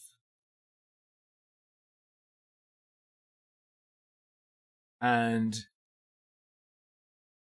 he's reacting to the response of the Super Mega guys. So we're gonna watch a bit of this while I eat my rice, and then we're gonna kill the ogres. I don't even remember. He's very much accuser side. I don't remember exactly who he's connected to, and he says some wacky shit that can be fun. That can be fun to listen to while you eat your food. You need to hire someone who can, or else you don't deserve your business. You don't know how to handle it. This isn't a question of whether or not they didn't know her intentions or whether or not everything friend of Lex's current boyfriend was as serious as it was. This is a personal thing that is happening to friends of yours. This isn't like something on paper where you have to like figure out how to find like physical and forgot that he told Lex he would be gone. Lex also brought up an instance we need to immediately, but it took much longer than it should have. Matt says it was his fault that Don was around the Super Megaplex when Lex was there. Okay, so Don the accused was around the accuser, and Matt says it was his fault. So he's addressing this part of Matt's response. I think we're contextualized. I think we're ready to look. I'm going to eat my rice. I have, of course, another powerful bowl of blood rice. Is this guy balding? I don't think so. I think he just likes hats. Hey, there's nothing wrong with liking hats. and it was handled in the wrong way. He said that he was fed up with Don staying at his place after learning about what happened to Lex, but sent Don to the office to stay with Rav and forgot that he told Lex he would be gone. Lex also brought up an instance where she went to go stay at the office and Don was there. This was a complete accident and misunderstanding on my end. It is completely my fault. I did not mean for that to happen, and I take full responsibility for that. I had been fed up with Dawn staying with me, especially after hearing what Lex had told me, and Lex had not arrived in town yet. At the time, I also had 2 or 3 people staying with me on top of Dawn, and I felt really overwhelmed. I had a lot going on in my personal life at the time that was stressing me out, and I felt overwhelmed. This is going to be interesting for later in the story, how Matt immediately figures out a situation to home one of his friends, Don, after knowing what he did to Lex. But then down the line, when Lex and Rav literally don't have a home to go to, and the one place where they had all of their stuff was literally stolen from them, now we have all these comments from people online saying, I'm confused at what he's saying. Is the finding a place for Don getting Don into the office?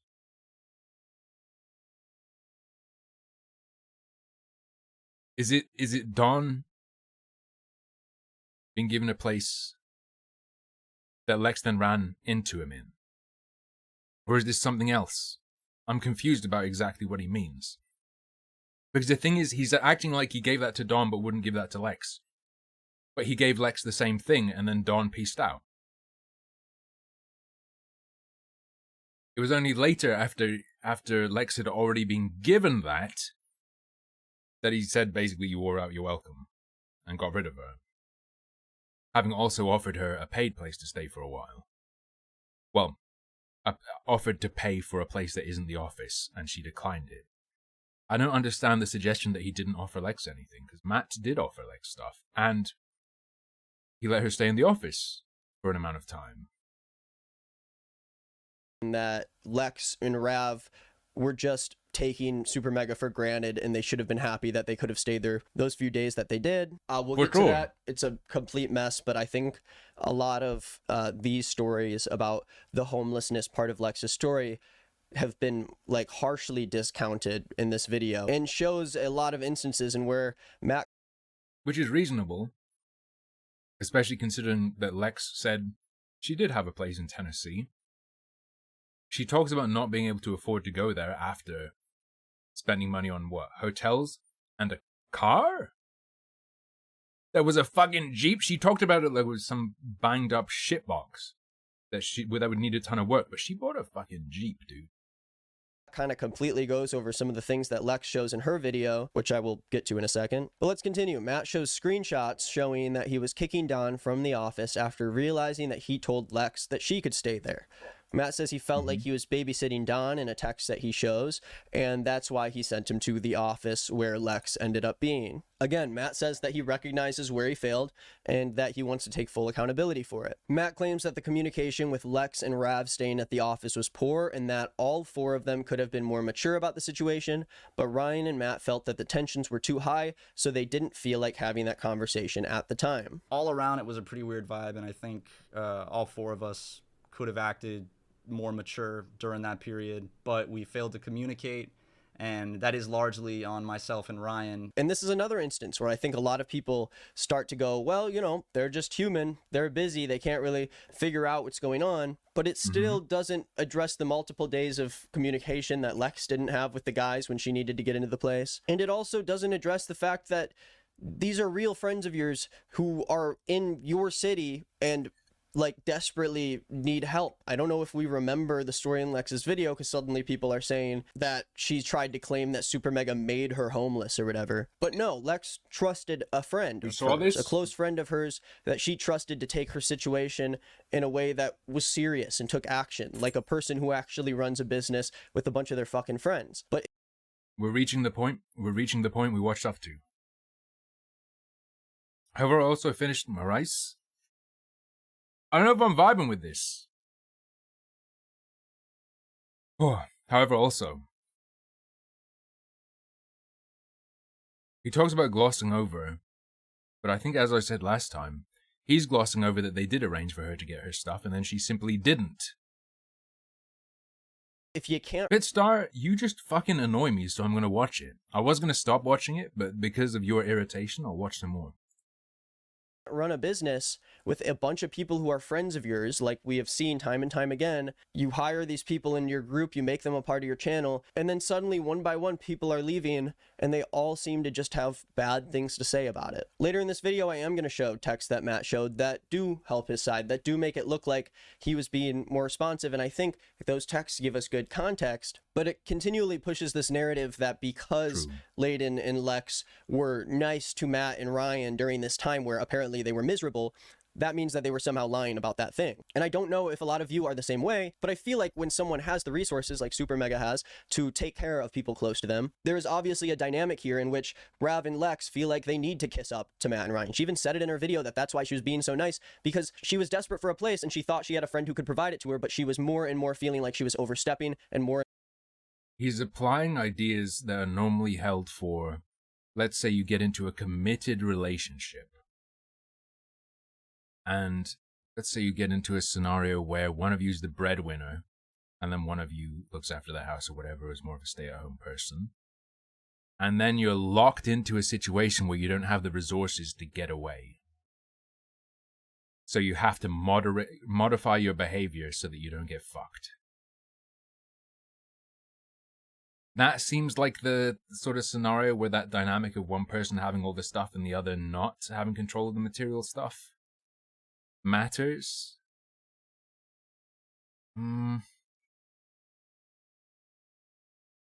I don't think that is meant to apply to any scenario where you have more stuff than someone else, and that person wants or needs stuff, so you have to believe they're lying when they say things are good. Right? Because he's describing a scenario to explain that it doesn't matter what Matt and Ryan were told, because they're the people who have the resources. What should they have said? No, you're lying. Have all our money. What? I don't... Maybe he'll explain.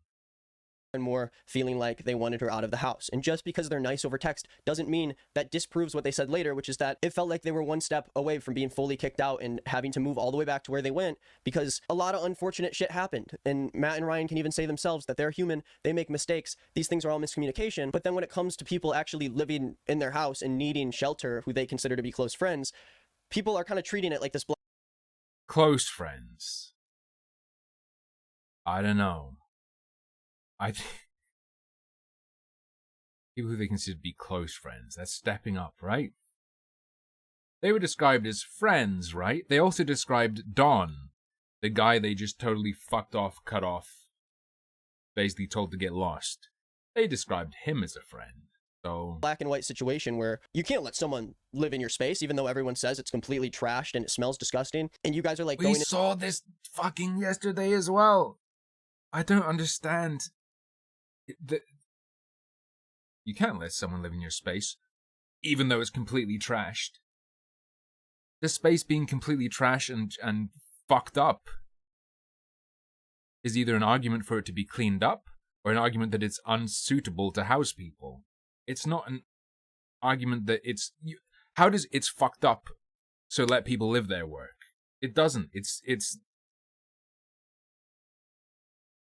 into work and not talking to them somehow, but at the same time you're upset with them staying. It's just, I understand that they take accountability for a lot of that, and I do appreciate that, but I think this more and more goes to show that Matt and Ryan aren't really fit to be in this kind of position where they're housing multiple friends at Matt's house and at this office, and they somehow still have Don here and he's mixing in with everybody else. People...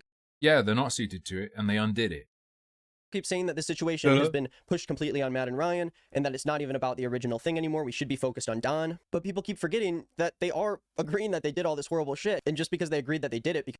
Agreed that they did all this horrible shit. They agreed that they did the right thing too slowly. They agreed that there was miscommunication that meant getting rid of her was more awkward than it needed to be. I don't know if I'd call that all this horrible shit.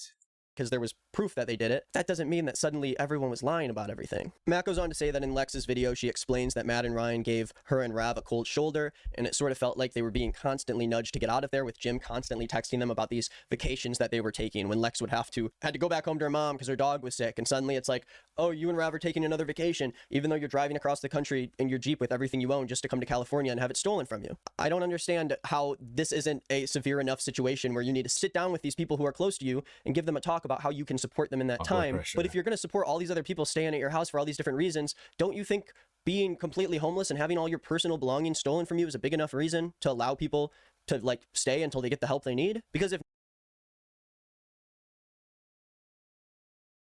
if I have a positive relationship with someone and something bad happens to them, helping them might be a good or nice thing to do, right? Sure, that's good, that's nice. I don't think not giving them access to everything they need is a bad thing to do. Right? Or wrong? Am I crazy? Do you have an obligation, if you're friends with someone or have any kind of somewhat positive, ostensibly positive relationship with someone, if they get robbed or they fuck up and are in a rough spot, you have to give them shelter? Or you've done something wrong? Aren't as close to you as you think they are, and you need to not open yourselves up to being an option for people to come and stay at your place when serious shit happens, and then suddenly... Yes! What the fuck? Okay, we didn't see this fucking part. Close to you as you think they are, and you need to not that time. But if you're going to support all these other people staying at your house for all these different reasons, don't you think being completely homeless and having all your personal belongings stolen from you is a big enough reason to allow people to like stay until they get the help they need? Because if not, then these people aren't as close to you as you think they are, and you need... Yeah, they're not. No, Lex misunderstood the level of closeness and so was surprised that they tried to fuck her off away from them. To not open yourselves up to being an option for people to come and stay at your place when serious shit happens, and then suddenly you don't want to support them anymore. Matt shows... It's the baby bird argument. I described the mentality as subhuman, and now he's described it as subhuman. In that, if you provide someone help, you're then on the hook to help them forever. That's an argument that applies to feeding wildlife that visits your garden. That's the argument that, oh, you put food out for a bird, you're going to confuse it, it's going to think it can get food from you consistently, and then it'll die if you stop, so you have to keep giving it food. That doesn't apply to humans. That does not apply to humans. Text responding to this tension where he said that the only reason they were ignoring Lex and Rav is because they spaced out and they were wrapped up in their own worlds. Jim was hired to communicate for them, so that's why Jim talks to Lex and Rav about leaving the office, and Matt and Ryan just sat in the group chat and let Jim talk for them. They said that because they were staying at the office when all of this happened, this became a work issue and not a personal issue with them. So because personal friends of them became homeless, but the building that you let them stay at was an office and not a house. And these people had a working relationship with them, yes? That means that you need to deal with this in a work manner and kick them out. I don't think that makes sense, especially because you're letting them stay between your house and the office, and because you do business with all your friends. If you do business with your friends and they're all a part of your channel and they're a part of the culture and the work culture you build, you don't even have an HR department because everyone's friends, then that means that this isn't a work issue anymore. It is a personal issue. Because it means it's a combination of both, brother. It's a combination of both, brother. Your personal lives are a part of this office. If your office is a place that is holding friends of yours and people are living out of that space, then yeah, it's personal. They're your friends. We don't deal with it like a work matter just because it happened in a fucking building that was where you work. Matt claims that Jim parasite mindset was better at communicating these things than they were, so they put Jim in a group chat with them to settle it. But obviously, from Lex's point of view, it's pretty intimidating to have the two guys just sitting in a group chat who decide whether or not you're going to live there without them even saying anything, and having Jim call you needing to handle other personal things in your life as like vacations. The more and more I hear these parts of the story, calling you need to handle other personal stuff in your life as vacations. I mean, not doing work for them and going out and doing like smut shoots instead. Traveling the country, going to nice looking places and taking a few photographs. It's a vacation.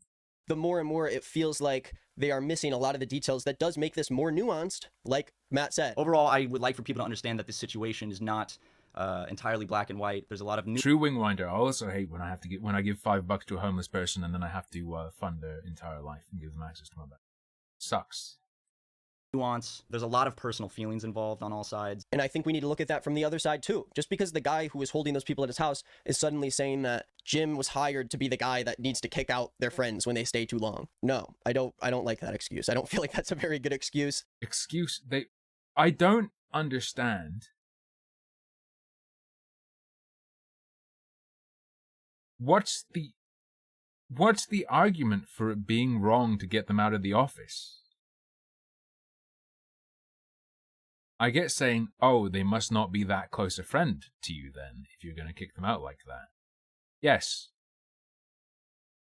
These guys are not that close a friend to them. Ta-da, done. There's no... I don't get what the hook is that's meant to obligate them to house these people. But we'll keep going. Matt says that Lex and Rav voluntarily left the office and showed a text from them saying that they were leaving and apologizing for their long stay. Now, again, I don't really think that this is good proof that there isn't any tension, because obviously with Lex showing just... It's not proof that there isn't any tension. Matt and Ryan addressed that there's tension. It's proof that they decided to leave. They chose to leave. They didn't even actually get kicked out.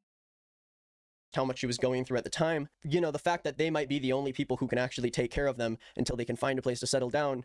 The only people that can take care of them? What about themselves? As she stated numerous times, her going out and driving around facilitated her modeling or whatever, and that was doing great. I don't get it. Of course, they're going to be nice about it. That's a normal trauma response to have to something like this that happened to her. To have this sexual assault happen and go about it the way it did, that affects someone. And I think the fact that they didn't only see that they messed up there, but feel like they didn't mess up from, removing Lex and Rav from their home, I find that hard to believe. Lex repeatedly says in the video that the trauma response she had through this whole experience is what scared her from putting her foot down and asking for their help in the first place, because she genuinely didn't feel like putting her foot down and asking for their help. Putting her foot down. And the help, presumably, is a place to stay. Putting her foot down and demanding a place to stay. What the fuck? Ryan and Matt were trying to help her out. You know how there's fight, flight, or fawn? I think I did fawn. I'm looking this up. I don't want to fuck this up. Yeah, Venom. I'm gonna be real. I'm not feeling it tonight either. I'm not feeling it too strong. I think I'm just fucking fatigued. I'm fatigued on this stuff. Skip to the credibility part. Okay. I will do that for you, and then we'll Baldur's Gate again.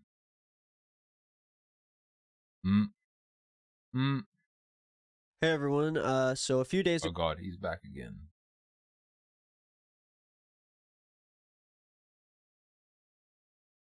Lex's credibility. Here we go. I do have a drama OD. At least on this particular drama, I'm getting just fucking sick of it. It's hard to wrap my head around why people would use Layden's false judgment and personal grudge against Lex as if she didn't also provide proof for things Super Mega said that were never actually addressed in either of their response videos. One of the bigger texts that Lex showed where she asked Matt about Don claiming that Super Mega fired him without much of a reason, only to receive a text from Matt that didn't seem worried. He just said, "Be gone, foul beast." Why does it fucking matter that they tell Don why?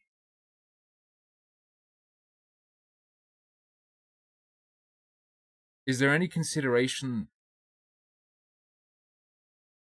that they might be concerned of opening themselves to legal liability, for instance?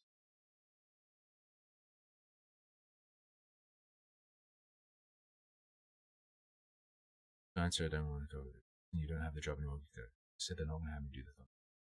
Even though one of their ex-employees was lying to people about why he was fired and still talking to fans about it. I think that's insane to me. And it could really only either be Don lying to people about this so he doesn't have to admit what he did, Or maybe the talk he had with Super Mega was confusing and vague to him. But we really never got any response about that. I felt them downplaying it in real time, but I was across the state, like 5 hours away, and could do nothing about it. So that's when I decided I needed to be there. Matt had known since, or at least it's like a pathological need for agreement. You say this person's fucked, if you claim he did a fucked thing, you get rid of him, and you're upset that he wasn't that he wasn't told a particular thing or made to believe a certain thing. He's gone. He's gone. So it torments you that he wasn't made to what? Accept what you want him to accept? Or how does it continue to affect you once he's out of the picture? The knowledge of how people think about you. And throughout her video, she was talking about how she didn't want to leave receipts because she didn't want people exterior to this to be able to see it and judge it and think something about it. It's fear of what's in people's brains, even if they're not doing anything with it.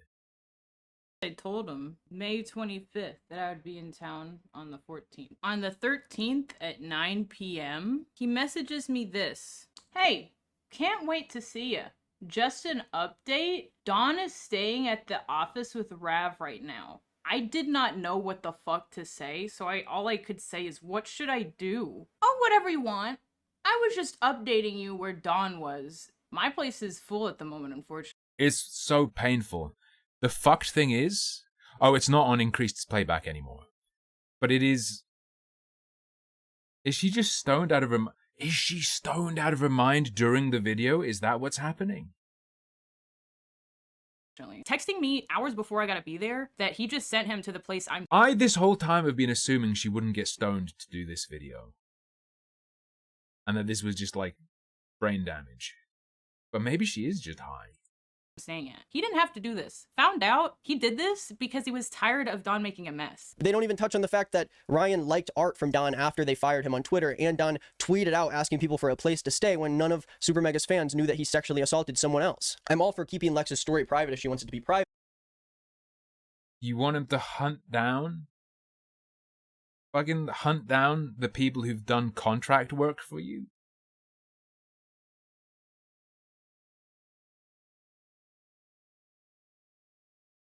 On a personal friendly level, sure, liking the art. Liking the art. That's like, ouch, on a friendly level, but so? It's not my friendship. I don't give a fuck. Hate each other. I don't care how much. I don't care if they despise each other and want each other to die. I do not care. That doesn't matter to me in the slightest. But there's got to be a way to tell your fans in a safe way that Dawn is not someone who they should follow anymore, that he was let go for a reason. You should tell your fans he's not someone you should follow anymore? Fucking meme people. Fucking meme people. Holy shit. Maybe there's an argument that if you believe this guy is sexually violent and he's asking for a place to stay, maybe he could get away with saying, uh-oh, you don't want him to use his clout to get into a position with someone who's vulnerable or whatever. Tell your fans he's not someone to follow anymore.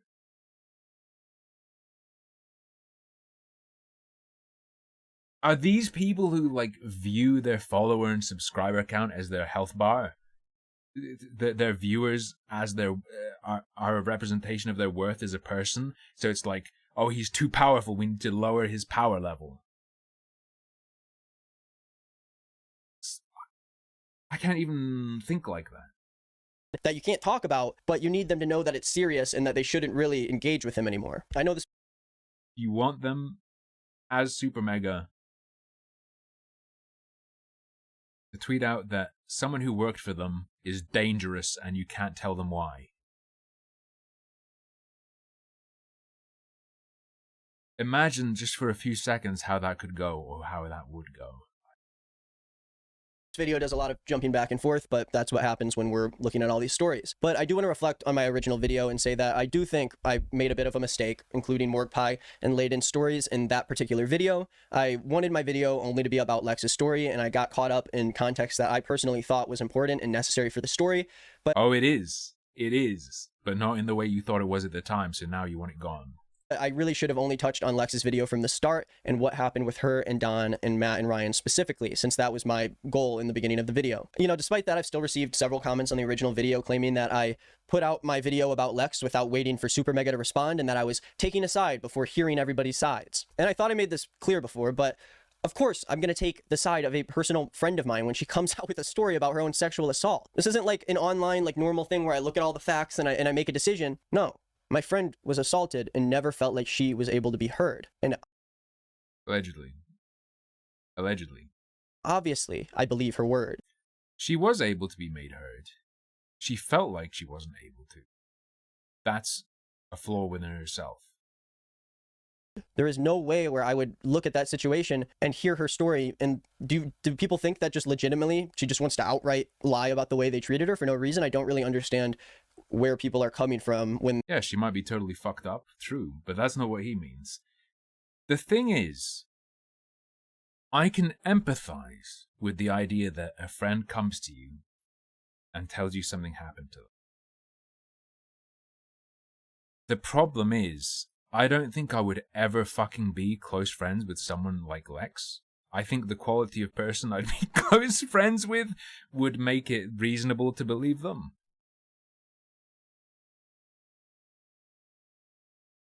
They call me a liar with an agenda, and they call her a liar with an agenda. Where do you guys think we're coming from? You think we're like a part of the Illuminati or something? I think my conclusion to this... I think you talk to each other.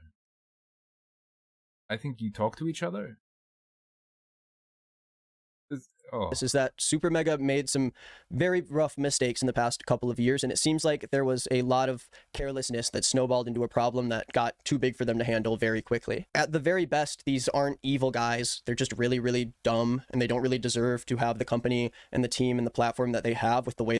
Don't deserve to have the company. Deserve. That they've handled it, especially because of the way they handled Don and how they put several people in unforgivable circumstances, including many people who worked for them. They put several people in unforgivable circumstances. Unforgivable circumstances.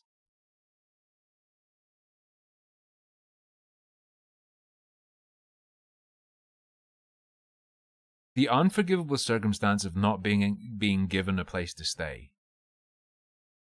For free. I would suggest that we all do that to literally millions of people every day. Just saying. What specifically is the unforgivable circumstance? Drop the ball on people that they were supposedly... Because my bar for that is a little bit higher than I think anything that's done. Like friends up. Like even if you accept the characterization of these things as bad, or even if you agree that they should have given her a place to stay, I don't think breaking that is unforgivable circumstance. Does it mean moldy pizza boxes? I don't think that's an unforgivable circumstance to have someone living around moldy pizza boxes for a little while. That they're capable of cleaning themselves. I mean, like a little kid living around mold and filth. Sure. Adults? No, they can just throw it away or take the trash out. Just a people that gross. They supposedly cared for. I think it's sad any of this happened. I hope everyone takes some time away from the internet to think about how situations like these boil over and become as messy as they do once someone puts out a response and people just decide to like hound the person who decided and was brave enough to put out her story in the first place. Now she has to read comments every day of people telling her that she's wrong and that she lied. Now she has to read comments every day of people telling her she's wrong. So, that's my life for 8 hours every day with you fuckers. Lied about the whole thing, for and that years. Layden controlled her to do it. And I think that's it. That's probably the last time I'll cover this story. I don't know. I feel like, you know, this shit isn't ever fun. I don't look forward to making videos like this, and it sucks that someone can talk for 48 minutes about their side of the story and then claim that people like me are trying to capitalize off of a sexual assault victim. So hopefully they both take some reflection and just maybe leave for a second. Okay, I think that's it for me. Thank you guys. Maybe leave for a second. Yeah, they are. You're right, bro. If I'm to understand Ryan's video, everyone's fucking fired. Take and leave. Okay. You know what? I've got a new fire after that section. You were right, I should have skipped. I did. I am now empowered. I'm going to watch the Leighton section. Matt says because of the text he had between Lex, he thought everything was okay and that him and Lex were fine, but insinuates that, and this is where the video changes a lot, Matt insinuates that things seemed to change between him and Lex once Matt and Ryan fired Leighton as their merch designer. He didn't insinuate that, did he? Didn't he literally specifically say that's exactly when it happened? And since last summer, I assumed that my relationship with Lex was much better. For example, here's several texts I received from Lex. Did he say when or why? Hang on. Matt says because of the text he had between Lex, he thought everything was okay and that him and Lex were fine, but insinuates that, and this is where the video changes a lot, Matt insinuates that things seemed to change between him and Lex once Matt and Ryan fired Leighton as their merch designer. Once it happened, so when? He doesn't insinuate that. He literally directly claims that. And since last summer, I assumed that my relationship with Lex was much better. For example, here's several texts I received from Lex between November of last year and February of this year. I thought that after I apologized to her last July, things had smoothed out, and I think you could see why I would think that. But that communication ceased around the time that we fired Leighton, who is a close friend of hers. A big part about this video that Matt and Ryan were very upset about is the... Yeah, it changed once they fired Leighton. That insinuates that's why it occurred, but it's not an insinuation of that's when it occurred. It's specifically saying that is when it occurred. Comments that Leighton made about Daniel. Picky, but it annoys me. I'm so fucking annoyed at these imprecise fuckers. In videos that are edited! That aren't like, this isn't a stream, he's not talking off the cuff. He could have clipped this up and made it not stupid.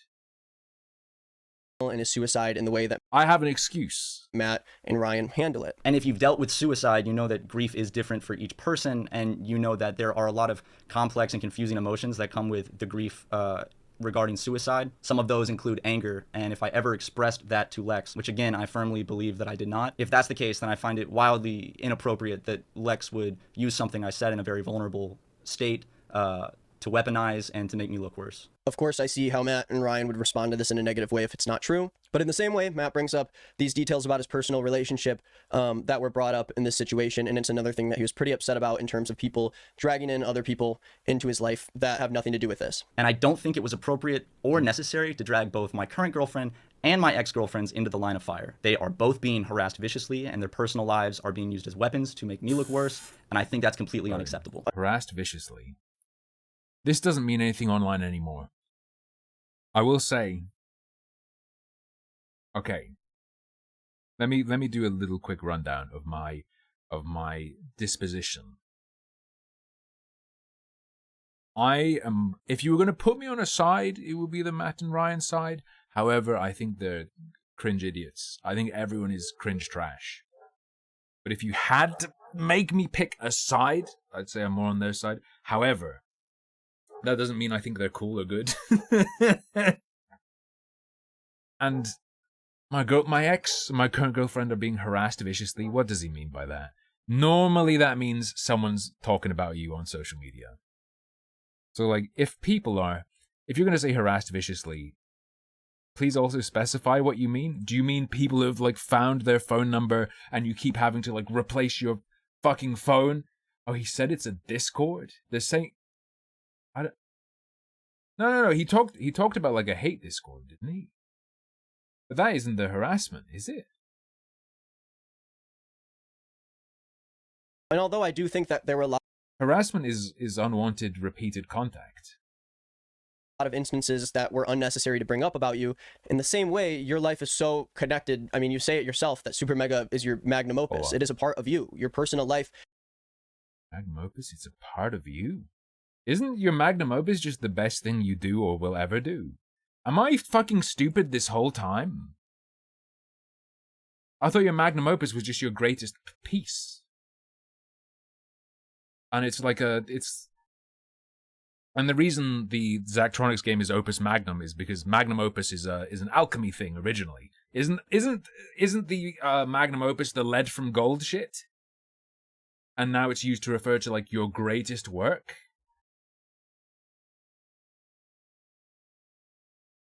Magnum opus, meaning a work of art, music, or literature that is regarded as the most important or best work that an artist, composer, or writer has produced. Oh, it's the Philosopher's Stone one. It's the Philosopher's Stone one. How does him calling it his magnum opus make it more personal than anything else he does? It's his best thing, therefore, no, that's weird. Is a part of this channel. And when your audience feels like you led them on to be a different person than you act. When your audience feels like you led them on. Don't be saying that, dude. Lex is an OnlyFans girl, and you're gonna talk about what your audience is entitled to when you lead them on? I don't know, you're getting some incel vibes, brother. Actually are, that is a part of your job, as sad as it is. Matt largely includes a lot of his personal life in his content, and even if he keeps one thing private, I feel like when a former friend of yours comes forward about sexual assault that happened under your home, behind closed doors, you shouldn't be saying that Matt's going to be debunking everything and that he's going to prove everyone wrong, we're all going to feel like fucking idiots. I think that's pretty necessary context that your own girlfriend is calling all the people who believe in this girl's story like dumb as shit because you're here to like disprove it all. And yes, he makes something of a point and then blows it to pieces, right? And then blows it to pieces. If he was presenting an image of himself that was then contradicted by his actions, I think, and as a public figure himself, it would make some sort of sense to be like, look at this guy's fucking lying to you.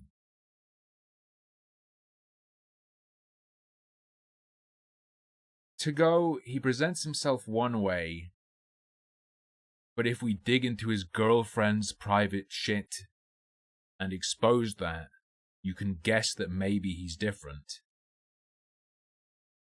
You're starting to get into schizo-A-log territory. And yeah, what she actually... Now we get into the specifics. So hypothetically, conceptually, someone puts a lot of stuff about themselves online. They're a Let's Player, they talk about themselves, and let's say it came out that what they were saying was bullshit, or there was something you had access to that contradicts how they're presenting themselves. Okay. That's not the same as like digging into their acquaintances or personal connections. And then also, what was dug up from his girlfriend doesn't contradict it. It's his girlfriend being like, people were fucking lying about me, Matt's gonna fix it. Isn't that, I said this before, isn't that how they want him to be? Doesn't that line up with how he's presenting himself, as in wanting to support people he cares about? Saying how he dealt with Lex was a mistake, he wants to support people he cares about. And then you're going, but look, the woman he cares about, he's going to protect from lies. Hypocrite? No, he's sticking to what he says he is. It's not a contradiction of how he presents himself in this instance. I don't get it.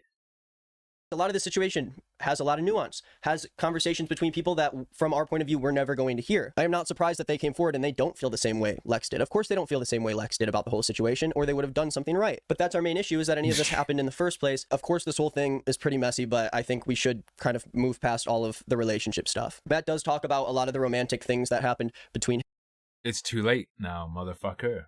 Leighton brought it up, and then Lex said that she discusses with him what's too far or not. Now, she said to Leighton, allegedly, according to her, that he went too hard on these guys. Too hard. But guess what? That's linked to Lex now. You can't make it disappear. him and Morgpie, who was the person who had a stream about her very short like hookup thing with Matt. And I think that's another thing that he covers in the video that I also think we should just maybe not focus on as much as the main story. But the reason it matters... No, too late. The person it pertains to made it public. Obviously Morgpie drags in other stuff.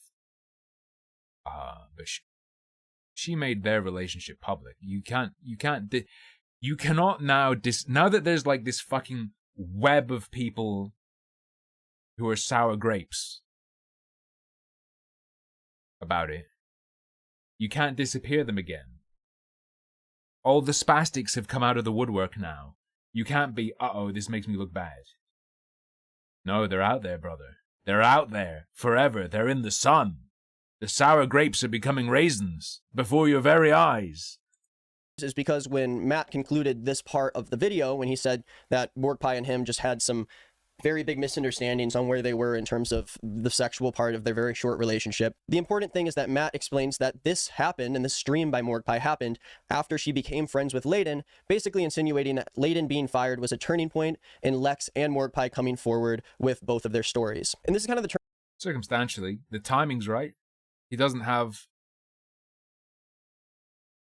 Okay, skipping forward a bit to what I imagine he's going to address. He has pretty hard evidence that Layton is a plotter. He has that. He has the evidence of timing, of when things happen is suspicious. It is true, though, he doesn't have evidence, or didn't at the time have evidence of particular communication between them. Unfortunately for them, they're dumb, so now they've demonstrated that they do communicate about what they should or shouldn't say to each other, with Lex saying to Layton, with Lex telling us that she said to Layton to chill, and Layton chilled. Turning point where a lot of people's perceptions shifted of Super Mega from initially when Lex put out her video till when Matt put out his response. Following when I had that text conversation with Morgan in June where we smoothed things over, Morgan began hanging out with our ex-employee Layton more, and I have not heard from her since that conversation until I saw her stream. And this revolves around their... No, censor, the bear sex is always consensual. Ex-merch designer Layden, who had a pretty... Let me scroll back. And I have not heard from her since that conversation until I saw her stream. And this revolves around their ex-merch designer Layden, who had a pretty long stream the other day and made a lot of claims and accusations against Super Mega that weren't really initially talked about in Lex's video. This part of the video largely refutes a lot of what Layden was saying, and I think it resulted in people shifting a lot more of the blame to the victims of this situation rather than the people who caused it in the first place. Again, I don't have a connection to Layden. I have friends who are friends with him, but I don't really know. It claims a lot. I don't have a connection to Layton. I have friends who are friends with him.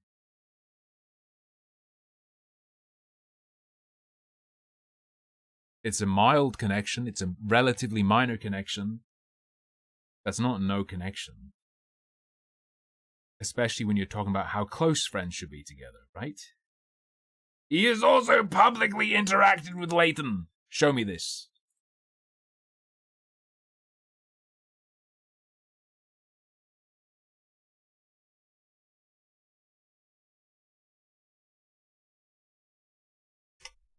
Well, whatever.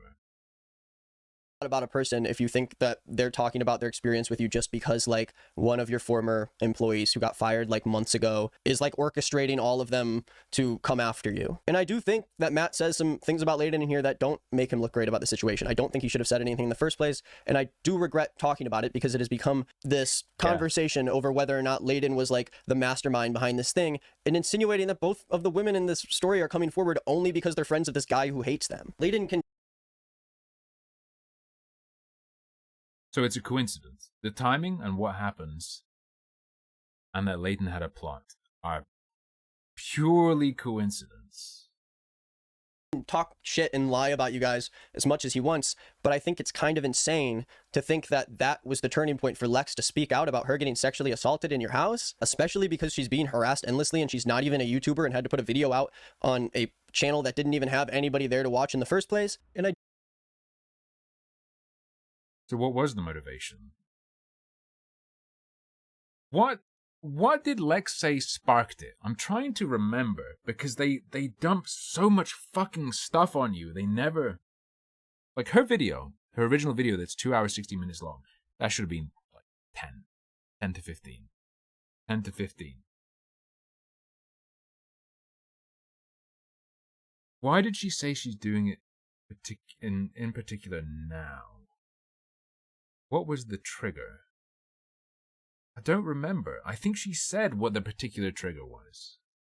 I do want to clarify here that when I say the turning point for Lex to tell her story, I very well think that Layden could have convinced Lex and given her the courage to step up and say something. But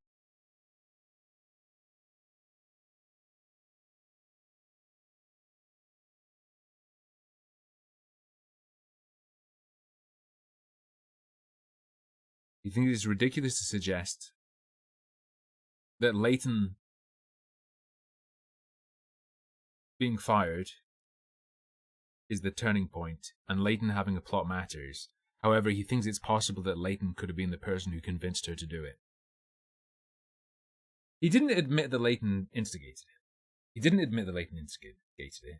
He suggested that he's agreed that it's possible, but he's characterizing it differently.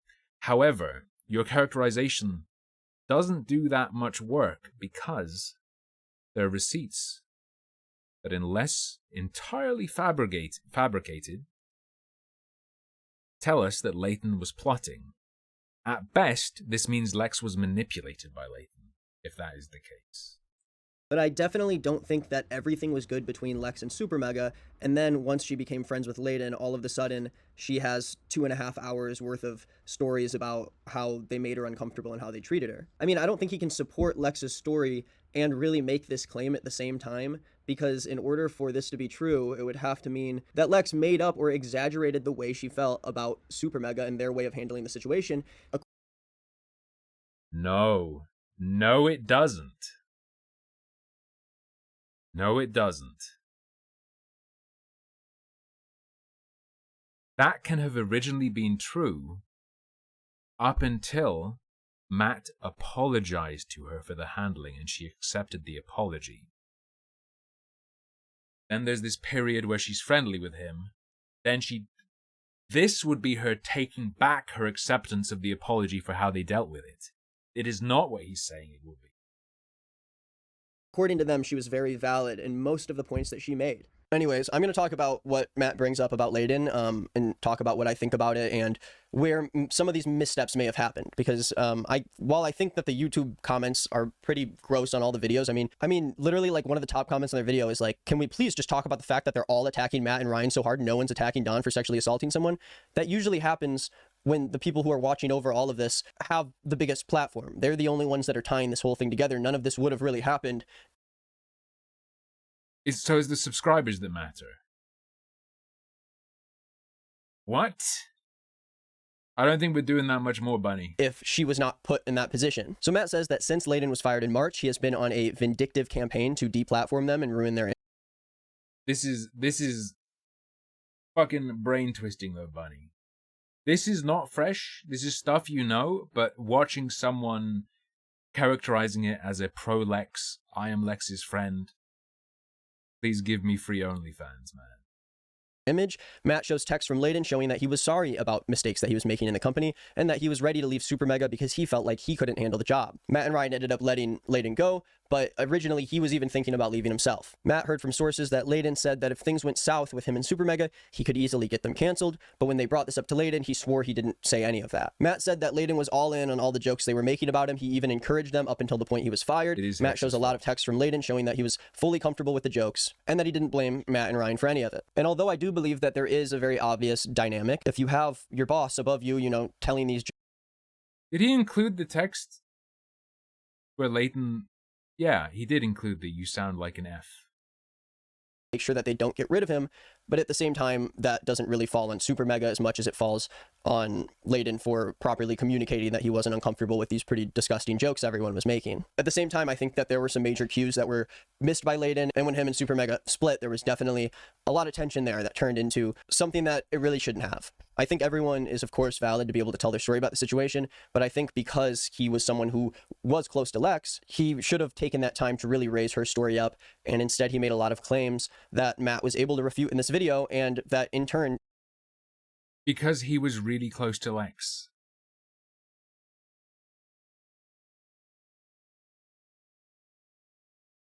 Bro, don't emphasize the closeness of Lex and Layton and talk about how they should have strategized. Did he not?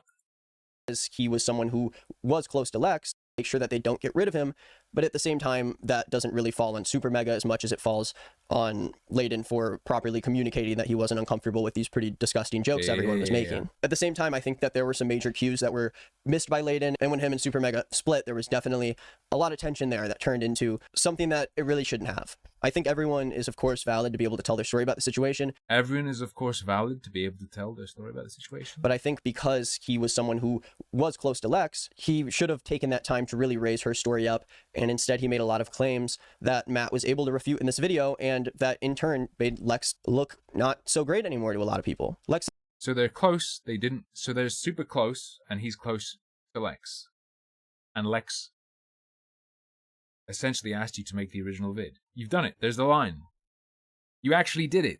You made it look that way, and now you've said you've said across the video that is the line.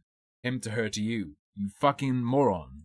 Said herself publicly that she was upset with Layton for a lot of the remarks he made, and I'm gonna assume at this point that Layton isn't going to really speak more on Super Mega because it doesn't really seem like his head was in the right place when he started talking about it.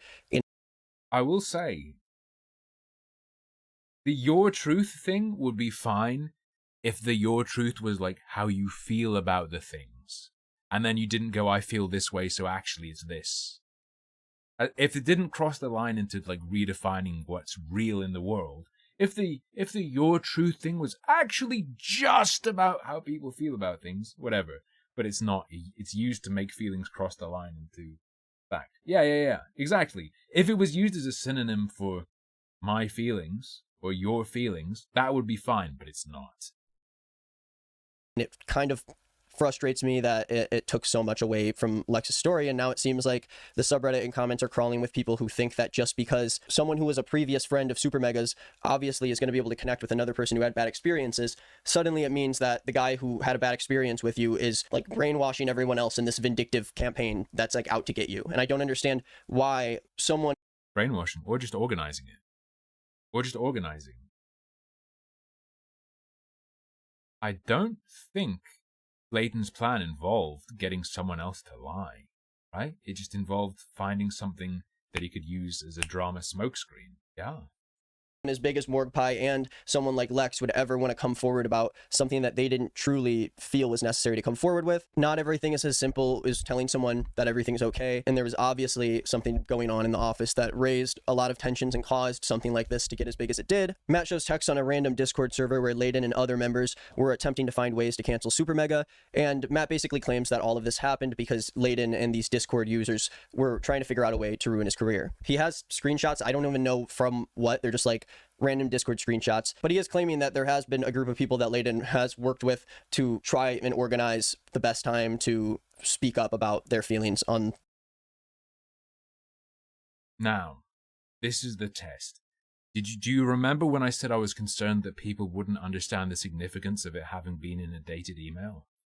Where you'd have to say that Matt faked the email he sent to himself. Otherwise, the fact that it includes information only certain people would know means it is those people. And that you have a timestamp from an email that shows it is from before it happened. Matt would have to be psychic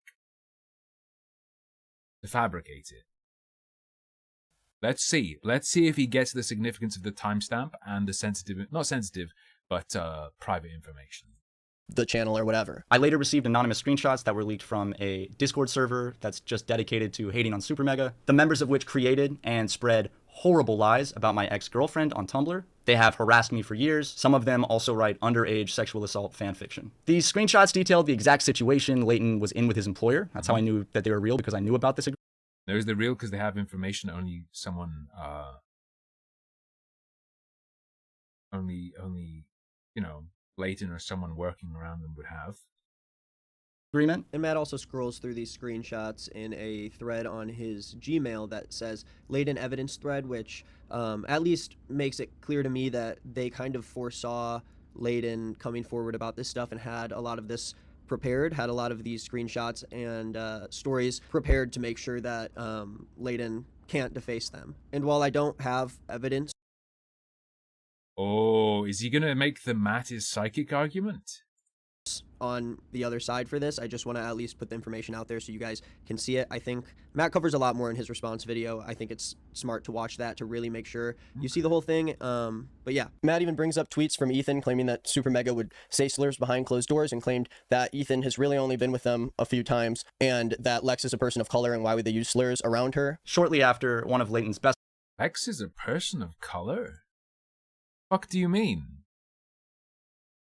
White's a shade. Friends, who is Lex's boyfriend. Yeah, he seems to be admitting... He's trying to downplay it while also admitting...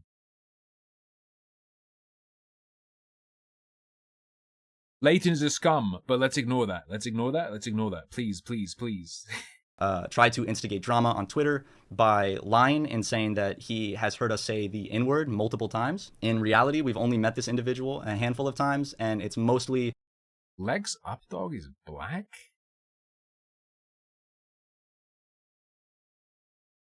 What the fuck are you talking about?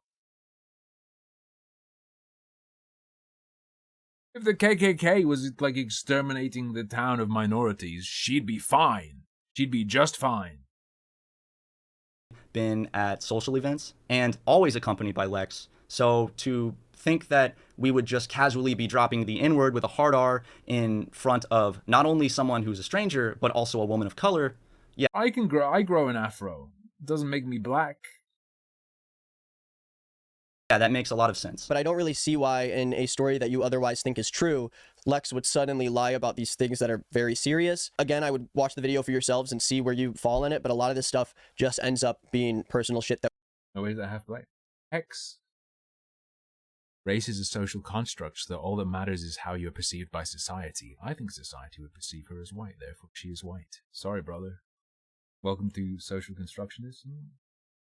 We can't really prove, and it's not going to hold as much weight because of that. But I'll continue. Matt says that Layden's campaign trying to ruin their career became downright creepy and obsessive. He clarifies that he is not saying that Layden convinced Lex to come forward. He is not saying that this is some methodical move by Layden, but he does say multiple times that all of this just happened after they fired Layden, and that he's very sure that this is the reason why she came forward. Layden would frequently slander myself and Ryan to fans on his Discord server. He even went as far as to join a fan's 18-year-old birthday drunken Twitter space to shit talk us. This stuff was creeping us out. That's fine. Can I just say, shit talking your old bosses on a Twitter space, that is actually fine. That's evidence of his animosity, but doing that's fine. Especially when your bosses are public figures. He was obsessed with us and wouldn't leave us alone. And at this point, we were fully expecting more of Layton's close friends to eventually speak out about us for one reason or another. And now a lot of them have. I did want to include a little... 18-year-olds? That crosses the line.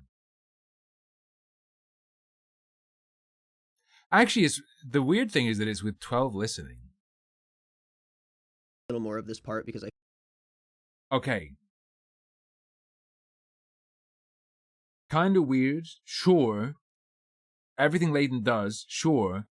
But this isn't like, this fucking guy! Ah! Right? It's like...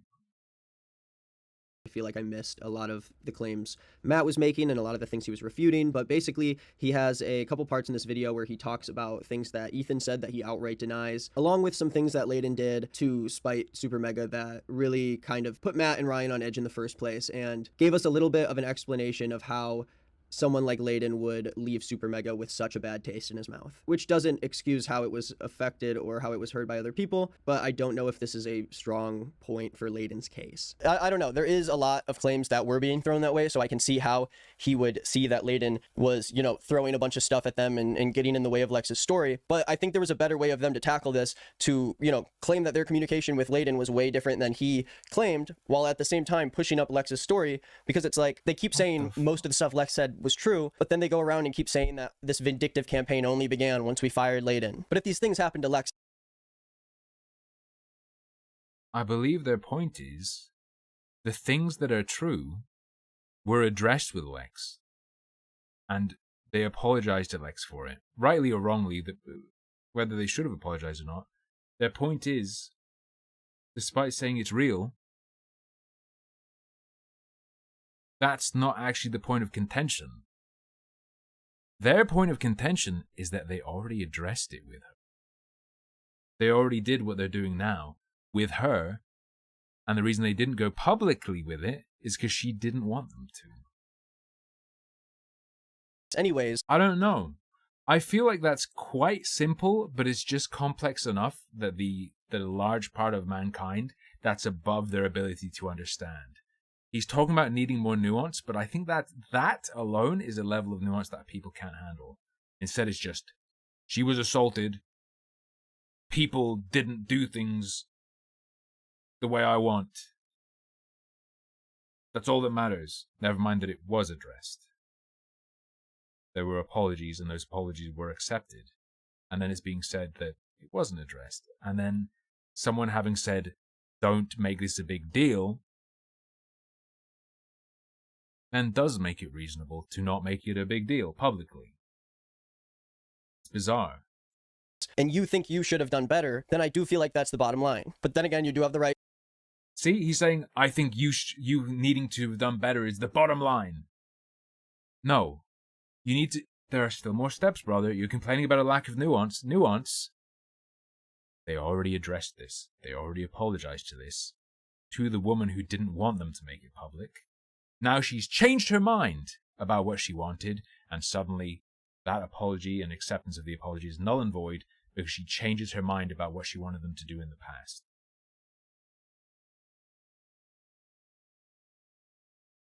It doesn't matter that they were doing what she told them to do.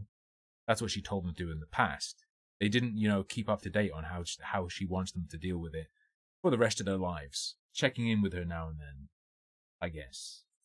To turn around and refute that, and I do think Matt went as far as he could to refute a lot of the things Layden said. Layton wasted no time to go to Twitter to make her story about himself and to jump on the opportunity to air out his personal grievances with us. People on Twitter even noticed this and they were quick to call it out. He finally had the freedom to exaggerate, misrepresent, and flat out lie about myself, Ryan, our friends, our partners, and our company. He did a 3-hour stream, so I'm not going to go into every point, obviously. It seems... Coward. You fucking coward. This is directed at you. I'm just some guy who has never even seen one of your videos and didn't know who Super Mega were, and it's really fun, to be honest, to look at this stuff. Most of the time. I was feeling a bit fatigued earlier. This little credibility section pepped me up again. Just, dude, can you fucking imagine if they went live and did a reaction stream to all the accusations? That he tried to throw anything and everything he possibly could think of at the wall to see what would stick. I think that's pretty obvious and telling of his true motive here. Again, even though I am friends with Ethan and Lex, I don't know really anything about what happened with Layden here, but I don't really touch on this as much as I want to in the video, so I'll say it now. I think Layden made a very big mistake making the stream he did and talking about his experience at the time that he did. I watched a little chunk of it, Brian. There's more juice to squeeze. This isn't going to be turned into a video or anything. This is just shit we're looking at right now, okay? This isn't going to turn into a video part. I personally don't trust his word. I wouldn't be surprised if Lex felt the same way. And although that doesn't change any of my feelings on her personal story, I do think it was a necessary thing for Matt to bring up just because of how many different accusations Layden was talking about. I do think because of how many different things Layden said without much care during his stream, Lex's story was suddenly overshadowed by a lot of claims Layden was making that Matt was very easily able to... Layton is the one they said you're gay to. Hex. Oh, Hex. Bro. And there's a delay. You're gay. He said it first! Dismantle, and I think that may have been the biggest mistake in this whole situation. I know that Lex does not feel good about how it went from her perspective. Even though she is a friend of Layden's, I know that she was surprised and pretty upset at the way that he handled the situation. Again, there is that power imbalance. Lex was surprised and upset about the way Layton talked about his experiences with Super Mega. Layton was talking about his experiences. Why would she feel entitled? Or not entitled. Why would she feel upset and disappointed with the way another alleged victim discussed what he was a victim of? Why would you feel that way unless there was some sort of expectation? Not entitlement. Why would she have an expectation for him to deal with his problems a certain way? Right?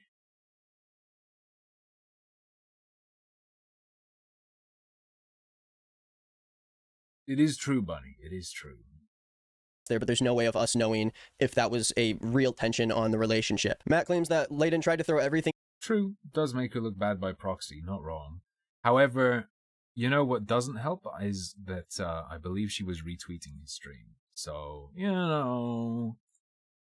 He possibly could at the wall after Lex's video. He shows text that show. Could have left herself more room to say nothing to do with it, right?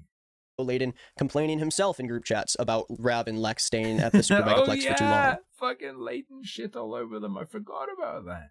One of the bigger things was that Matt outright completely denies that they have ever said the N-word, I guess at least in the past few years since Super Mega began, and they said that Layton's claims about his relationship were largely overstated, and he does admit to making a mistake and being unfaithful in his last relationship and cheating on his ex, but not to the extent that Layton shared. He said that a lot of what Layton said about his relationship was outright false. Another huge accusation that he made is that we love to toss around the N-word. I'll admit we make crude jokes behind the scenes, obviously, but we would never drop the N-word. I know our past on YouTube is more questionable in 2016 to 2017, 2018, during that time period.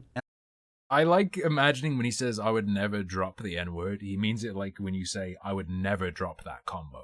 I would always nail it. And I know that a lot of the jokes we made were very questionable and offensive, but now pushing 30, we have grown a lot and know that that is not acceptable, and that word is never being used between us in any context. To state otherwise is a flat-out dishonest lie, and it's a low-hanging attempt to make us look bad because honestly, it's really easy. You don't need any proof. You can just say that we said the N-word. Especially when it comes to Matt's personal relationships and a lot of the things Layton was saying that they did. Every time someone says, quote, the N-word, I hear the full hard R in my head. I hear it. I'm just saying. Behind closed doors. I do feel like Layton doing a stream that is that long and includes so many claims, it really ends up building this big cloud that kind of just covers up what Lex was trying to say in her original video, and I felt like Lex was very well spoken and put details together. That's too much. That's too far. That made me I was mid swallow and the air coming up like forced spit up into my nose, dude. Well spoken. Very succinct and like respectable. Very succinct. 2 hours and 16 minutes. 3/4 of it just repeating shit and rambling. I thought she came off as fucking out of her fucking nut, out of her gourd on drugs or something. Way, and I don't know, it does frustrate me a little bit that we aren't able to have this conversation specifically about the claims Lex made in her video because Matt and Ryan had. True, also came across as very succinct in the 2 hour 16 minute that was originally 5 hours and doesn't actually deal with that many things. I think she could have said everything she said in about 15 minutes. Being generous. Had to encapsulate all of them into one video. I can't blame that on one person. This is, you know, a big shitstorm, but it made it a lot harder for everyone to understand where they all are in this situation. This is when Matt comes to the point that Layton's close friends are capitalizing off of Lex's story, which I think is just outright untrue. Lex wanted her story to be told, and I think that some people may have made it harder for that story to be told because of them coming out, but I think it takes a step too far when you... Sorry, wait. This is when Matt comes to the point that Layton's close friends are capitalizing off of Lex's story, which I think is just outright untrue. Lex wanted her story to be told, and I think that some people may have made it harder for that story to be told because of them coming out.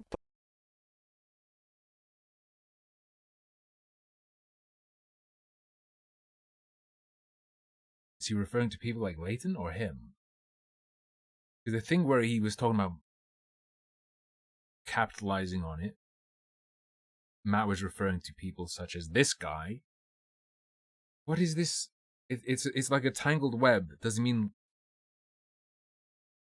Greenish not Nick mean also he's one of the people who made it harder for Lex? Or what is he saying? But I think it takes a step too far when you are just like outright claiming that all of these people are doing this because Layton doesn't like you guys. A lot of people, mainly Layton and his close friends, have used this as an opportunity to capitalize off of what was initially someone's story of sexual assault. It seems like the story lost its plot and quickly devolved into a dogpile on me. The thing is, it wasn't originally a story of sexual assault. I mean, literally originally it was, but she spent like 2 seconds on it. Primarily, it's a bizarre fever dream, a Fear and Loathing in Las Vegas-esque fever dream about her being a moron.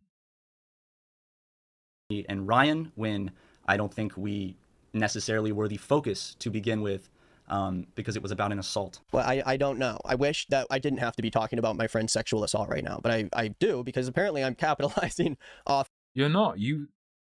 When was the last time we heard, like, how many times is that mentioned in this video or his previous one?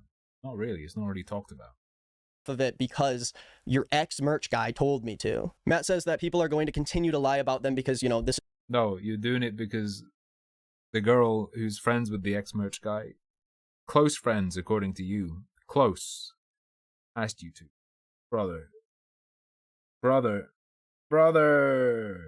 This is the internet. I anticipate many more people online will continue to do this because that's the internet. And that's what it is. And Matt gives a big apology for other people being unfairly brought into this, which kind of brought us to the conclusion of his video. Ryan's response was a lot shorter. He very quickly agreed that he made a lot of mistakes after Don did what he did. We selfishly waited until we felt comfortable to have this discussion with Don instead of having the victims back immediately. He kind of echoes the same sentiment as Matt, so I think, you know, it was okay that his video was as small as it was because they kind of would have been repeating a lot of the same stuff. Ryan apologizes for sexting fans in the position that he's in, which was something that was brought up with this whole story. No, it's a whole different video. I don't think you can attribute everything Matt said to Ryan as well and say, oh, it would have been repeating things Matt said. I don't think so. In the past couple weeks and says that he made a massive mistake on that regard. I abused my position and my power for selfish self-indulgence. I know that there is no sorry to... Massive mistake on that regard. I abused my... As it was because they kind of would have been repeating a lot of the same stuff. Ryan apologizes for sexting fans in the position that he's in, which was something that was brought up with this whole story in the past couple weeks, and says that he made a massive mistake on that regard. I abused my position and my power for selfish self-indulgence. I know that there is no sorry to rectify the damage I've done with this, and not because of how it's affecting me right now, because I deserve this. What I... Did you know that Lucky Bee and I exist in a quantum victim predator super state, wherein she's the victim of me because she watched my stream before we started dating, and I'm the victim of her because I live in her house? Did you know? It's crazy. It's the only reason it's okay for me to be dating her after she saw my stream is because also she's housing me. Do you get that? That's how it spins around. It's like a cat with a piece of buttered toast on its back. Cats always land on their feet. Piece of buttered toast always ends buttered down. So it just levitates. Did is inexcusable and inappropriate. I'm not sorry because of how this is all affecting me in this current time. I'm sorry for how this has affected everyone that was within the vicinity of the situation. And then finally, he mainly talks about Layton's comments. Once again, Layton made a lot of comments about the way that Ryan and Matt treated their own friend's suicide, and he makes it very clear that this is unequivocally untrue and that neither of them would ever make comments about this. It definitely was something that both of them focused on in the video that really upset them, and I do think that those constant comments about that definitely made it harder for people to fully hear everyone's stories, and I think that's what is so frustrating. Touching the fucking microphone. Dude, I've got creaks and stuff. I've got creaks, which are now going to be totally gone, thanks to Very, Very Evil Bunny. Thank you very, very much, bro. But just So they were saying, I think this being brought up over and over again was really... Stop it.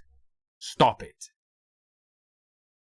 Frustrating for so many people in this story is that it feels like there were a lot of little things that kind of built up, and because they were able to dismantle and give more understanding to a couple of those things, I feel like we kind of massively overshadowed a lot of what Lex was saying in the original video. I have done enough shit to tarnish my image, but I will not stand by and let someone talk lies about the way I talked or treated my trauma in regards to Daniel. The sole focus of all of this should have been about the support that Lex needed. Now, I do want to give a conclusion to how I feel about both of these. When does he say that, Hicks? None of these are a job. It's self-employment. Depends what you... How is job typically defined? Because I consider a job to be like something you're employed to do. By a third party. Oh, I don't remember that, Hicks. A paid position of regular employment is the primary definition. Or, so it's a paid position of regular employment, typically, or a task or piece of work, especially one that is paid.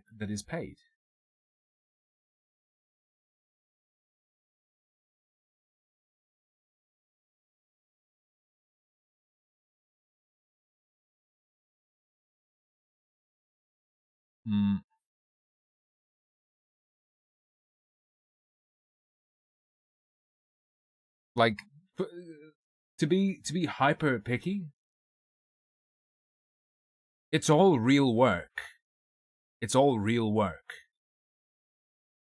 But job to me doesn't have like a value. It isn't a value judgment. Job is a description of the arrangement, in my eyes. These responses. Like saying something's not real work.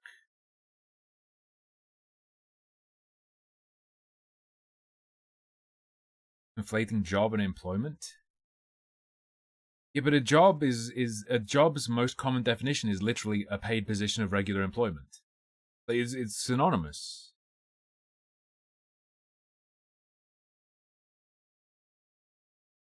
It's either a paid position of regular employment or a particular task.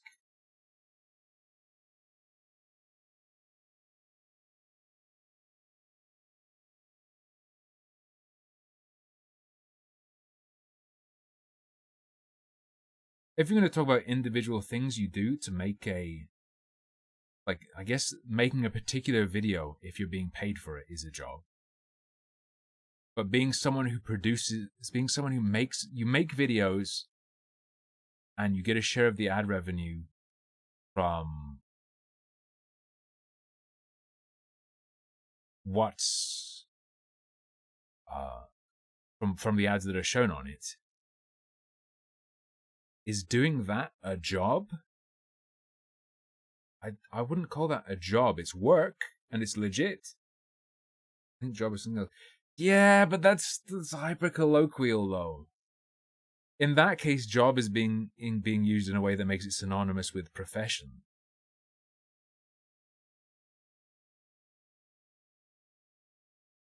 And then anything that you can do professionally, i.e. make money from, is a profession.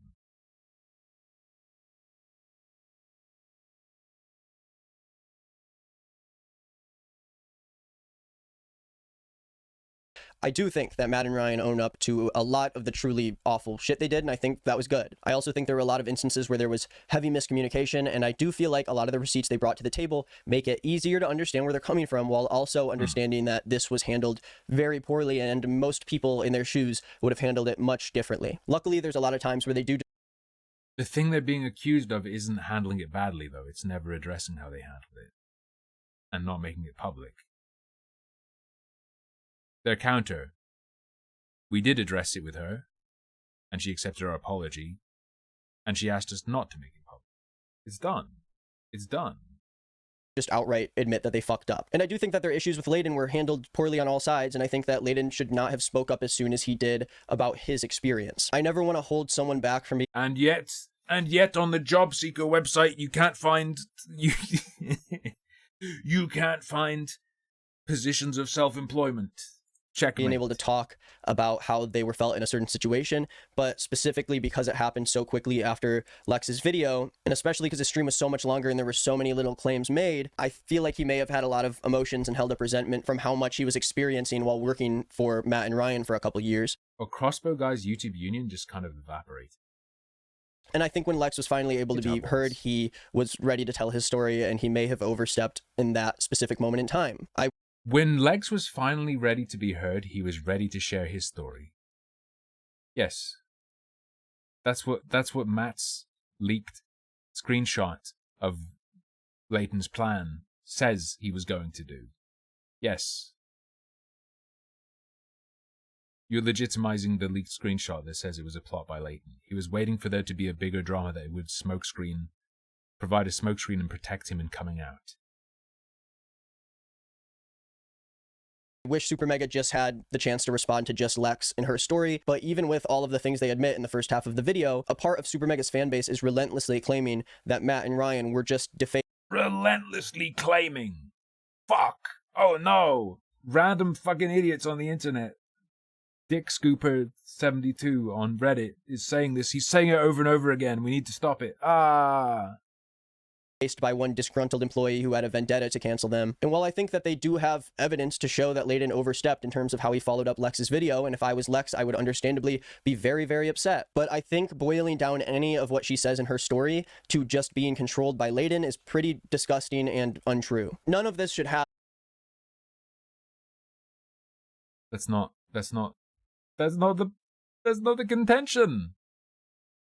The contention is that this was settled and solved, and she decided to take back her acceptance of it through Layton's influence, potentially. I don't think people are saying Layton got her to make up that she couldn't stay in the office, or that Dawn did something or something. The suggestion is that Layton motivated her to come out and come up with this contrived shit about they were pressuring her not to talk about it, that they never addressed it with her, that they didn't make it public when they should have. She told them not to. That's the point. It's actually quite fucking narrow. Have a massive effect on what Super Mega did and what they even admitted to doing in this video. Despite how many times Matt can say he messed up, this video insinuates strongly that Lex would not have stepped forward if it were not for Layton, and that all of these people, including myself, have bought into this agenda that we need to take down Super Mega because the merch designer that you fired told us to. I'm asking that people use their common sense and maybe take a step back. I don't think he's suggesting that you're not motivated. I think the implication is that these people all have motivation, but Layton's the organizer. That's why things have organizers, because without organizers, shit doesn't get done across multiple people. I can look at the big picture here, and I hope that people can see that there is a personal vendetta that is being blown up here. And I do see how the people watching Matt's video can draw that conclusion when all of these stories are told by Matt in a way that feel like conspiratorial to him. But when so many different people are upset about shit you've done or said in the past to an extent where they'll ruin their career over it because they try to put out these videos and now they're being swarmed with hate, you'd think that if all of these people would come forward.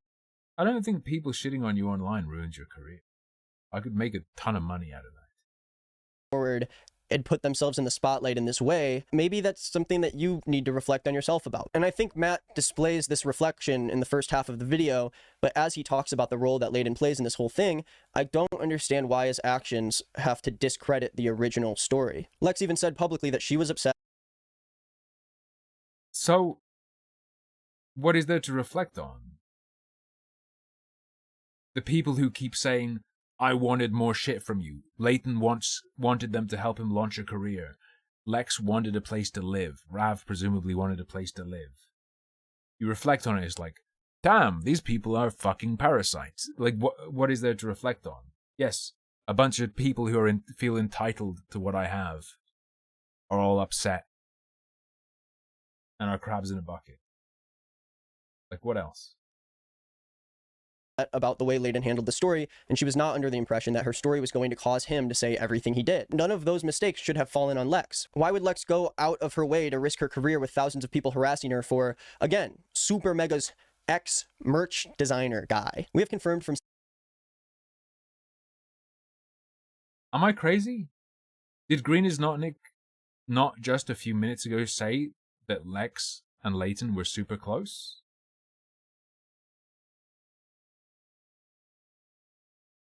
What? Several people, including Don, that yes, Don sexually assaulted Lex and Matt and Ryan kept him around. But then Lex doesn't tell her story until she meets Layden, and then suddenly Layden gets fired and convinces her to make a 2-hour and 20-minute video telling her story. It's hard to wrap my head around. What is this emphasis again on the length? Dude, making a 2-hour video can take a bit of time. Making a 2-hour video that's editing down you just word vomiting, that can take a few hours. A few hours work is fucking nothing. That's nothing. What are you talking about? 2 hours and 15-minute video? Why people would use Layden's false judgment and personal grudge against Lex as if she didn't also provide proof for things Super Mega said that were never actually addressed in either of their response videos. Like one of the bigger texts that Lex showed where she asked Matt about Don claiming that Super Mega fired him without much of a... This is the credibility section we already did. Ooh. Did we do criticism I've been receiving? Video. You know, despite that, I've still received several comments on the original video claiming that I put out my video about Lex without waiting for Super Mega to respond, and that... Okay. I think we've effectively watched all of this, even though we watched like this, and then we watched this, and then we watched this. That's done. I think we're good on this. That's your juice for today. Unless someone has a good thing to react to that's gonna be like, don't send me like goat falls down a hill, because like what do I do with that? I can't transform that. I can't comment over that. It's like, haha, goats do be funny. But if you have anything either, along the lines of that pretentiousness video where I had a lot to say about it, or this stuff where you can judge it as you go along, there's none of that right now. I know there's some stuff in the Discord. Fuck Meridia. There's some stuff in Discord. But I want to be the opposite of XQC. Instead of leaving my chair and leaving a video running, I'm going to glue myself to a chair. What is this? If you're a fan of Let's Play channels, as you all know I am, I love some Oni plays, I love some Game Grumps, and... Oh, this is some guy with 164 subs who got picked up by the algorithm or something. I can't listen to that voice. That's nobody.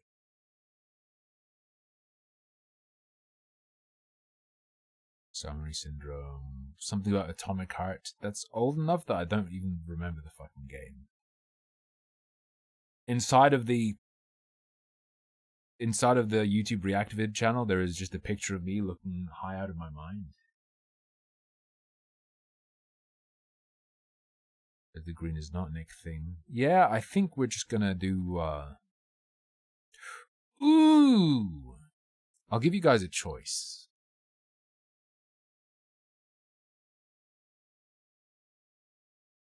About 2 million years ago. Oh my god, I can't stand this guy's voice already.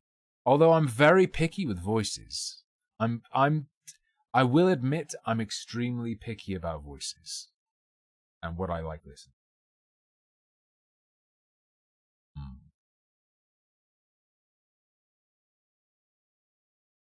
Here's what I'm gonna say. I'm gonna do a little poll. It'll be after break. Back to Baldur's Gate. Or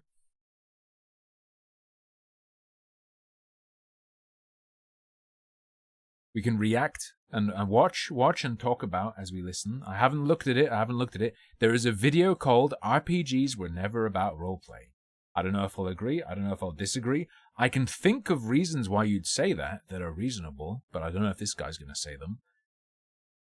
You can choose if we watch that video and talk about it, or we can go back to Baldur's Gate 3.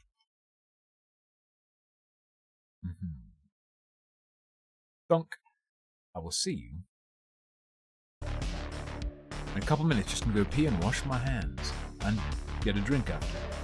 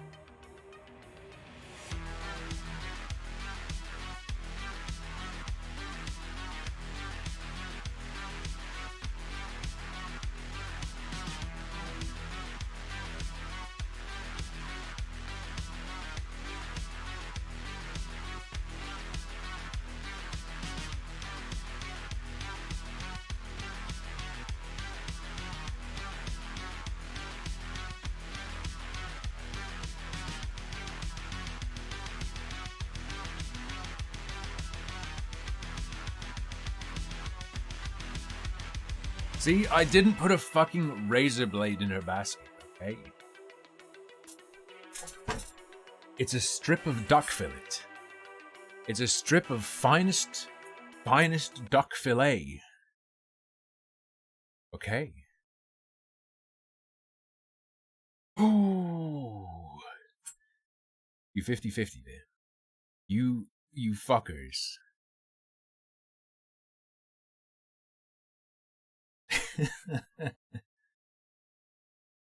Ooh. Let's take a little peep at this video. See if it's cool.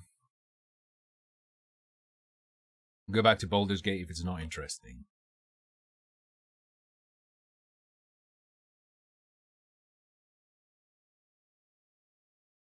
Could be interesting. Could be not. So, if it means role-playing games is including tabletop, which looks like it might be with these dice on the screen. No, this is obviously fucking insanely wrong. Insanely wrong. You could probably argue that initially they weren't,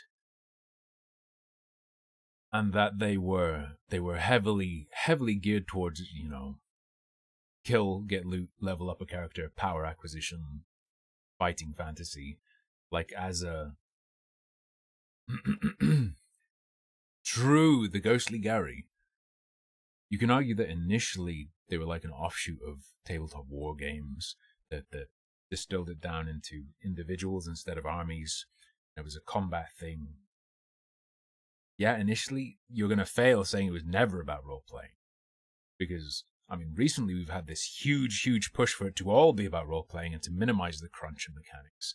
But even before then, there's a huge amount of people who play it to create a character and play that role and develop them as a character. And yeah, that would be insane to suggest that has never been a thing in tabletop. In video games, there's an argument to be made, especially if the emphasis is on about. Like, if you're going to try and say the key feature isn't the role-playing, you could definitely argue that in video game RPGs, but we'll see. About 2 million years ago, a flock of migratory finches travelled hundreds of miles across the Pacific Ocean to settle a volcanic archipelago that we would eventually come to know as the Galapagos Islands. Galapagos Islands kind of look like a deformed dick and balls.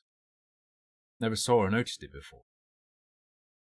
For the vast majority of their history, these islands and their inhabitants went completely unexamined, and it wasn't until 1835 that the Galapagos were visited by a guy called Charles Darwin, who you may be familiar with, and who noticed that something strange had happened to that. Nah, people love this shit, Hex.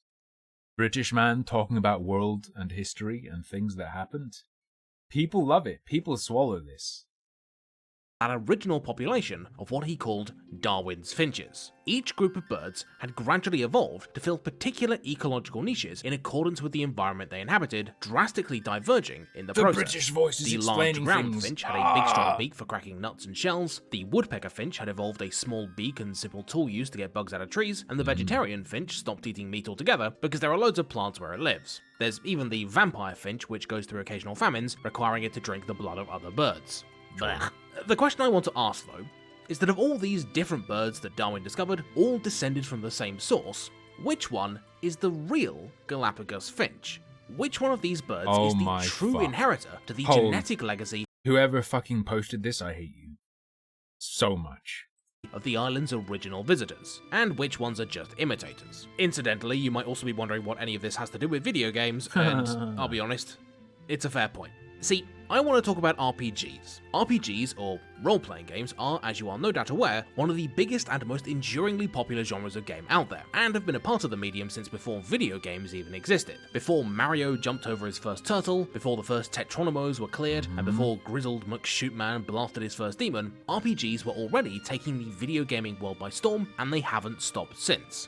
The issue is, though, is that RPGs are, in many ways, a victim of their own success. The genre has been so consistently popular, and so consistently widespread, that you could argue that it's begun to have a bit of an identity crisis.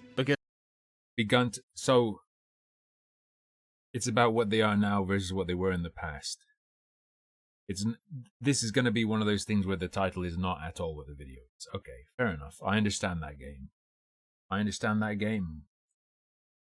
Let's be honest, what does role-playing game even mean? Look at Final Fantasy, once a venerable series of intellectual, tactical, turn-based games. Is this the genre name isn't quite right. It's a bit of a misnomer, ain't it, mate? Don't be that. Has slowly metamorphosed into an almost purely action series with what would seem like only a surface-level connection to its roots. Final Fantasy XVI's combat system was even designed by the same guy who did Devil May Cry, and the Final Fantasy VII Remake's combat system has basically nothing in common mechanically with the game that it's supposed to be remaking. Over in the West, so many games have started bolting RPG systems onto themselves with zero regard for the design tradition and expectations they're associated with, that the line between what is and is not a proper RPG has become incredibly blurred. Sure, the new Assassin's Creed games and Call of Duty and even Duolingo have gear and stats and experience points, but does that make them RPGs? No. I've done it, brothers. I've done it? No. Two things sharing a feature doesn't make them the same thing. Sharing one element of something doesn't make you fall under that whole umbrella. We've done it. You'll get a different answer from basically everyone. And in the world of indie games, there are loads of different revivals and remakes and reboots coming out every single day, all of which are claiming to rekindle the golden age of the RPG, and none of which have much in common at all. Roguelikes, immersive sims, tactics games, and whatever's going on here have very few shared similarities, save for the fact that they all claim to be RPGs, and they all claim to be recapturing a golden age that is mutually incompatible with all the other golden ages. The longer the RPG seems to exist, and the more iterations and mutations it undergoes, the harder and harder it seems to be for fans of the genre, and for the gaming public at large, to agree on what exactly a true, pure RPG is supposed to look like, or even what elements that hypothetical game may contain. When we hear about a racing game or a strategy game, we more or less know what to expect, but the phrase RPG seems to occupy some insane quantum superposition that defies easy categorization and makes everyone very upset indeed. It's a broad umbrella.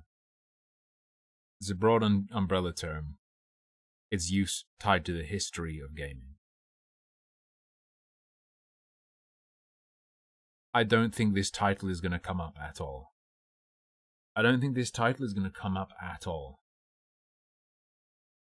Oh, God. That's where I come in. See, for a few weeks now, I've been trying to solve the problem, once and for all, of what RPGs are all about. What single underlying factor ties this disparate group of games together into a group that we all feel like... He's made the assumption that there has to be a single underlying factor that ties them all together, when it could be that what gets you into... There could be a set of criteria that gets you under that umbrella, and the games have to have a handful of them, but they don't all have to have the same handful to be called that.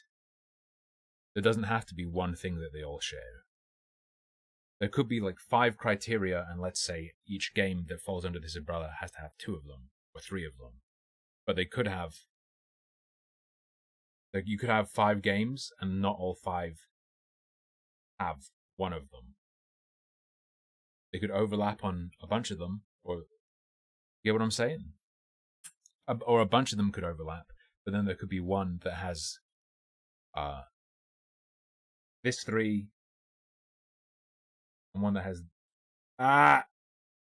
this 3, and then there could be one that has this 3, so they never end up all having at least one of them shared. Like ought to exist, but that we can't quite pin down. Unfortunately, this is something that's easier said than done, because a lot of our core assumptions about the nature of the RPG are, to put it lightly, not the full picture. And nowhere is this more clear than in the case of the name. There are no doubt plenty of people in the comments who've already told me that I'm being silly and that RPGs already have a fixed definition. They're role-playing games, they're games about role-playing, right? Well, yes, kind of, but also, it's not... Not nowadays, it's not used like that. Quite that simple.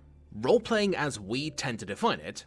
I think hearing this guy learning the idea of a misnomer would blow his fucking mind.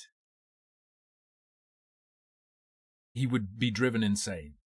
To be fair, Hex, you're saying no one thinks that?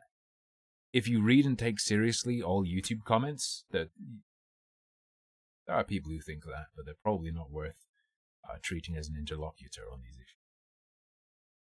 That being freeform improvisational storytelling, where you can do whatever you want, and where the world and the other characters are expected to react around you, can be a lot of fun. But very few RPGs actually provide this experience, and most don't do it very well. For example,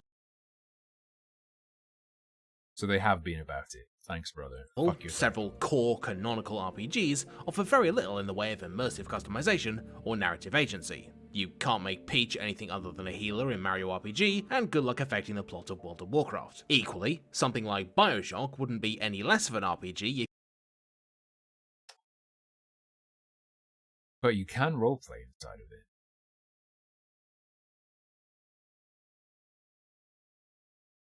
Wouldn't it be... Because doing the roleplay is something the player must do. It's like saying Dungeons and Dragons doesn't contain roleplay in and of itself, and that's an ingredient that players have to bring. Then it's not a roleplay. Right? The roleplay is something players use the mechanics in the system to do. So the game just has to enable that. Right? If you stripped out its lame child murder morality system, and Doom wouldn't suddenly become an RPG if you tacked on a choose your own ending bit. Thinking RPGs are all about roleplaying is, let's be honest, pretty logical, but sadly it just doesn't hold up to scrutiny. So if RPGs aren't defined by roleplaying, then what are they about? Well, I think in order to find the core identity of the RPG, we need to first look at their original ancestor species that migrated to the land of video games decades ago. And by that, I mean Dungeons and Dragons. D&D is the original RPG. Basically, every single one, video game or otherwise, can trace its origins back to this single game devised by Gary Gygax and Dave Arneson back in the 70s. And a lot of its elements can still be seen in RPGs today. From character classes, to equipment, to dungeons, to, you know, what are those things that live in the dungeons? Duragar. Yeah, them. The thing is, though, is that while it would be very convenient for Dungeons & Dragons to be a complete blueprint for all subsequent RPGs, D&D, particularly early D&D, was kind of a mess, and made up of a bunch of different conflicting ideas, all pulling in different directions, that makes it impossible to use as a template for the whole genre. On one hand, its rules were based on the tabletop wargame Chainmail, and as such was all about tactical battles and rolling dice. Yes. But on the other, Dungeons & Dragons emphasized much smaller scale gameplay, and so opened up the opportunity for more emergent use of abilities and items, as well as non-combat solutions to problems, disrupting a pure focus on combat. Equally, the referee, later called the Dungeon Master's increased power, seemed to shunt the game in the direction of more authored, linear narratives. But the inclusion of primitive storytelling systems, like alignment and paladin oaths for players to deal with, gave them a large degree of control over the narrative as well. Far from being just a make-believe game focused on role-playing, or a purely combat-focused game with a... You can't program make-believe and the player's method of engagement, right? You can play modern D&D without roleplay. It's something the player has to do. And there are games that are more conducive to that or less conducive to that. A distinct style of play in mind, Dungeons & Dragons was this roiling primordial soup of influences and ideas, and its successors pulled from a variety of them as they split off and evolved, including the ones that confusingly decided to keep the name even if they decided not to have anything to do with role-playing. I know, it's confusing. With that said though, it's not confusing. While early It's not confusing? I don't understand what's confusing. Everything you said is easily understandable. Dungeons and Dragons might have had no cohesive vision. I'm gonna start morbing live on stream. I'm gonna tear my shirt the fucking half.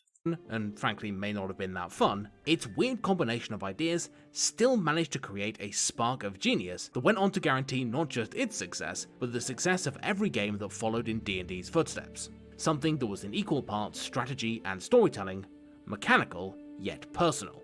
and I think the best way to illustrate what that is to check out some of D&D's major video game descendants to see if we can spot what element is still common among all of them. The earliest iteration of Still, he's sticking with the idea that there's going to be one common thread. That's good. That might make it really confusing for you. Sure. Of digital Dungeons & Dragons can be found in mainframe RPGs like The Dungeon, Moria, or simply D&D, most of which were designed to facilitate online play of Dungeons & Dragons. However, no matter how hard the developers tried, and no matter how fun their creations were, they could never quite replicate the same experience of playing in person with the real Dungeon Master. Early computers were great at handling the minutiae of D&D dice rolling, but they weren't so good at creating rich and lifelike environments or a sense of adventure. So that's why the earliest dungeon crawlers, as I'm going to call them, like Wizardry, Ultima, and Rogue, all leaned heavily into combat and external rewards, eschewing a lot of narrative baggage that no longer fit their design vision. Since the narrative baggage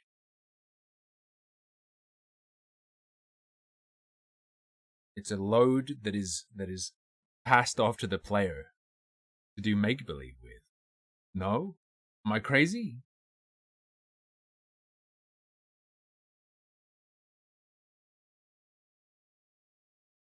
They can't.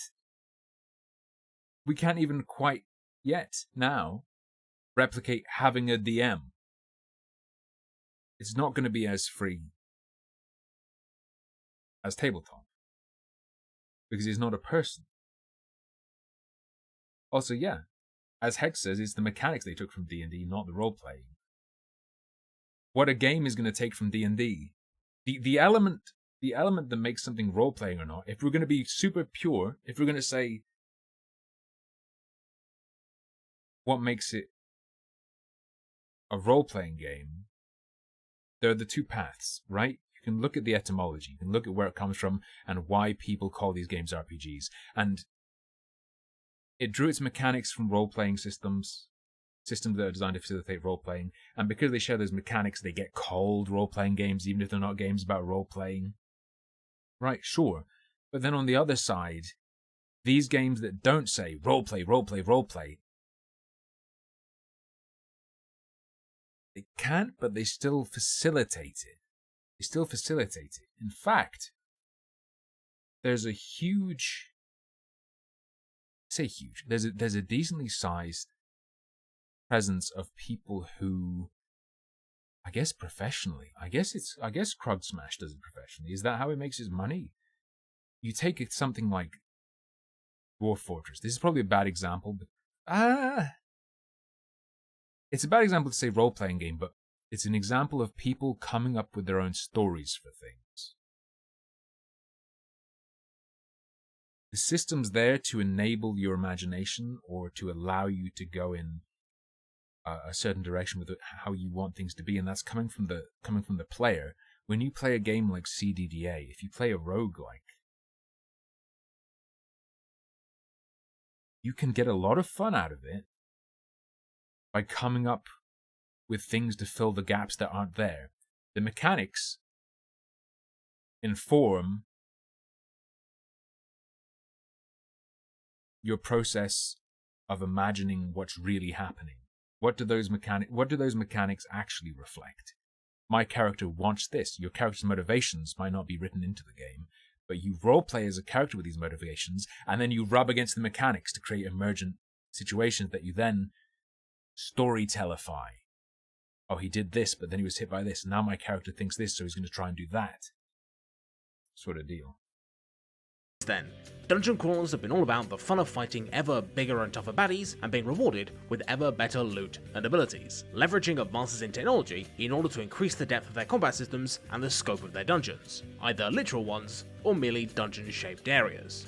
All kinds of dungeon crawlers, from loot acquisition simulators to more classic party-based labyrinth games, use techniques like random item drops, a drip feed of new abilities, and a constant arms race of enemy complexity to force players to be constantly reanalyzing their character build and to really get stuck in, coming up with cool new strategies and unconventional synergies in order to stand a chance against whatever the next big challenge is. Hell, even most modern MMOs have their roots in dungeon crawlers thanks to World of Warcraft, which took many design cues from Why is it called Coke if it's not really cocaine? Coca-Cola was never about cocaine. Diablo, and has always been pretty much purely focused on combat and progression. You can make the argument World of Warcraft also puts a fair bit of effort into its story, but I think we can all agree it's a secondary concern for Blizzard, and that's putting it lightly. Everything from the gear system to the big complicated talent trees exists to keep you constantly making interesting decisions and then paying them off with a tangible increase in power. If you choose to focus on that, you can still play World of Warcraft, and a lot of people do, especially super casual people. They're imagining their dude as a guy in that world, and they might imagine, who is my guy in this world? What does he do? Why is he going to do that? And instead of beelining for the loot and the power exactly, going, he's going to do this because it's the best way, or like, I'm going to get this. There are people, and especially if you've ever talked to an older person who's gotten into these games later in life, and they're not necessarily number crunching, endgame raid seeking power gamers, they might like just existing in that world as a character. Dungeon crawlers excel. And the game has everything you need in there to do that. It gives you the tools you need to do that, just like a tabletop system doesn't tell you what adventure to go on. It just gives you the tools to make that happen in a fun way while you're doing your own imaginary stuff. Making every low-level decision and every progression milestone feel meaningful, because everything is oriented around combat, and often very punitive. Which is why that element isn't useful for defining a game, because you can do that with anything. Instead, it's easier to use that for something more tangible, such as the systems that come from those kinds of games. The systems that come from the kind of games where people would do roll or use them as a tool. Combat at that. Souls-like games, for example, which were inspired by Kingsfield, which was in turn inspired by Ultima, or Darkest Dungeon, which borrows a lot of roguelike DNA, wouldn't be anywhere near as compelling if you didn't have to scratch and claw for every tiny combat advantage and really think about every action in a way that a greater emphasis on freeform gameplay or narrative would only dilute. Speaking of which, dungeon crawlers weren't the only kind of RPG that spun off. I don't think that's objectively or part of the game, though. I think that comes down to the person looking at it. There are people who get hyper invested in freeform stuff, but they bounce off of crunchy stuff. There are people who bounce the fuck off of crunchy stuff and do not get invested, and there are people who need the crunch to get invested. I think this is ignoring how important the player is, and their subjective experience and preferences are. Of text-based D&D implementations. As the graphical power increased, and as PC hardware advanced to the point where actual game worlds could be simulated, another branch of games started to emerge that attempted to recapture some of the player-driven, emergent gameplay that dungeon crawlers left behind, but was still an important element of physical Dungeons & Dragons. These games typically get called CRPGs, or computer RPGs, and that's because... Sadly, Kurumizawa, I did do a full playthrough of Redguard. It was pretty fucking horrible, but the CG cutscenes made up for it. Because the technological advances they were based on mostly started on PC and only ever really trickled into less powerful, less flexible consoles. Rather than being focused on raw tactics and resource management, CRPGs offered a much greater focus on problem solving and creatively empowering the player, letting them do stuff like develop non-combat abilities, explore the world in a non-linear fashion, and see their actions reflected in the world beyond heaps of dead goblins. Ultima Underworld, Baldur's Gate, and Elder Scrolls Arena, some of the first CRPGs, all made heavy use of open-world gameplay and emergent mechanics like using torches to make popcorn in order to create not just a series of combat encounters, but a living, breathing world that could be approached in multiple ways and rewarded building a character with a unique set of skills that pursued a unique path through the game. Look at RuneScape, for example. It's entirely possible to play that game in a completely non-combat manner. Battlespire is not fucking good. Shut your fucking mouth. I played that too. And the game's questing is more or less completely open-ended, rather than dictated primarily by combat level. Immersive sims like Deus Ex, Dishonored, and System Shock could also be said to fall into this group of computer RPGs, with their origins more or less lying in Ultima Underworld. Immersive sims take the gameplay flexibility of their peers and add a more action spin onto things, maintaining the core player empowerment angle, but reducing the emphasis on numbers even more to focus on giving the player an ever-expanding systemic toolset and visible consequences to even the smallest of actions. More modern CRPGs really go all in. I feel like that's the player interfacing with the world rather than running your character as a character, trying to do a person. I don't know. In on this angle of letting the player do whatever they want and feel like the world is their playground. Bethesda's usual fare is massive open worlds filled with cool little activities to do in every direction that make the player feel like the center of the universe. And slightly more focused CRPGs like, say, Divinity Original Sin allow you to feel like a total genius for solving puzzles and cheesing combat encounters in really clever ways that supersede a more rigid progression system and narrative structure. Of course, that's not to say that RPG innovation was only happening in the West. Far across the Pacific, another letter was getting bolted onto the front of RPG to form an entirely new genre that still shared that same genetic background, that being the JRPG, better known as the Jamiroquai RPG. JRPGs are characterized most distinctly by their much stronger focus on a linear plot structure and limited player agency, more often than not giving you a fixed character with a fixed role in the story and predetermined skills rather than letting you customize your own. Essentially, yeah, this is a really good example of sharing mechanics that are associated with the role-playing genre, leading to being categorized as a role-playing. But so what? I don't get... I feel like I'm losing track of the point. Is the point really just which one is the true successor? Which one is the true digitized RPG? I swear to fucking Christ, if at the end he's like, it doesn't really matter, it's just a misnomer. What matters is that you like them. Please don't. rather than driving the story, you're just along for the ride, with even JRPGs that have an open world being fairly heavily tied to an intended experience. Final Fantasy XIV's primary gameplay is... Yeah, so if you include JRPGs and you want to find the thread that connects everything that's called an RPG, by including a JRPG like Final Fantasy VII or so, I think it's pretty much any of the non-online Final Fantasies where it really is just you're going down a set track. You've cut out role-playing as a possible thread.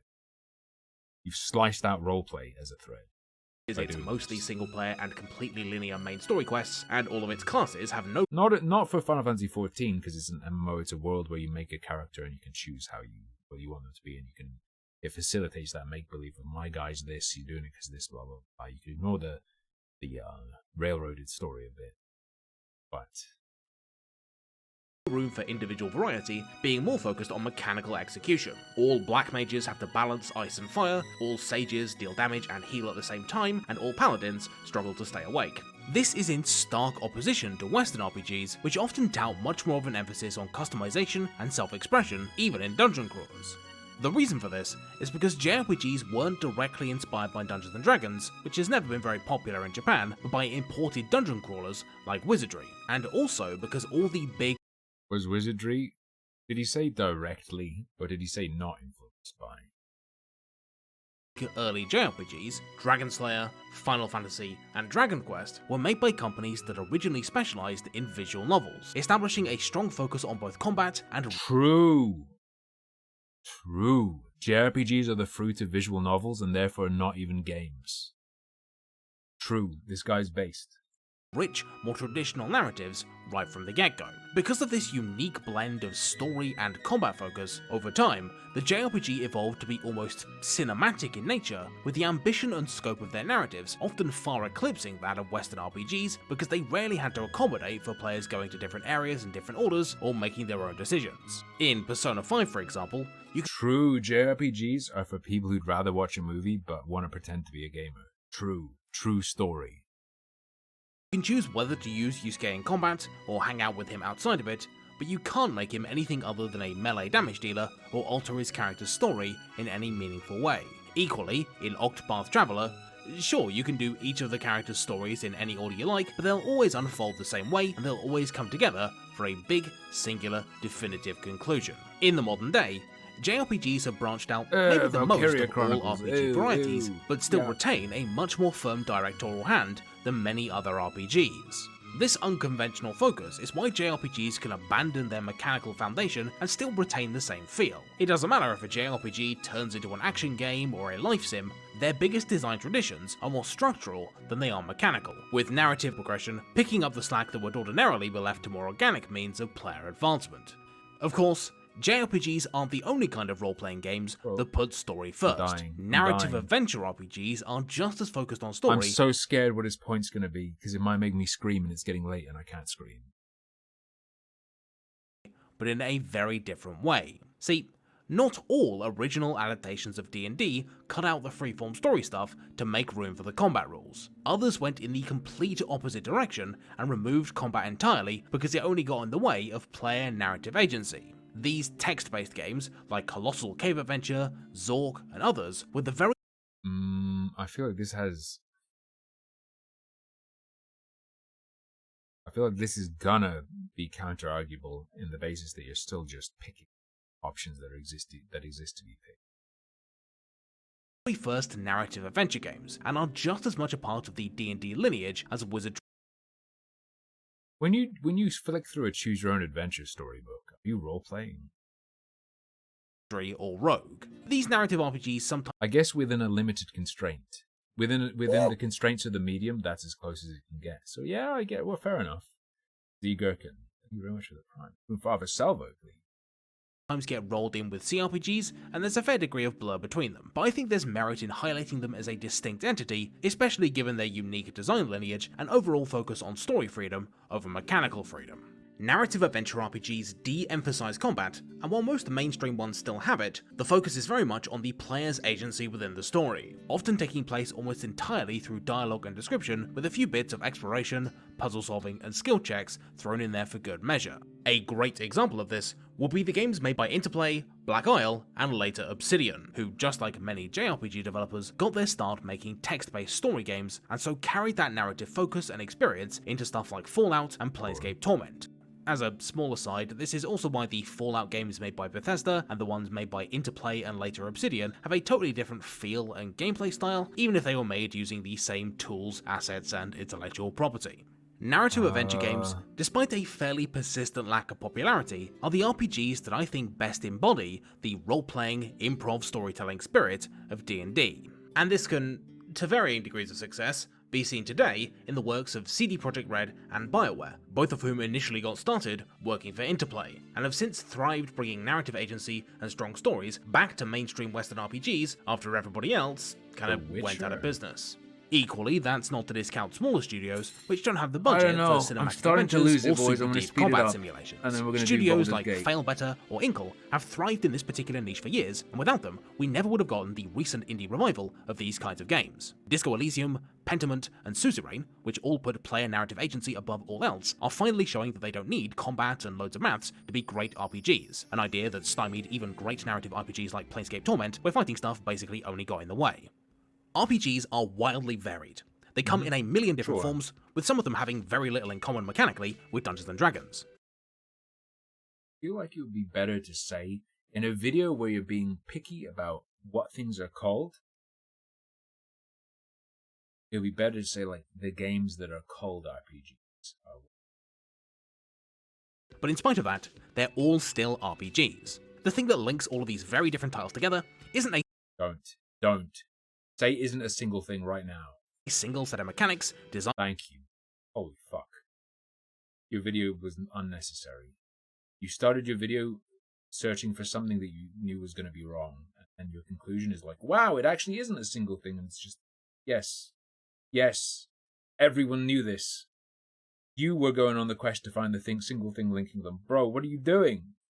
Goals or setting elements, but the far more fundamental focus on the thing that made D&D work in the first place, and that is an emphasis on character. RPGs, more so than any other kind of game, are all about getting you to care about your character or characters, and the way that they can change or progress over time.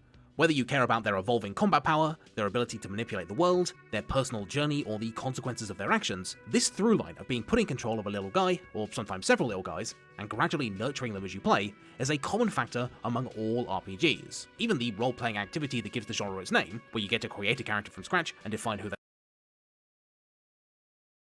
That's a fucking common feature of every story, dude!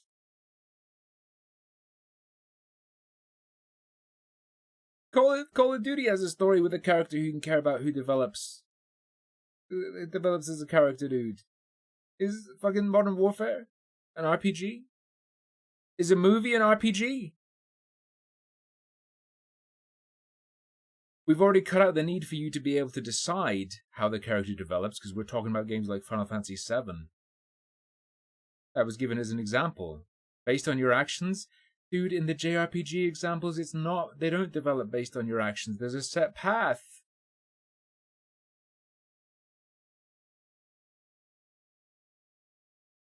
It's not even. It's just a character. Caring about a character and how they develop over time.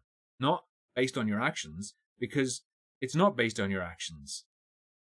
In like Final Fantasy VII. It just happens the way it happens. He's boiled it down to there are characters you care about. That's just stories. Brother. They are is just one of many ways to tap into this fundamental appeal. The RPG as a genre has done nothing but evolve and branch out ever since its creation almost 50 years ago, but I believe this core element of character can be seen in all of them, even in the ones that don't really fit into my weird little model. BioWare's stuff, for example, treads the line between CRPG and narrative RPG, having gradually slid from one design school to the other over the years. But even when they're making bad games, and my god have they done a lot of that recently, the studio's focus on caring about characters is still a clear, guiding design principle. Pokemon, the world's biggest RPG ever, is a departure from many JRPG tropes, but even though it offers the player much more freedom than in other Japanese RPGs, you can still— Wait. I can't really say anything about any of my characters, and wait, I think Pokemon doesn't have a sense of character, player character. Wait, what?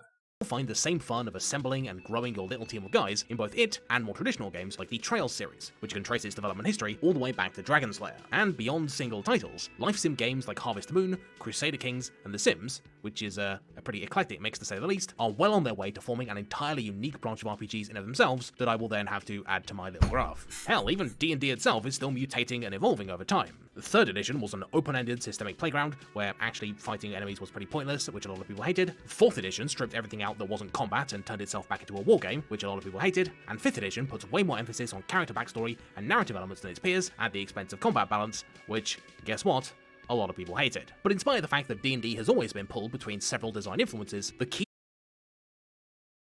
Yo, my favorite RPG is when you're at the bus stop and the crazy lady comes up to you and starts telling you about where she found some red squirrels and which park to go to for the red squirrels and how she really wants to see red squirrels because there's a strong sense of character in her story.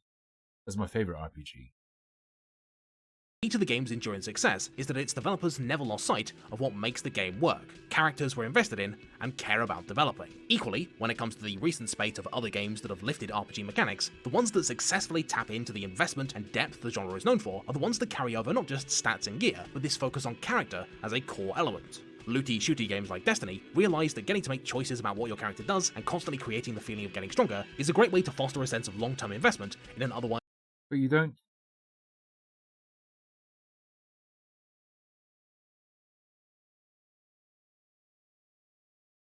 No, it's about the character itself, and he's saying that the choices are one thing that can feed into character.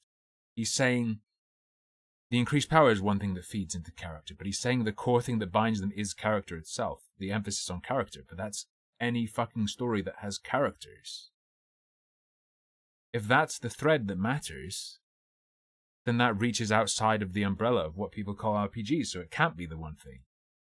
Faceless shooter protagonist. Strategy games like Fire Emblem, Final Fantasy Tactics, or XCOM have enriched their tactical battling by adding long-term character stakes. Yes, it's obvious he's talking about games, which is why the thread has to stay within the realm of these games. That turn faceless suicide jumps into actual— Or rather, no, sorry. Let me speak again. He's talking more specifically. He's talking about what is the thread that bonds all RPG games. taking the piss by taking outside of games, okay? But he's talking about games, and he's talking about the subset RPG. If the thing that binds games under the RPG umbrella is the emphasis on character, and not the individual things that make you care about the character, then that would mean that the thing that makes you fall under the umbrella is character, so it would include any game with story that has emphasis on character. Guess what? That's fucking any major game. That's a bajillion fucking games. That's fucking Call of Duty. People you're invested in keeping alive. And even stuff like Metroidvanias use RPG ideas in order to double down on that genre's focus on mastery of a physical space by manifesting that abstract feeling in the form of tangible character strength too. Just like how Darwin's finches started from a single common ancestor and branched out into an array of unpredictable new forms, it can be hard to see from a surface level that some RPGs are related at all. But if you look a bit closer, you can see that, fundamentally, the genetics are pretty damn similar, and they all function in more or less the same way, with each species just being a specialized manifestation of their shared original ancestor, which was itself an adaptationary offshoot of another, much older group. There is no true Galapagos finch, or true RPG, they all have equal claim, and they always have done. So, what does this all mean? If RPGs aren't role-playing games, and never have been, and are actually this weird middle ground between the expressive nature of storytelling and the long-term investment of strategy, are they doing fine after all, and doesn't that mean we probably need to change the name? Well, I'd certainly say yes to the first bit. I think RPGs are healthier than ever. Just as the Galapagos finches changed shape and diverged over time, the adaptations and genetic history that brought them there never went away. And the same goes for the RPG. Just because the genre is constantly adapting to new environments, doesn't mean that it's dying. And there's always room for throwbacks and revivals to reassert themselves should a favourable niche emerge. And as for the name of the genre, what if I told you that the so-called Galapagos finches weren't actually finches at all? Yep, Darwin was wrong, that ancient ancestor species was actually more closely related to the tanager and don't have that much in common with finches at all. But we still call them finches anyway, because a name is much more than a description, it represents a history and context that goes beyond mere definition. Just common use, brother. Common use by the people who engage with these things. That's it. As the name role-playing That's what we said at the start before we started watching. It reflects an incredibly complicated cultural lineage and decades of evolution, even if it's not particularly accurate. The real takeaway here isn't that I've solved the RPG forever, or even that it's possible to do so. Merely that genre, much like genetics, is complicated and in constant motion. We can't pin down and box in the RPG any more than we can stop birds from evolving. And it's only by understanding the messy, indistinct, primordial place they came from that we can truly understand where they're going. Well, it's either that, or the takeaway is that evolution is a lie, and that Gary Gygax created Dungeons & Dragons, a perfect game, fully formed in 6 glorious days, and then on the 7th day, he rested to get all of his spell slots back. It's definitely one of those two things, though. Hello, and welcome to the After the Video segment for this bumper-length episode. Wow, this was a long one, wasn't it? Anyway, this is part of every video where I sit down backwards on my chair like a cool youth pastor and talk to you about some cool stuff that you need to be made aware of. But unlike a cool youth pastor, I'm not talking about Jesus. I'm actually... Dude, these people would lose their fucking minds if they read a book. 23 minutes? Consuming content for 23 minutes? Holy fuck.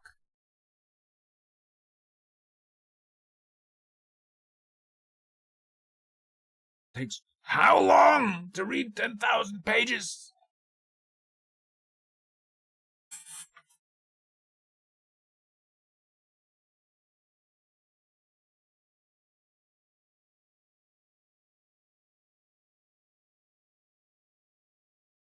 Guys, RPGs are what people call RPGs.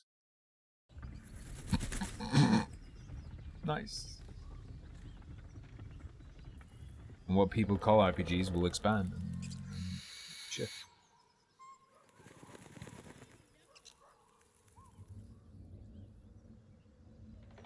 Oh.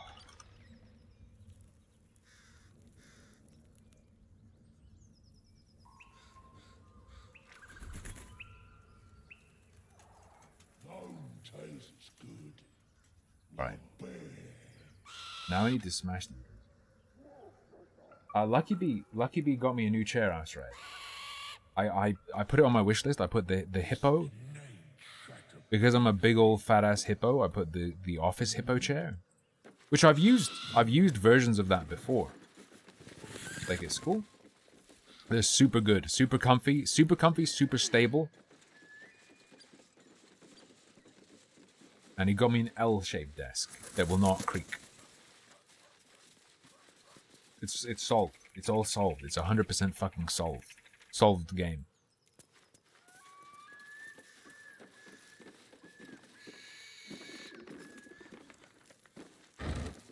Oh. Oh. Cool. Now Shadowheart, you pick this up.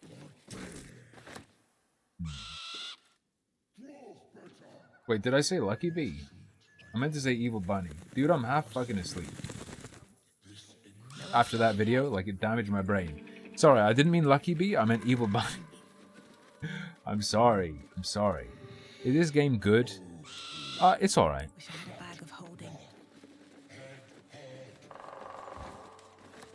Time to press ahead. What's your bag? Is that fair? Into my pocket. Indolence breeds madness. An efficient path. Oh. True and real.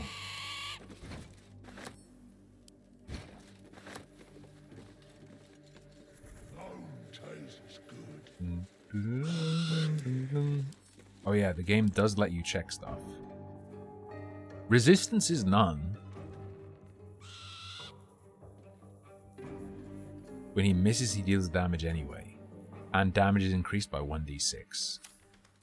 That's fucking bonkers. Yeah. See what I mean? Int 19. He's smarter than me. It is an entirely weight-based system, Bunny, so actually the answer is a few more.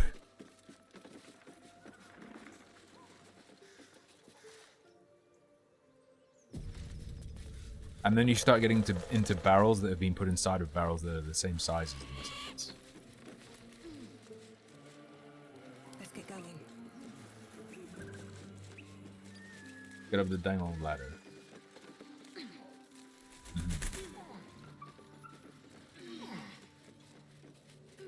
If not over, then through.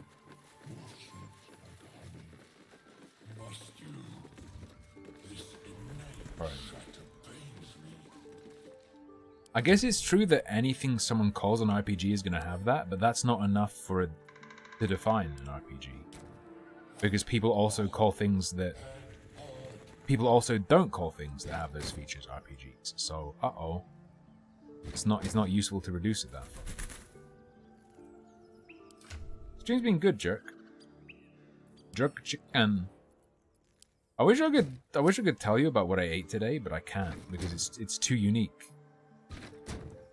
Not even memeing when I say it's actually too unique. Is this any like I probably want like explosives, right? We're gonna kill just one guy.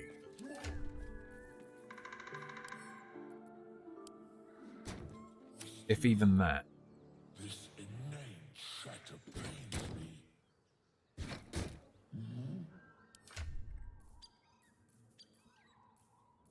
Go. I did a fake food docs to Ashred because that's not the actual thing. It's just similar.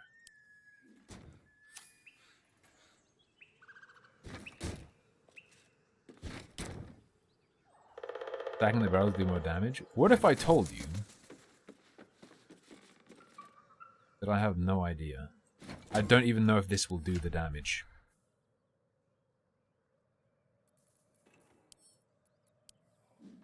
Like, I don't even know if this works.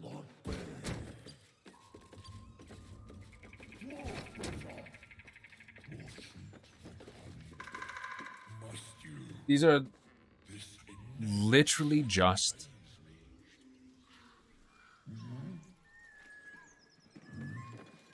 empty barrels. Or barrels with some stuff.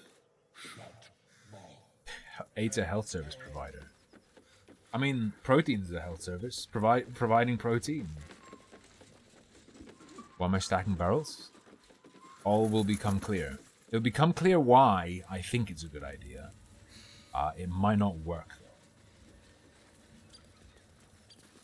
You sniffing where you ain't ought to be, friend? Might have to take that nose. Oh shit. Good luck. As the symbol Very glows, meaty. power courses through you. Authority.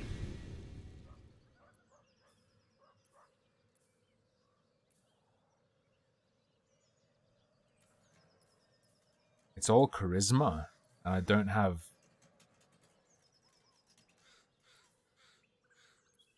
The guard let me pass.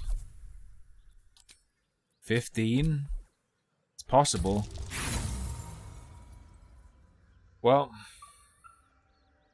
What is Illithid? Illithid is Mind Flayer powers from having a tadpole in her brain. Tongue from you. Okay. Where the fuck even is he? Oh.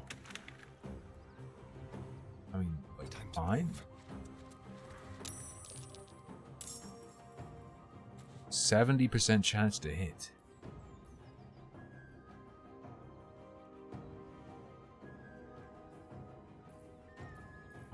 Sure. Okay. It's a miss. And... Oh, he can do a vampire bite.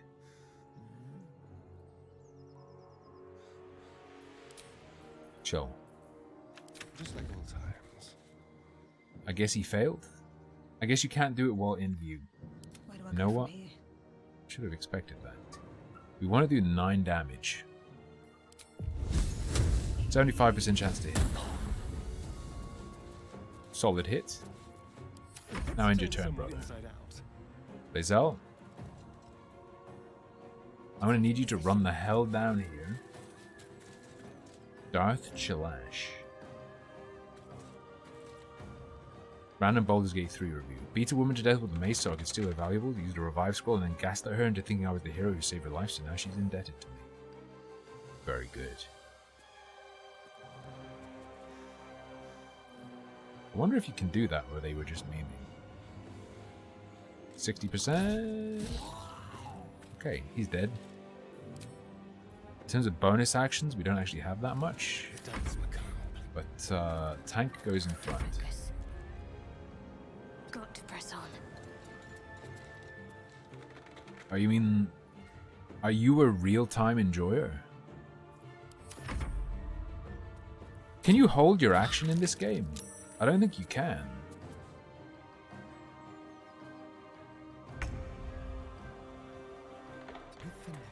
Did I meet the bard? I knocked the bard off a cliff. I killed her. 70% chance? Let's go. You dead? Don't waste a step.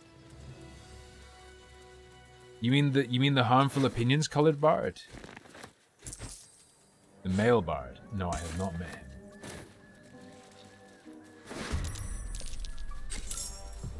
The woman, though, I just fucking destroyed her. This guy. Sure. 8 damage. Death's cold grip. Chill. 70%, just finish him. It's not even funny, it's just sad. Need to find a way forward.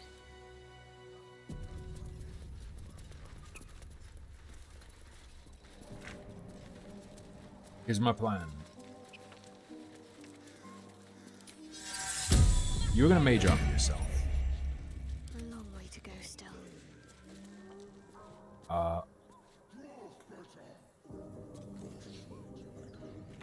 Oh, we can't give everyone aid.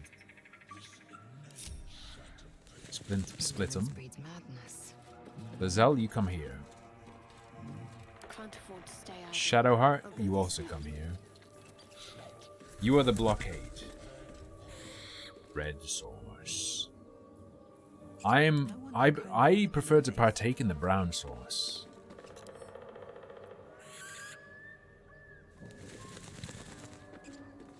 Hey. Careful, I bite. We are gonna... Watch your back. We're gonna throw Astarion over here.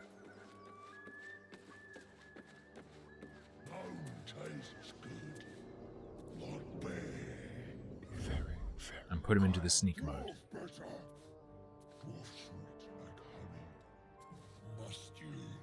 He will join us later. Or it's time to cheese.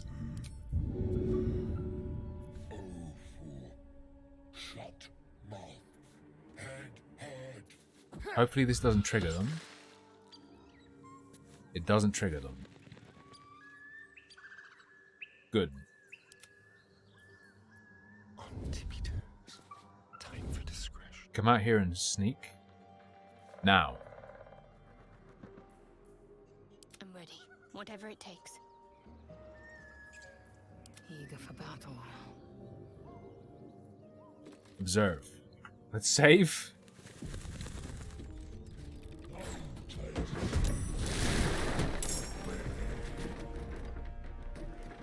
A decent amount of damage to start with.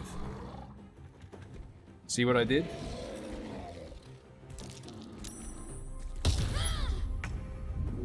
Good amount of damage.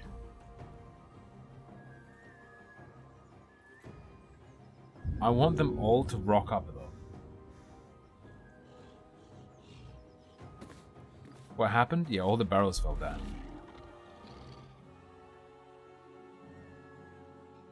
Now.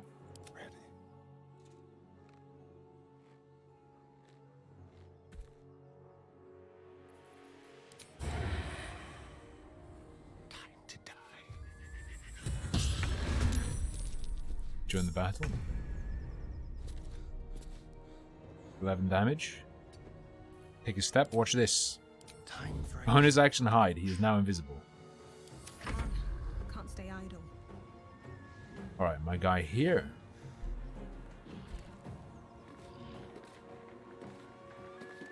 Trash would have been good. I wasn't sure if trash would make a difference or not.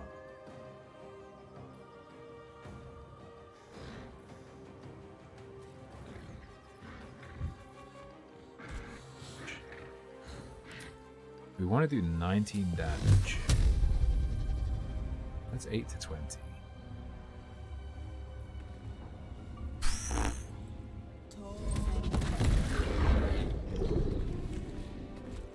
We did 10. We did half the max roll. Okay, so that could have been better. I'll admit it. Could have been worse too.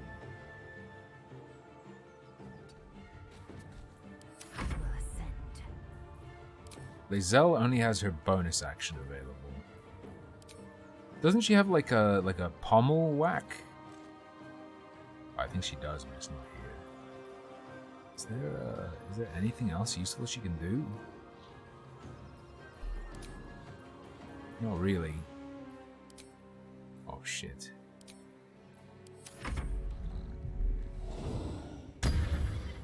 Oh, he has fucking blur. Blur is not good.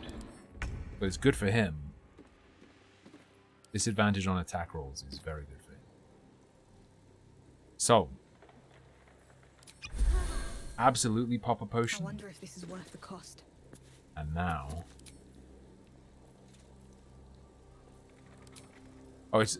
oh god, it hasn't gone round to him yet. Hold up.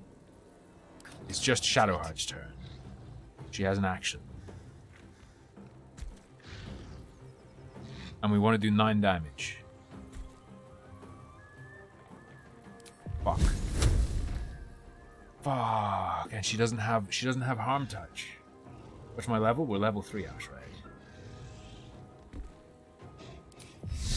Yeah, because it's ranged and she's threatened.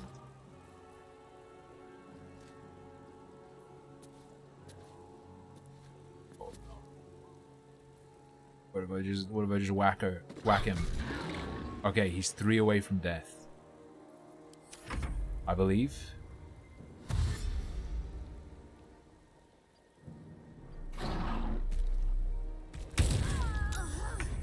Okay, he hit for 22 damage. He rolled 20. He rolled 20. He critted.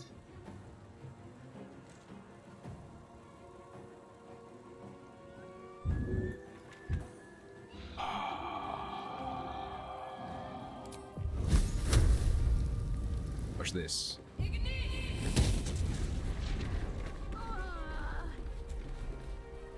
What?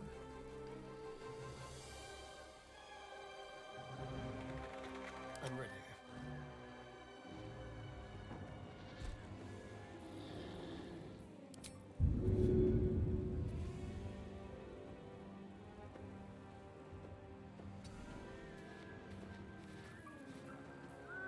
What?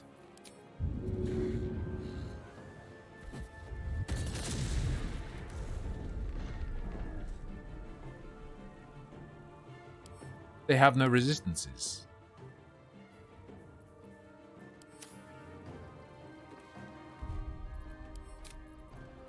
That's a game over. That's a game over 100%. Whatevs. The fire doesn't touch? It was over them though. What am I doing? I was trying to detonate grease. I was trying to repeatedly detonate grease on them. It didn't hit either of them outright.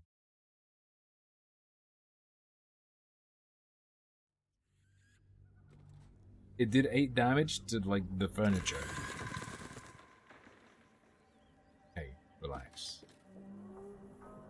Bone tastes good.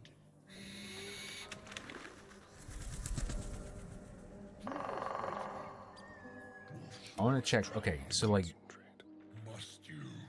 how upset do they get if you like grease them up? Like this. You mean like try the barrels again, but put a lot more trash in them? All right. What now? Okay, Jerb. Well, I have a plan.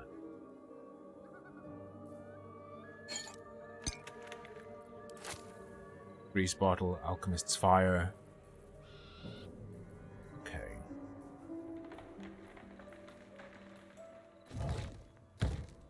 A brain.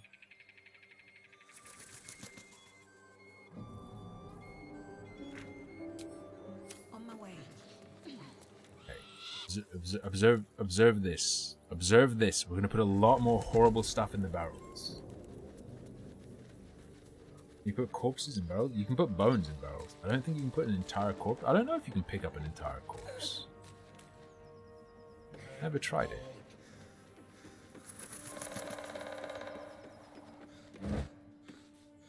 Oh. Actually a really good barrel. Hold on.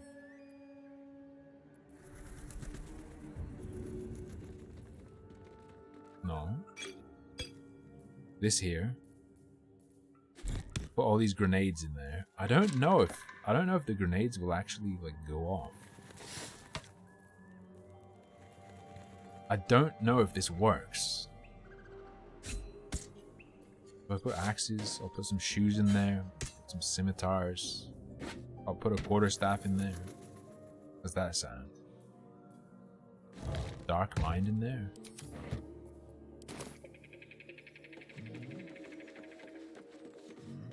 Did I put grease? Did I put grease in Alchemist's fire? I didn't put grease in there. Alright.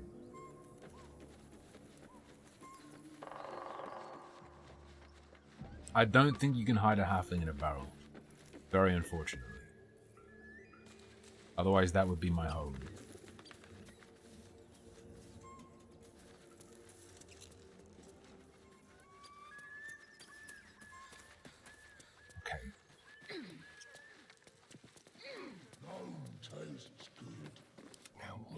Are you hiding? He's hiding. I've got a long road ahead. All's well that ends. Jerb, stay back. Not as bad as it could have. You stay back. And then I think they can't get past Lae'zel, and she'll function as a tank here. Now, Wits and blades. Shadowheart will firebolt this.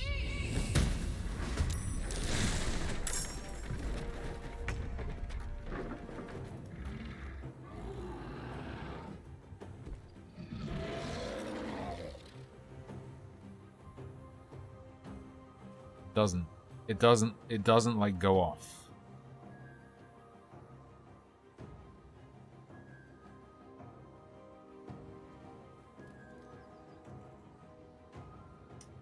Right.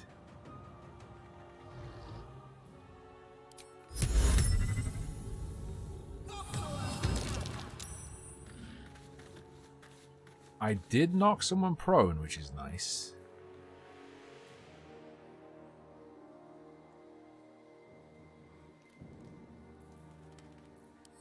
It's over, boys.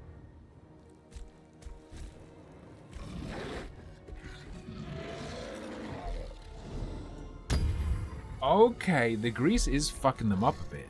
Oh, they're just moving to get out of the grease. Okay.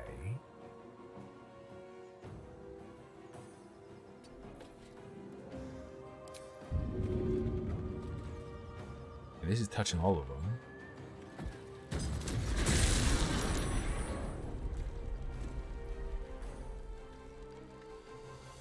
It's not as good as I thought it would be. I'm just gonna be real with you, that is not as good as I thought it would be. Fortunate. Stuff on the floor went off. True. You can leave it there as a trap? That's real interesting. Yeah, and they're bleeding from the exploding thing. Okay. What should I do? And her turn. Shadowheart. Only has her bonus action left. I'll just tell her to drink. Also Astarion.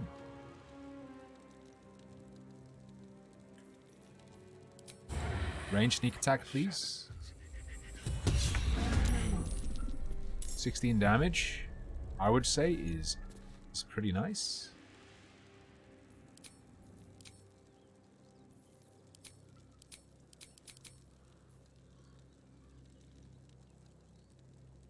What?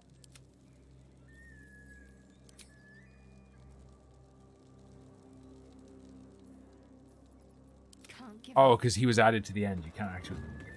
I understand. Sorry, my bad. You can cheese very, very, very hard in this game, yes. It's a Larian game, so it's mostly about cheesing, is what I would say.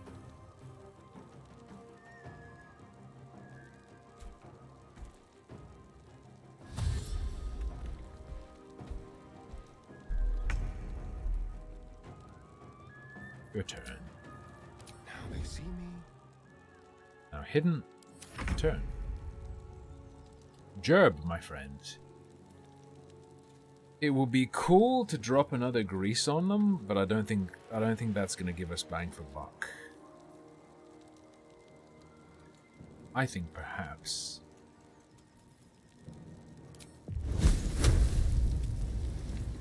That's not gonna be it.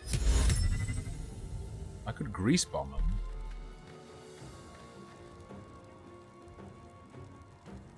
I could also, if I really wanted to, check if we have any of those grenades left. Our inventories are all fucked up, but if we have access to, there is a particular kind of grenade, which is the Void Bulb.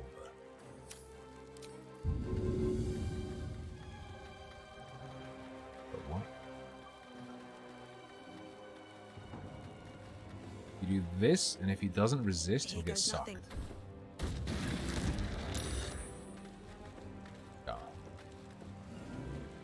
That takes a whole turn, though. That totally wasn't worth it. I gotta say, that totally wasn't worth it.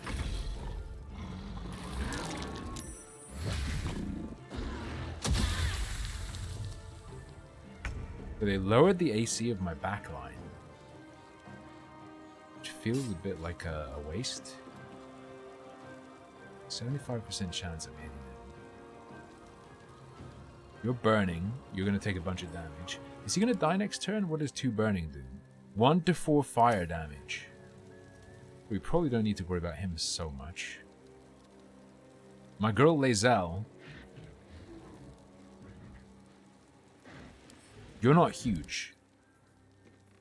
I don't believe he's huge. He's large, which means he can be tripped.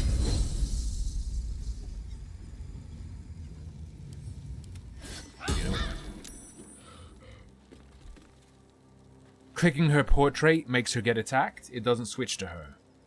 If you ready an attack and then click the portrait in the turn order, it's an attack, not a switch to that character. I was trying to switch character, dude.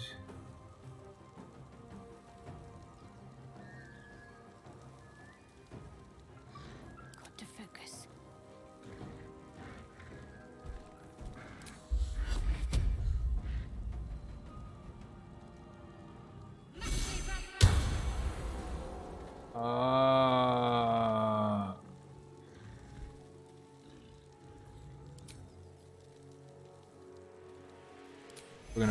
We're gonna burn our last spell slot on ourselves. You can, but if you have an attack ready, it assumes you want a friendly fire. So this is what it normally does. You click the switch character. But if you have an attack ready, it doesn't switch character. It chooses them as a target. I didn't know it did that. So this is loss. Just so you know, this is loss because of that.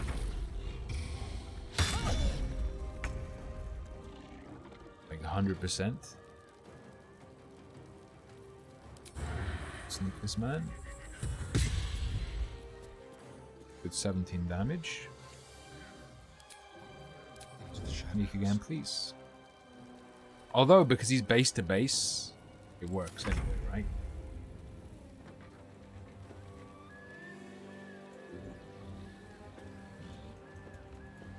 A man here.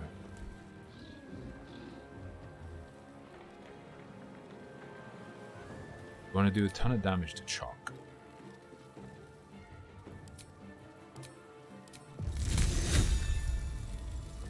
It's 4 to 28 as good as it gets.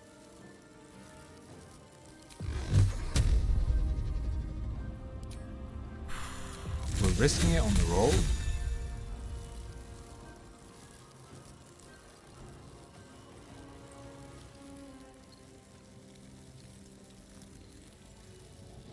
You know what? Fuck. We can't do this. I mean, technically we can, but it will hit Lae'zel. Does it only hit Lae'zel if she has the indicator with the circlet underneath her? I think we're fine here.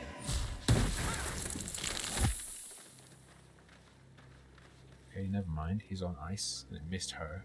That's fine. We didn't do anything with that turn. He took 1 damage. We needed him to take 4. I will not fall before my time. He threw more acid. I thought he was hidden. However, he is not. Now, watch this. Trip attack on him. That was good damage despite the trip failing. We absolutely will. Second wind. Very good. We'll burn her action surge. You know, probably kill him. Right. There was a good chance of him dying. 70% chance. But we'll take attack of opportunity. 42% chance. This is a save. You're dead. He's gonna die any second. I've missed this. Starry. Target is too close and blurred. Isn't that?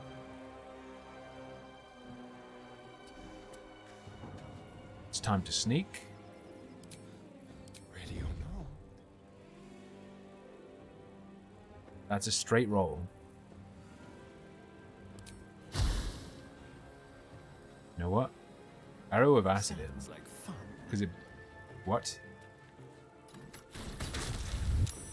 Why would you walk there to do arrow of acid? Wait, why would he have to walk there to do Arrow of Acid? I don't fucking understand. Is it because of the specific angle required him to... Oh my fucking god. You're dead, Astarion. I didn't tell it to... I said attack here, and then he walked all the way down here to attack there. I don't get it. It's because he was sneaking? Fuck me, man. No, but he attacks from range when sneaking.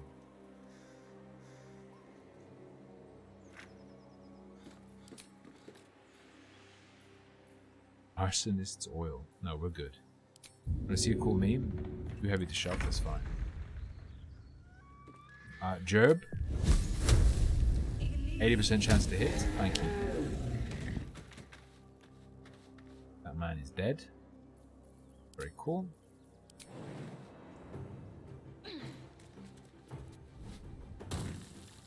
Big jumps. Yep. He rolled a 1 against Astarion. That is pretty much unbelievable. That is fucking incredible. I'm gonna drink a potion, and she's gonna dash. There's blood in the air.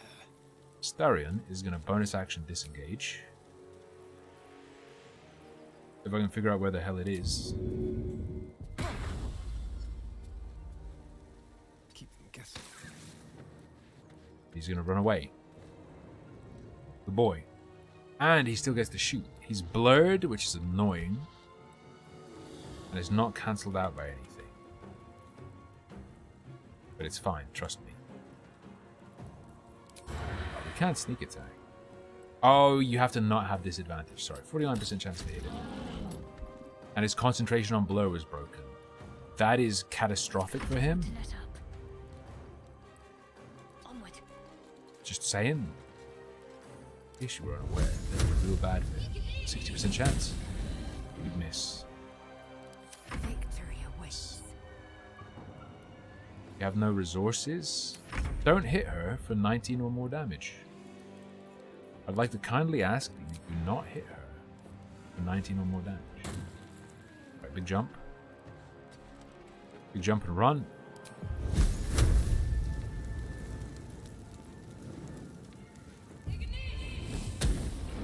Nice. We rolled a 1. That's My injuries need tending. that's very nearly death. Not ranged. Let's try a trip attack. 85% chance to hit him. And we critted. He saved, but it was a crit. This is very nice.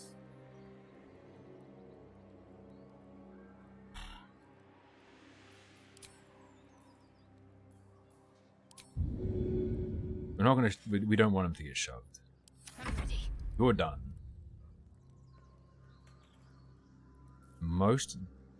The potentially most. Wait, okay. What are the odds? It's 55. It's a 60. We need to do 7 damage. Let's have some fun.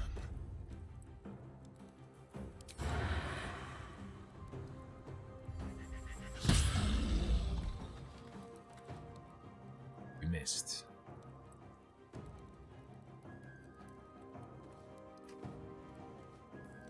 Right.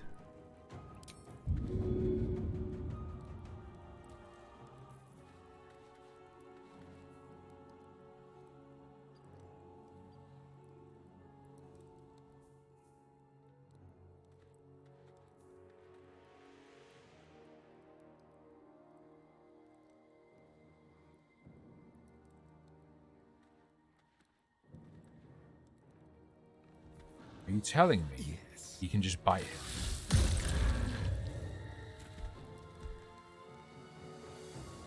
Right. Okay, so okay. Lae'zel is gonna get knocked to shit. But that's fine. Oh wait, it's Gerb's turn first! 75% chance, and then 70. 70% of 75% chance to kill. Is there anything I can do to guarantee this?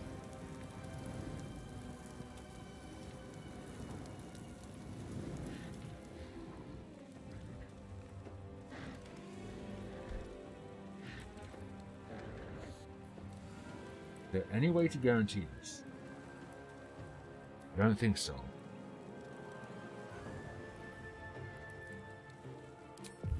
Just pray? You win. 8.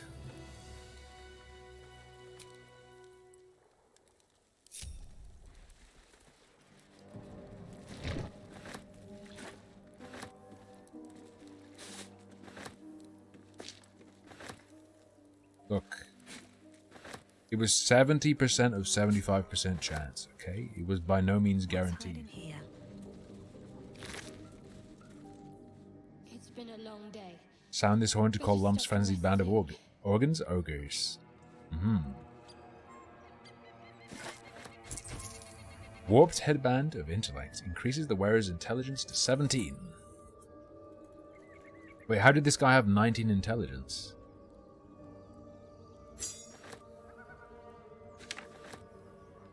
There's his diary, and he has a dried sausage. We found that inside of his body, not in his pocket, to be clear.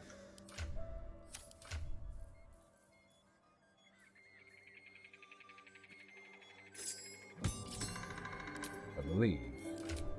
Yeah. So this item makes anyone as smart as my character is.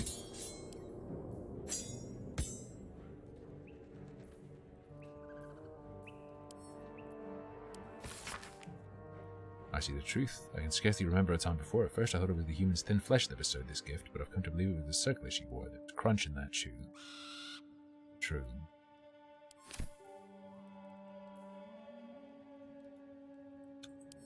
Blur is fucking disgusting.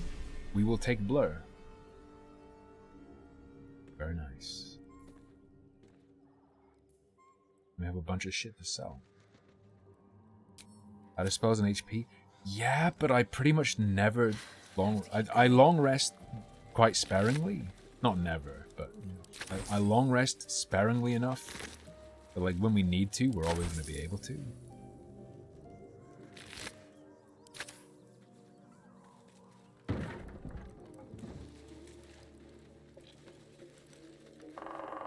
Can't afford to stay idle. Okay.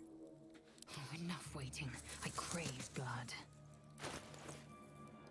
It would be sick.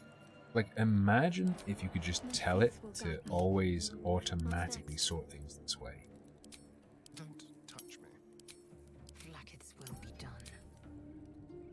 That would be very nice.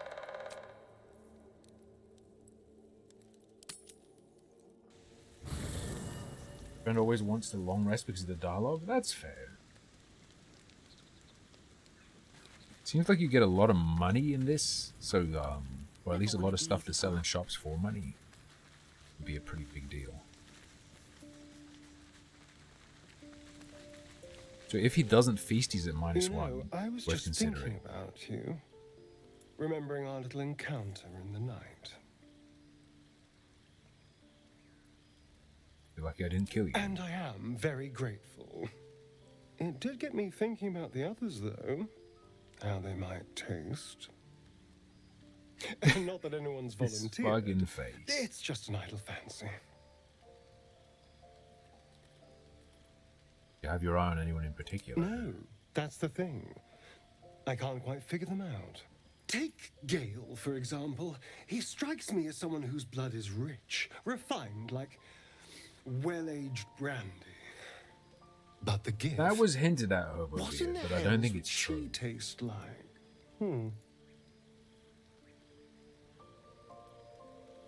Like an Amnon liquor. I'd prefer a beer if it's all the same with you. Yes. Heavens forbid we have an interesting conversation. Still, I am intrigued by the possibilities.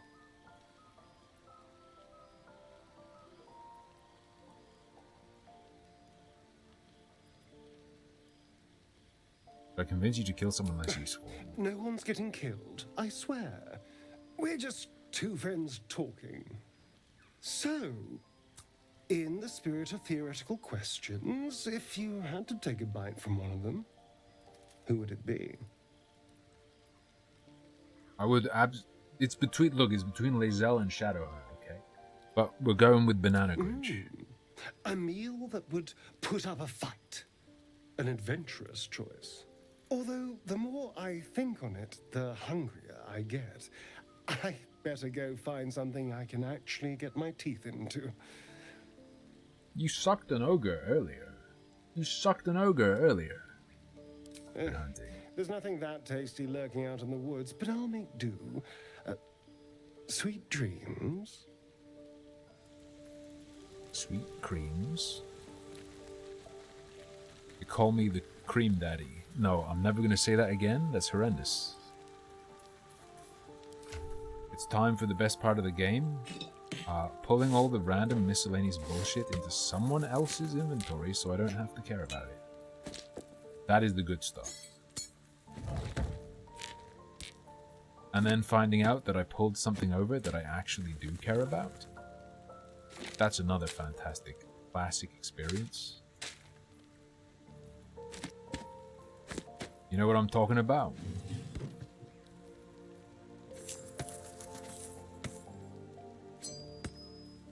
I think the reason they let you switch resources between inventories during the fight is because of how fucking annoying dealing with the inventories is.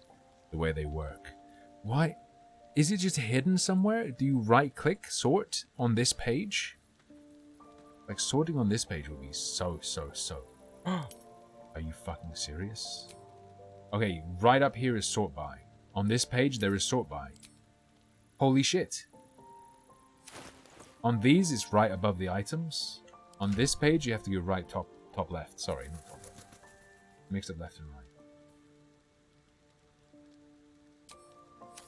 Yeah, sorbet. Auto select. Or rest. Am I gonna have a wacky dream yet? Look at the strands, dude.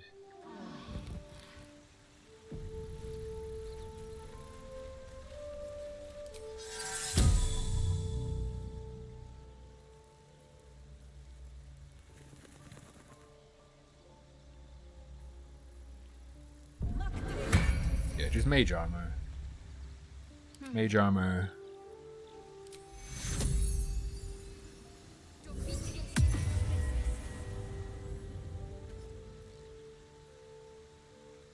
Are you telling me if the party isn't in range, they don't get the +5 HP? No fucking way.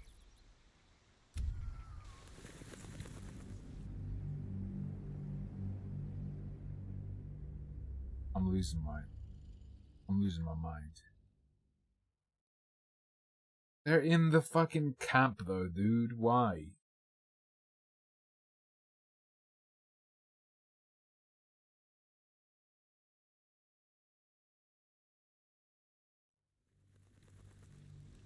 It's within sight, isn't it? She could see them. She could see them. Isn't aid within sight? Fuck. It's 9 meters. Got to press on. Still alive. But you can't do it in camp because they will not do it in camp. Alright. Leave camp.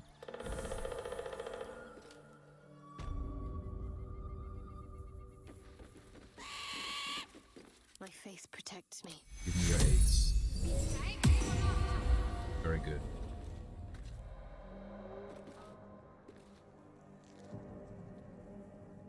And then also...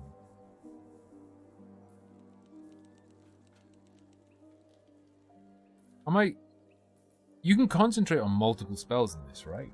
Am I insane?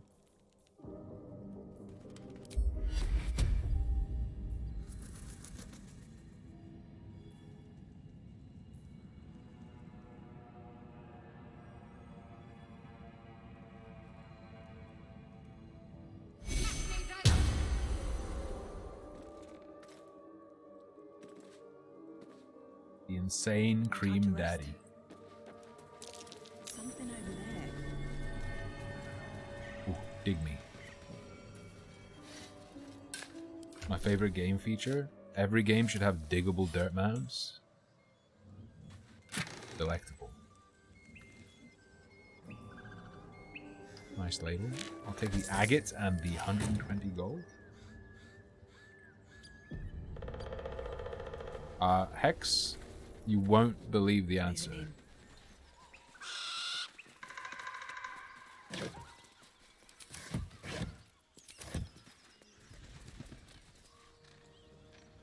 Uh-oh.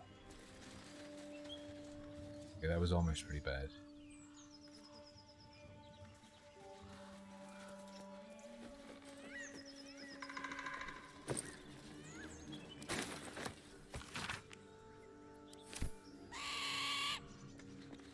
Less lost? Wait.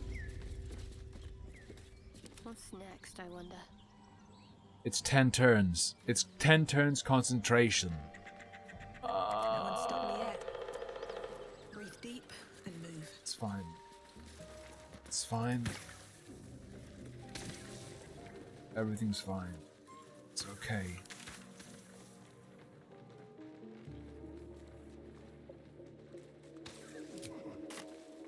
Wait, did I never activate the shortcut? I think I didn't. Let me activate that. That's a kind of a big deal.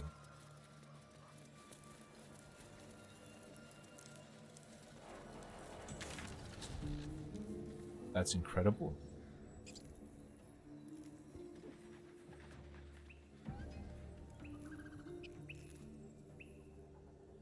This is as close as we can get. It's fine. Wants to be called Cream Daddy? No, I am. I am the Cream Daddy. And don't you forget it.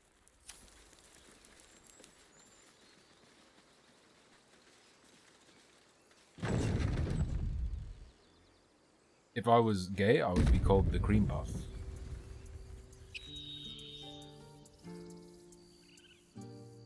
I wish there was like mark and recall. That would be pretty good. Let me mark and recall, please.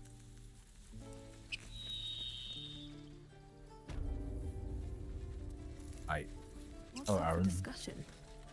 Need anything else? Yes. Of course. But please, remember, you're not the only one in need. Not gonna use that, not gonna use that, not gonna use that. Animal speaking will probably help. Not gonna use protection from good and evil, ever. Cloud of daggers. So how exactly does this work? You cast it somewhere and it just stays spinning there. That could be cool. 44 slashing. Maybe you can even move it around. Sometimes the spells like that work like that.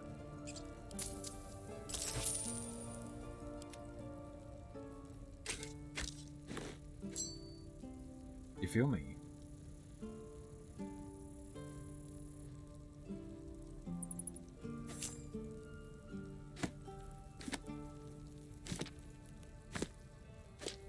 Call me Jumping Jack Flash because of what I do in public. Go. I'll keep the holy water, could be good.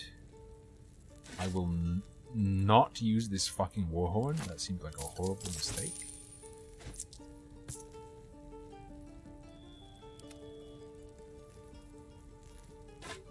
Sold, get sold. I will be using the light cantrip. The light if needed. So I'm pretty comfortable getting trash. Alright, we have 1,109.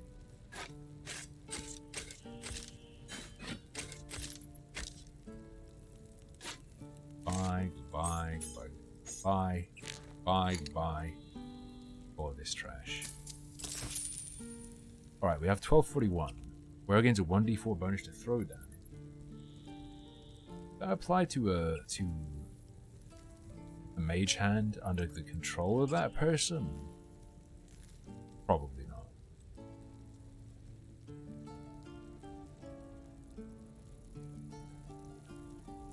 My quarterstaff with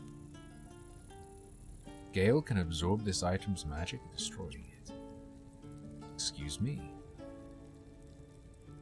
After a short rest, you gain a level 1 spell slot when you land a critical hit with Spell Thief.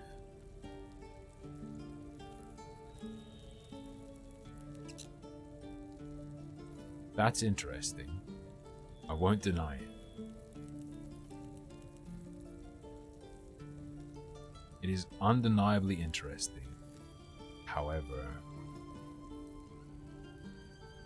I'm gonna say we're good. Also, this guy fucking loves us. Dude, if you have a small dick and you flash people, you can also, like, damage their vision, right? That's pretty good.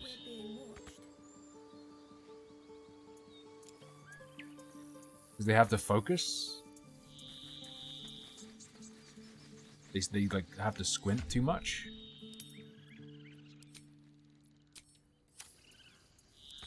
Also, why the fuck are these items all laid out like this? That is fucking bizarre.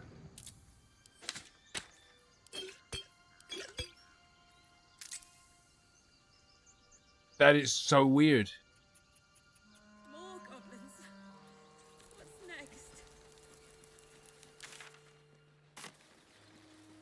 Oh, Goblenos. Alright, we go back to Goblin Village and then we start working again. Start doing the good Lord's work. Not the bad Lord's work. Do we have Milf's Acid Arrow? It does rather appear that we do not. I wonder what the next move is.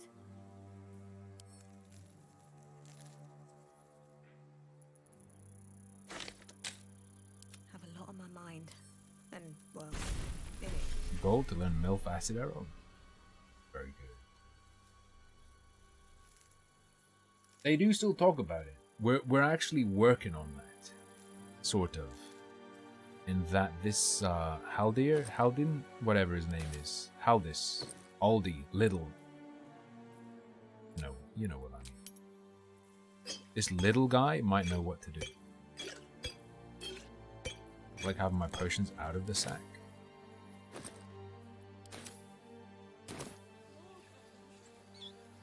One day I'll catch a break.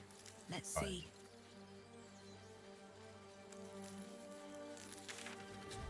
Nice. Enjoy your purple underwear, brother.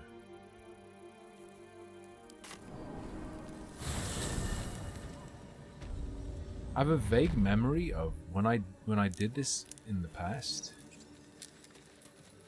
There was like a there was a bearman. There was a bearman on my team. I'm pretty sure. Halsin, that's his name. There's a beehive of me. I cast smoke.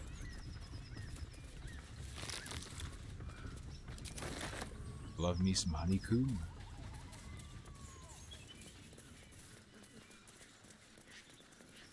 So down here, brothers. That place looks very unpleasant. What if I told you? That place looks very bad.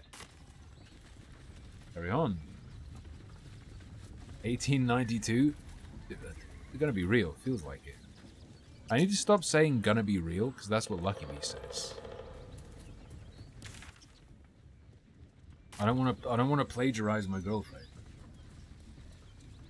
Good luck, Bunny. There's not much time left anyway. We're gonna get to the goblin camp. Oh, you know what I forgot to do?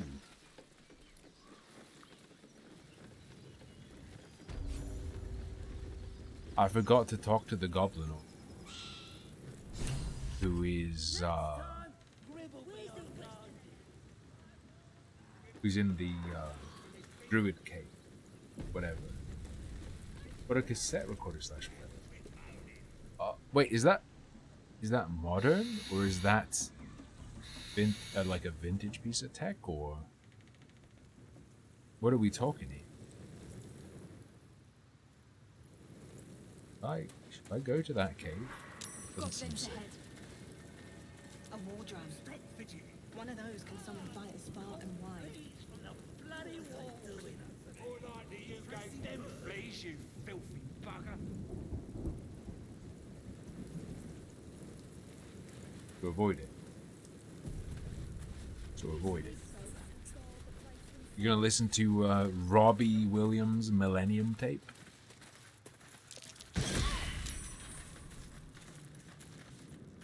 Fair enough.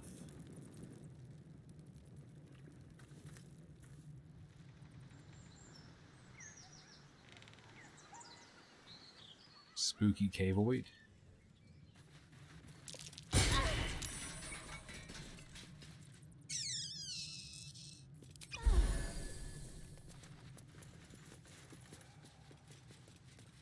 Reasonable. Now...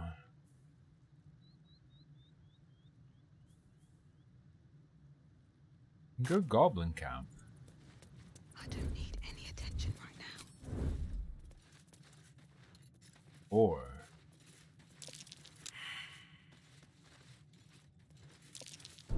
Trump. gotcha.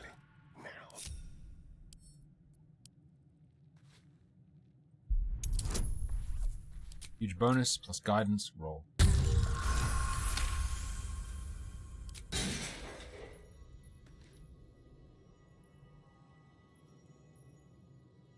There's no time to waste.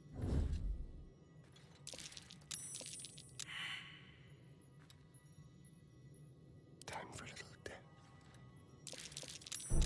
Oh dear. Someone's left a trap out for us.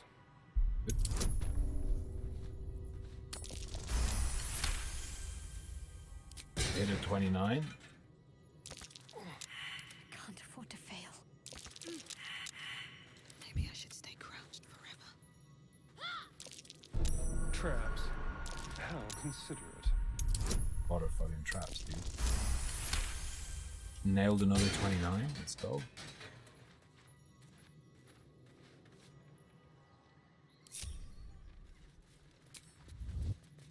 Just wake up inside, please.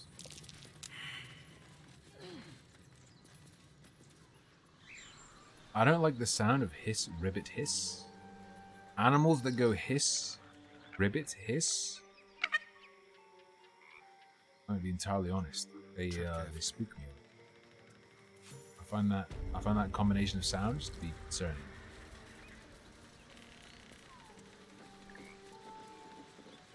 Make your group wait. You press G to ungroup them. You can also just like drag them apart so these guys stay as a group and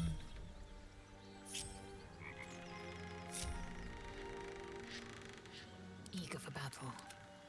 Shouldn't have wished to live in more interesting times.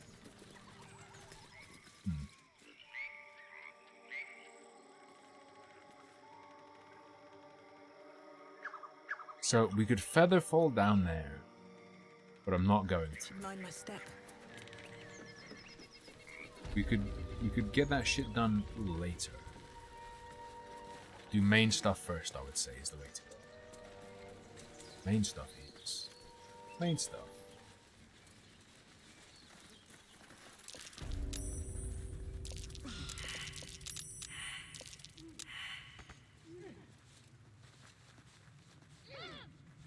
I love getting webbed up, by the way. I love webs. Alright.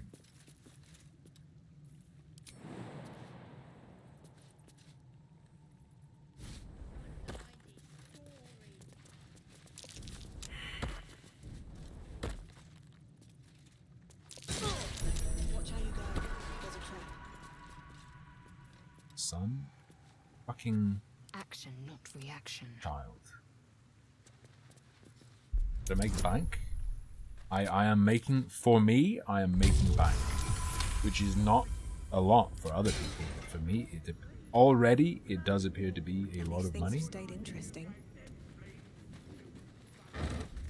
The YouTuber sexual assault military complex is absolutely firing up.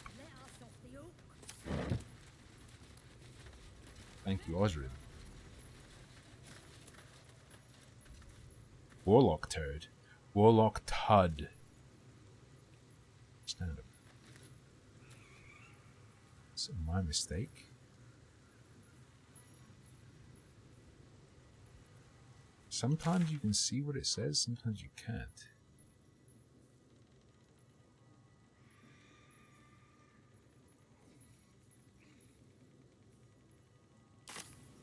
I mean, like, north is pretty much where we want to go, yeah? Yeah, telling you failed tells you there is a mine there. Come from? Which is very curious. Glows, power courses through you. I was right, Bunny got me a chair that can't squeak.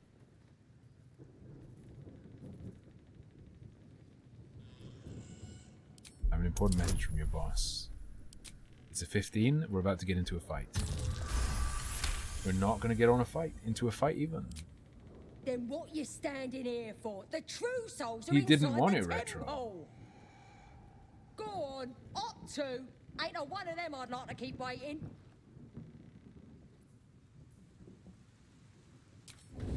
These boots have seen everything.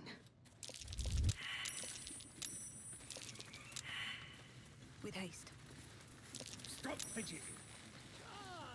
Oh, please, the bloody walls. More likely you gave them. So, having snuck around, we encountered a goblin and then just passed a deception check.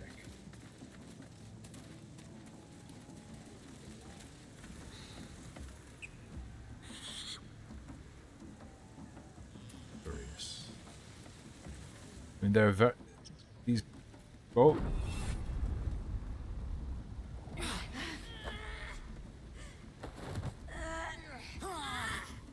Hear my voice. Obey my command. The voice is irresistible. You recognize the overwhelming authority that you've used on others, only infinitely stronger, and turned against you. Your vision clouds, leaving you in a dark, featureless shadowscape. Nothingness in every direction. Then there are three figures before you. An armored male elf, exuding power and command. A handsome younger man with a Sauron. quick, easy smile. And a pale young woman with even paler eyes. These are my chosen. They speak for me. Aid their search for the prison, and you will be worthy to stand beside them in my presence. Very well. So, what you're telling me is I need to kill 3 champions.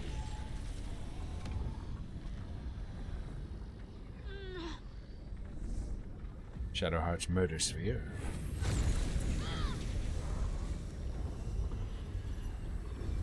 You feel energy pulsing from the artifact, lifting the pain from you, pushing the voice away.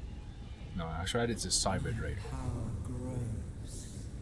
My forces gather. The reckoning draws.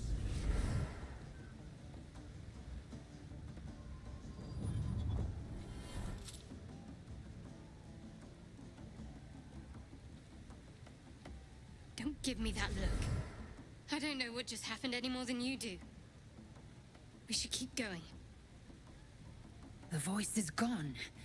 Muted by this Gith relic. Why does a half-elf carry it?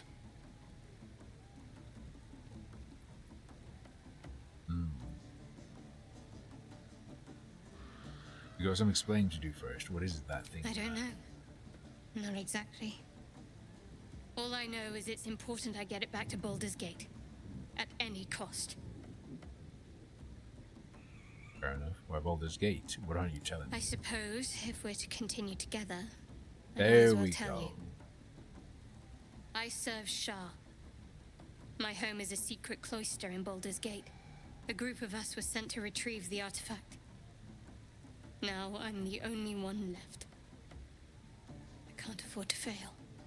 I can't tell you anymore. This mission required utmost secrecy.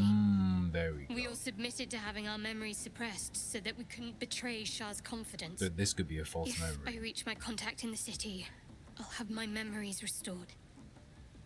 Until then, I have to guard the artifact with my life. Or she's lying. You have the truth, for all it's worth. Let's continue. Heavens forbid. We're all entitled to our secrets.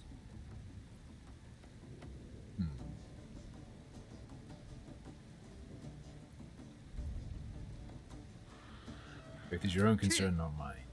I didn't think you'd react so pragmatically. Perhaps I should have told you sooner. Now the truth's out, tell me Talk to more. me later. We've got more pressing matters to see to right now. Very well. I'm not gonna ask her about the artifact because she's just gonna say, I don't know, it's just a good meme artifact. Very strong, protect you, protect my sisters.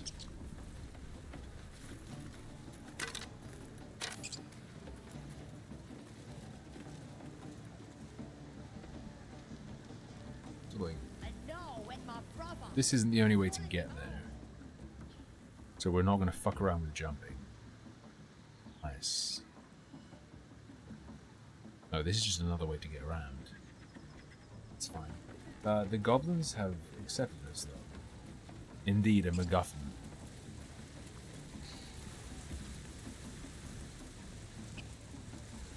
You must guard the MacGuffin on its way to Baldur's Gate. Sounds like they've captured themselves a bard. Yep. It's Volo. Oh, Ashad, when you say the bard, you meant Volo.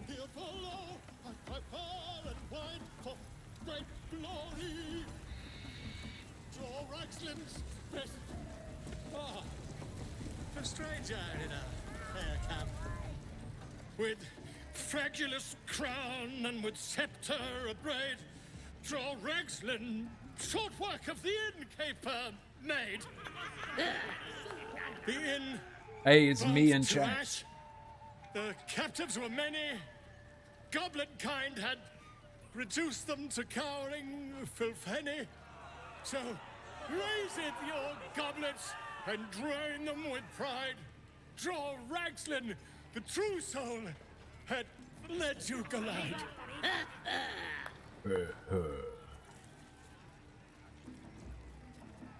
Given your rapt attention. Very well. Move off! Do as she says. Now. Now, where was I? Wait a tick. That a friend of yours? Oh, certainly not. What are you doing? I'm busy here. You lying. Oh, to you? Never. Come, let's continue our Indeed, ballad. Red Stripe. They try to be subtle about it. Draw Ragslin, draw Ragslin. I am. Not many people know that Baldur's Gate is in the Baldur's Gate games. It's also not just a literal gate. You broke him. Wait.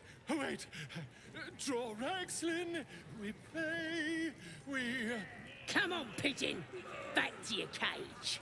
Now look what you've done. Good. What have I said? Good? Deserved. You look like you got something jingling in your pocket. Looking to spend it? Let's see what we have. Ooh. Acrobatics up. Jump distance increased. Hide armor +2.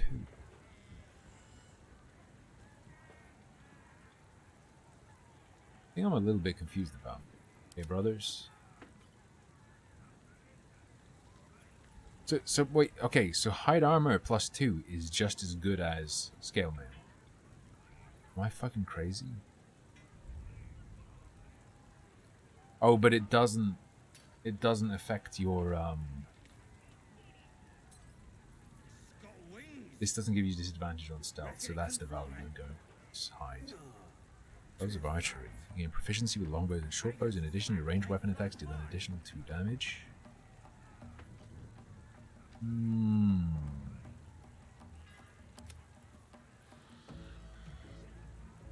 I want gloves of power on him, though. I mean, these gloves on her could be good.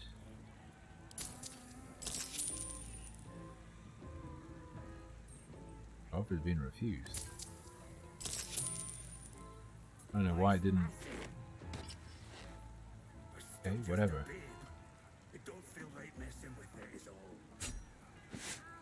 Like the Oak Father and the Everburn brother?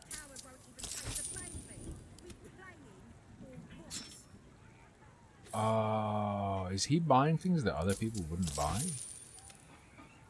think he may just be doing that. Increase wearer's intellect to 17. Don't think I care. Just gonna be true, honest, and real with you. I don't think I care about that. What else we got here? This one, war pick, this one. I don't fancy chasing this thing. It looks right peeved. Is it even a bug? Very heavy great axe. Which 13. 6 to 16.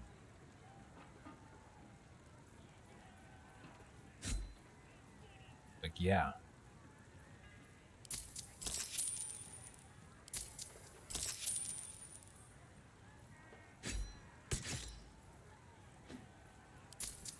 Gimme. Very good. Ooh. That is a large sword. I don't know if you've noticed. It would be nice to get this guy war pick. Turning pike. This weapon that will return to its owner when thrown. That's pretty. You don't have an enchanted dagger, brother. How embarrassing. Get moving. I've got other customers. You sure? I'm still just a babe. It don't feel right messing with it is all. Oh, shut it! What kind of coward won't even chase a Bunch of baby? trash over here. Playing or what? Well, ladies and gentlemen, it has been 8 hours. This is making my head hurt. You know what that means? Time for me to go to sleep. And it means tomorrow we will look at saving the druid. The first druid. Have you had a good time? We had a little bit of React content. I'm so burned out on the Super Mega stuff, but I've got one more video to upload that I've got to look through that luckily Ausrad edited for me, so I imagine he's far more burnt out on it than I am, so look for that on YouTube tomorrow. I will be back tomorrow. Video games, and probably more light-hearted reaction content with dinner. Until then, though, thank you very much for joining me, for your incredible generosity and your gifts and viewership and your companionship. Till tomorrow, good night. Sleep tight. Don't let the core thread binding all RPGs together bite.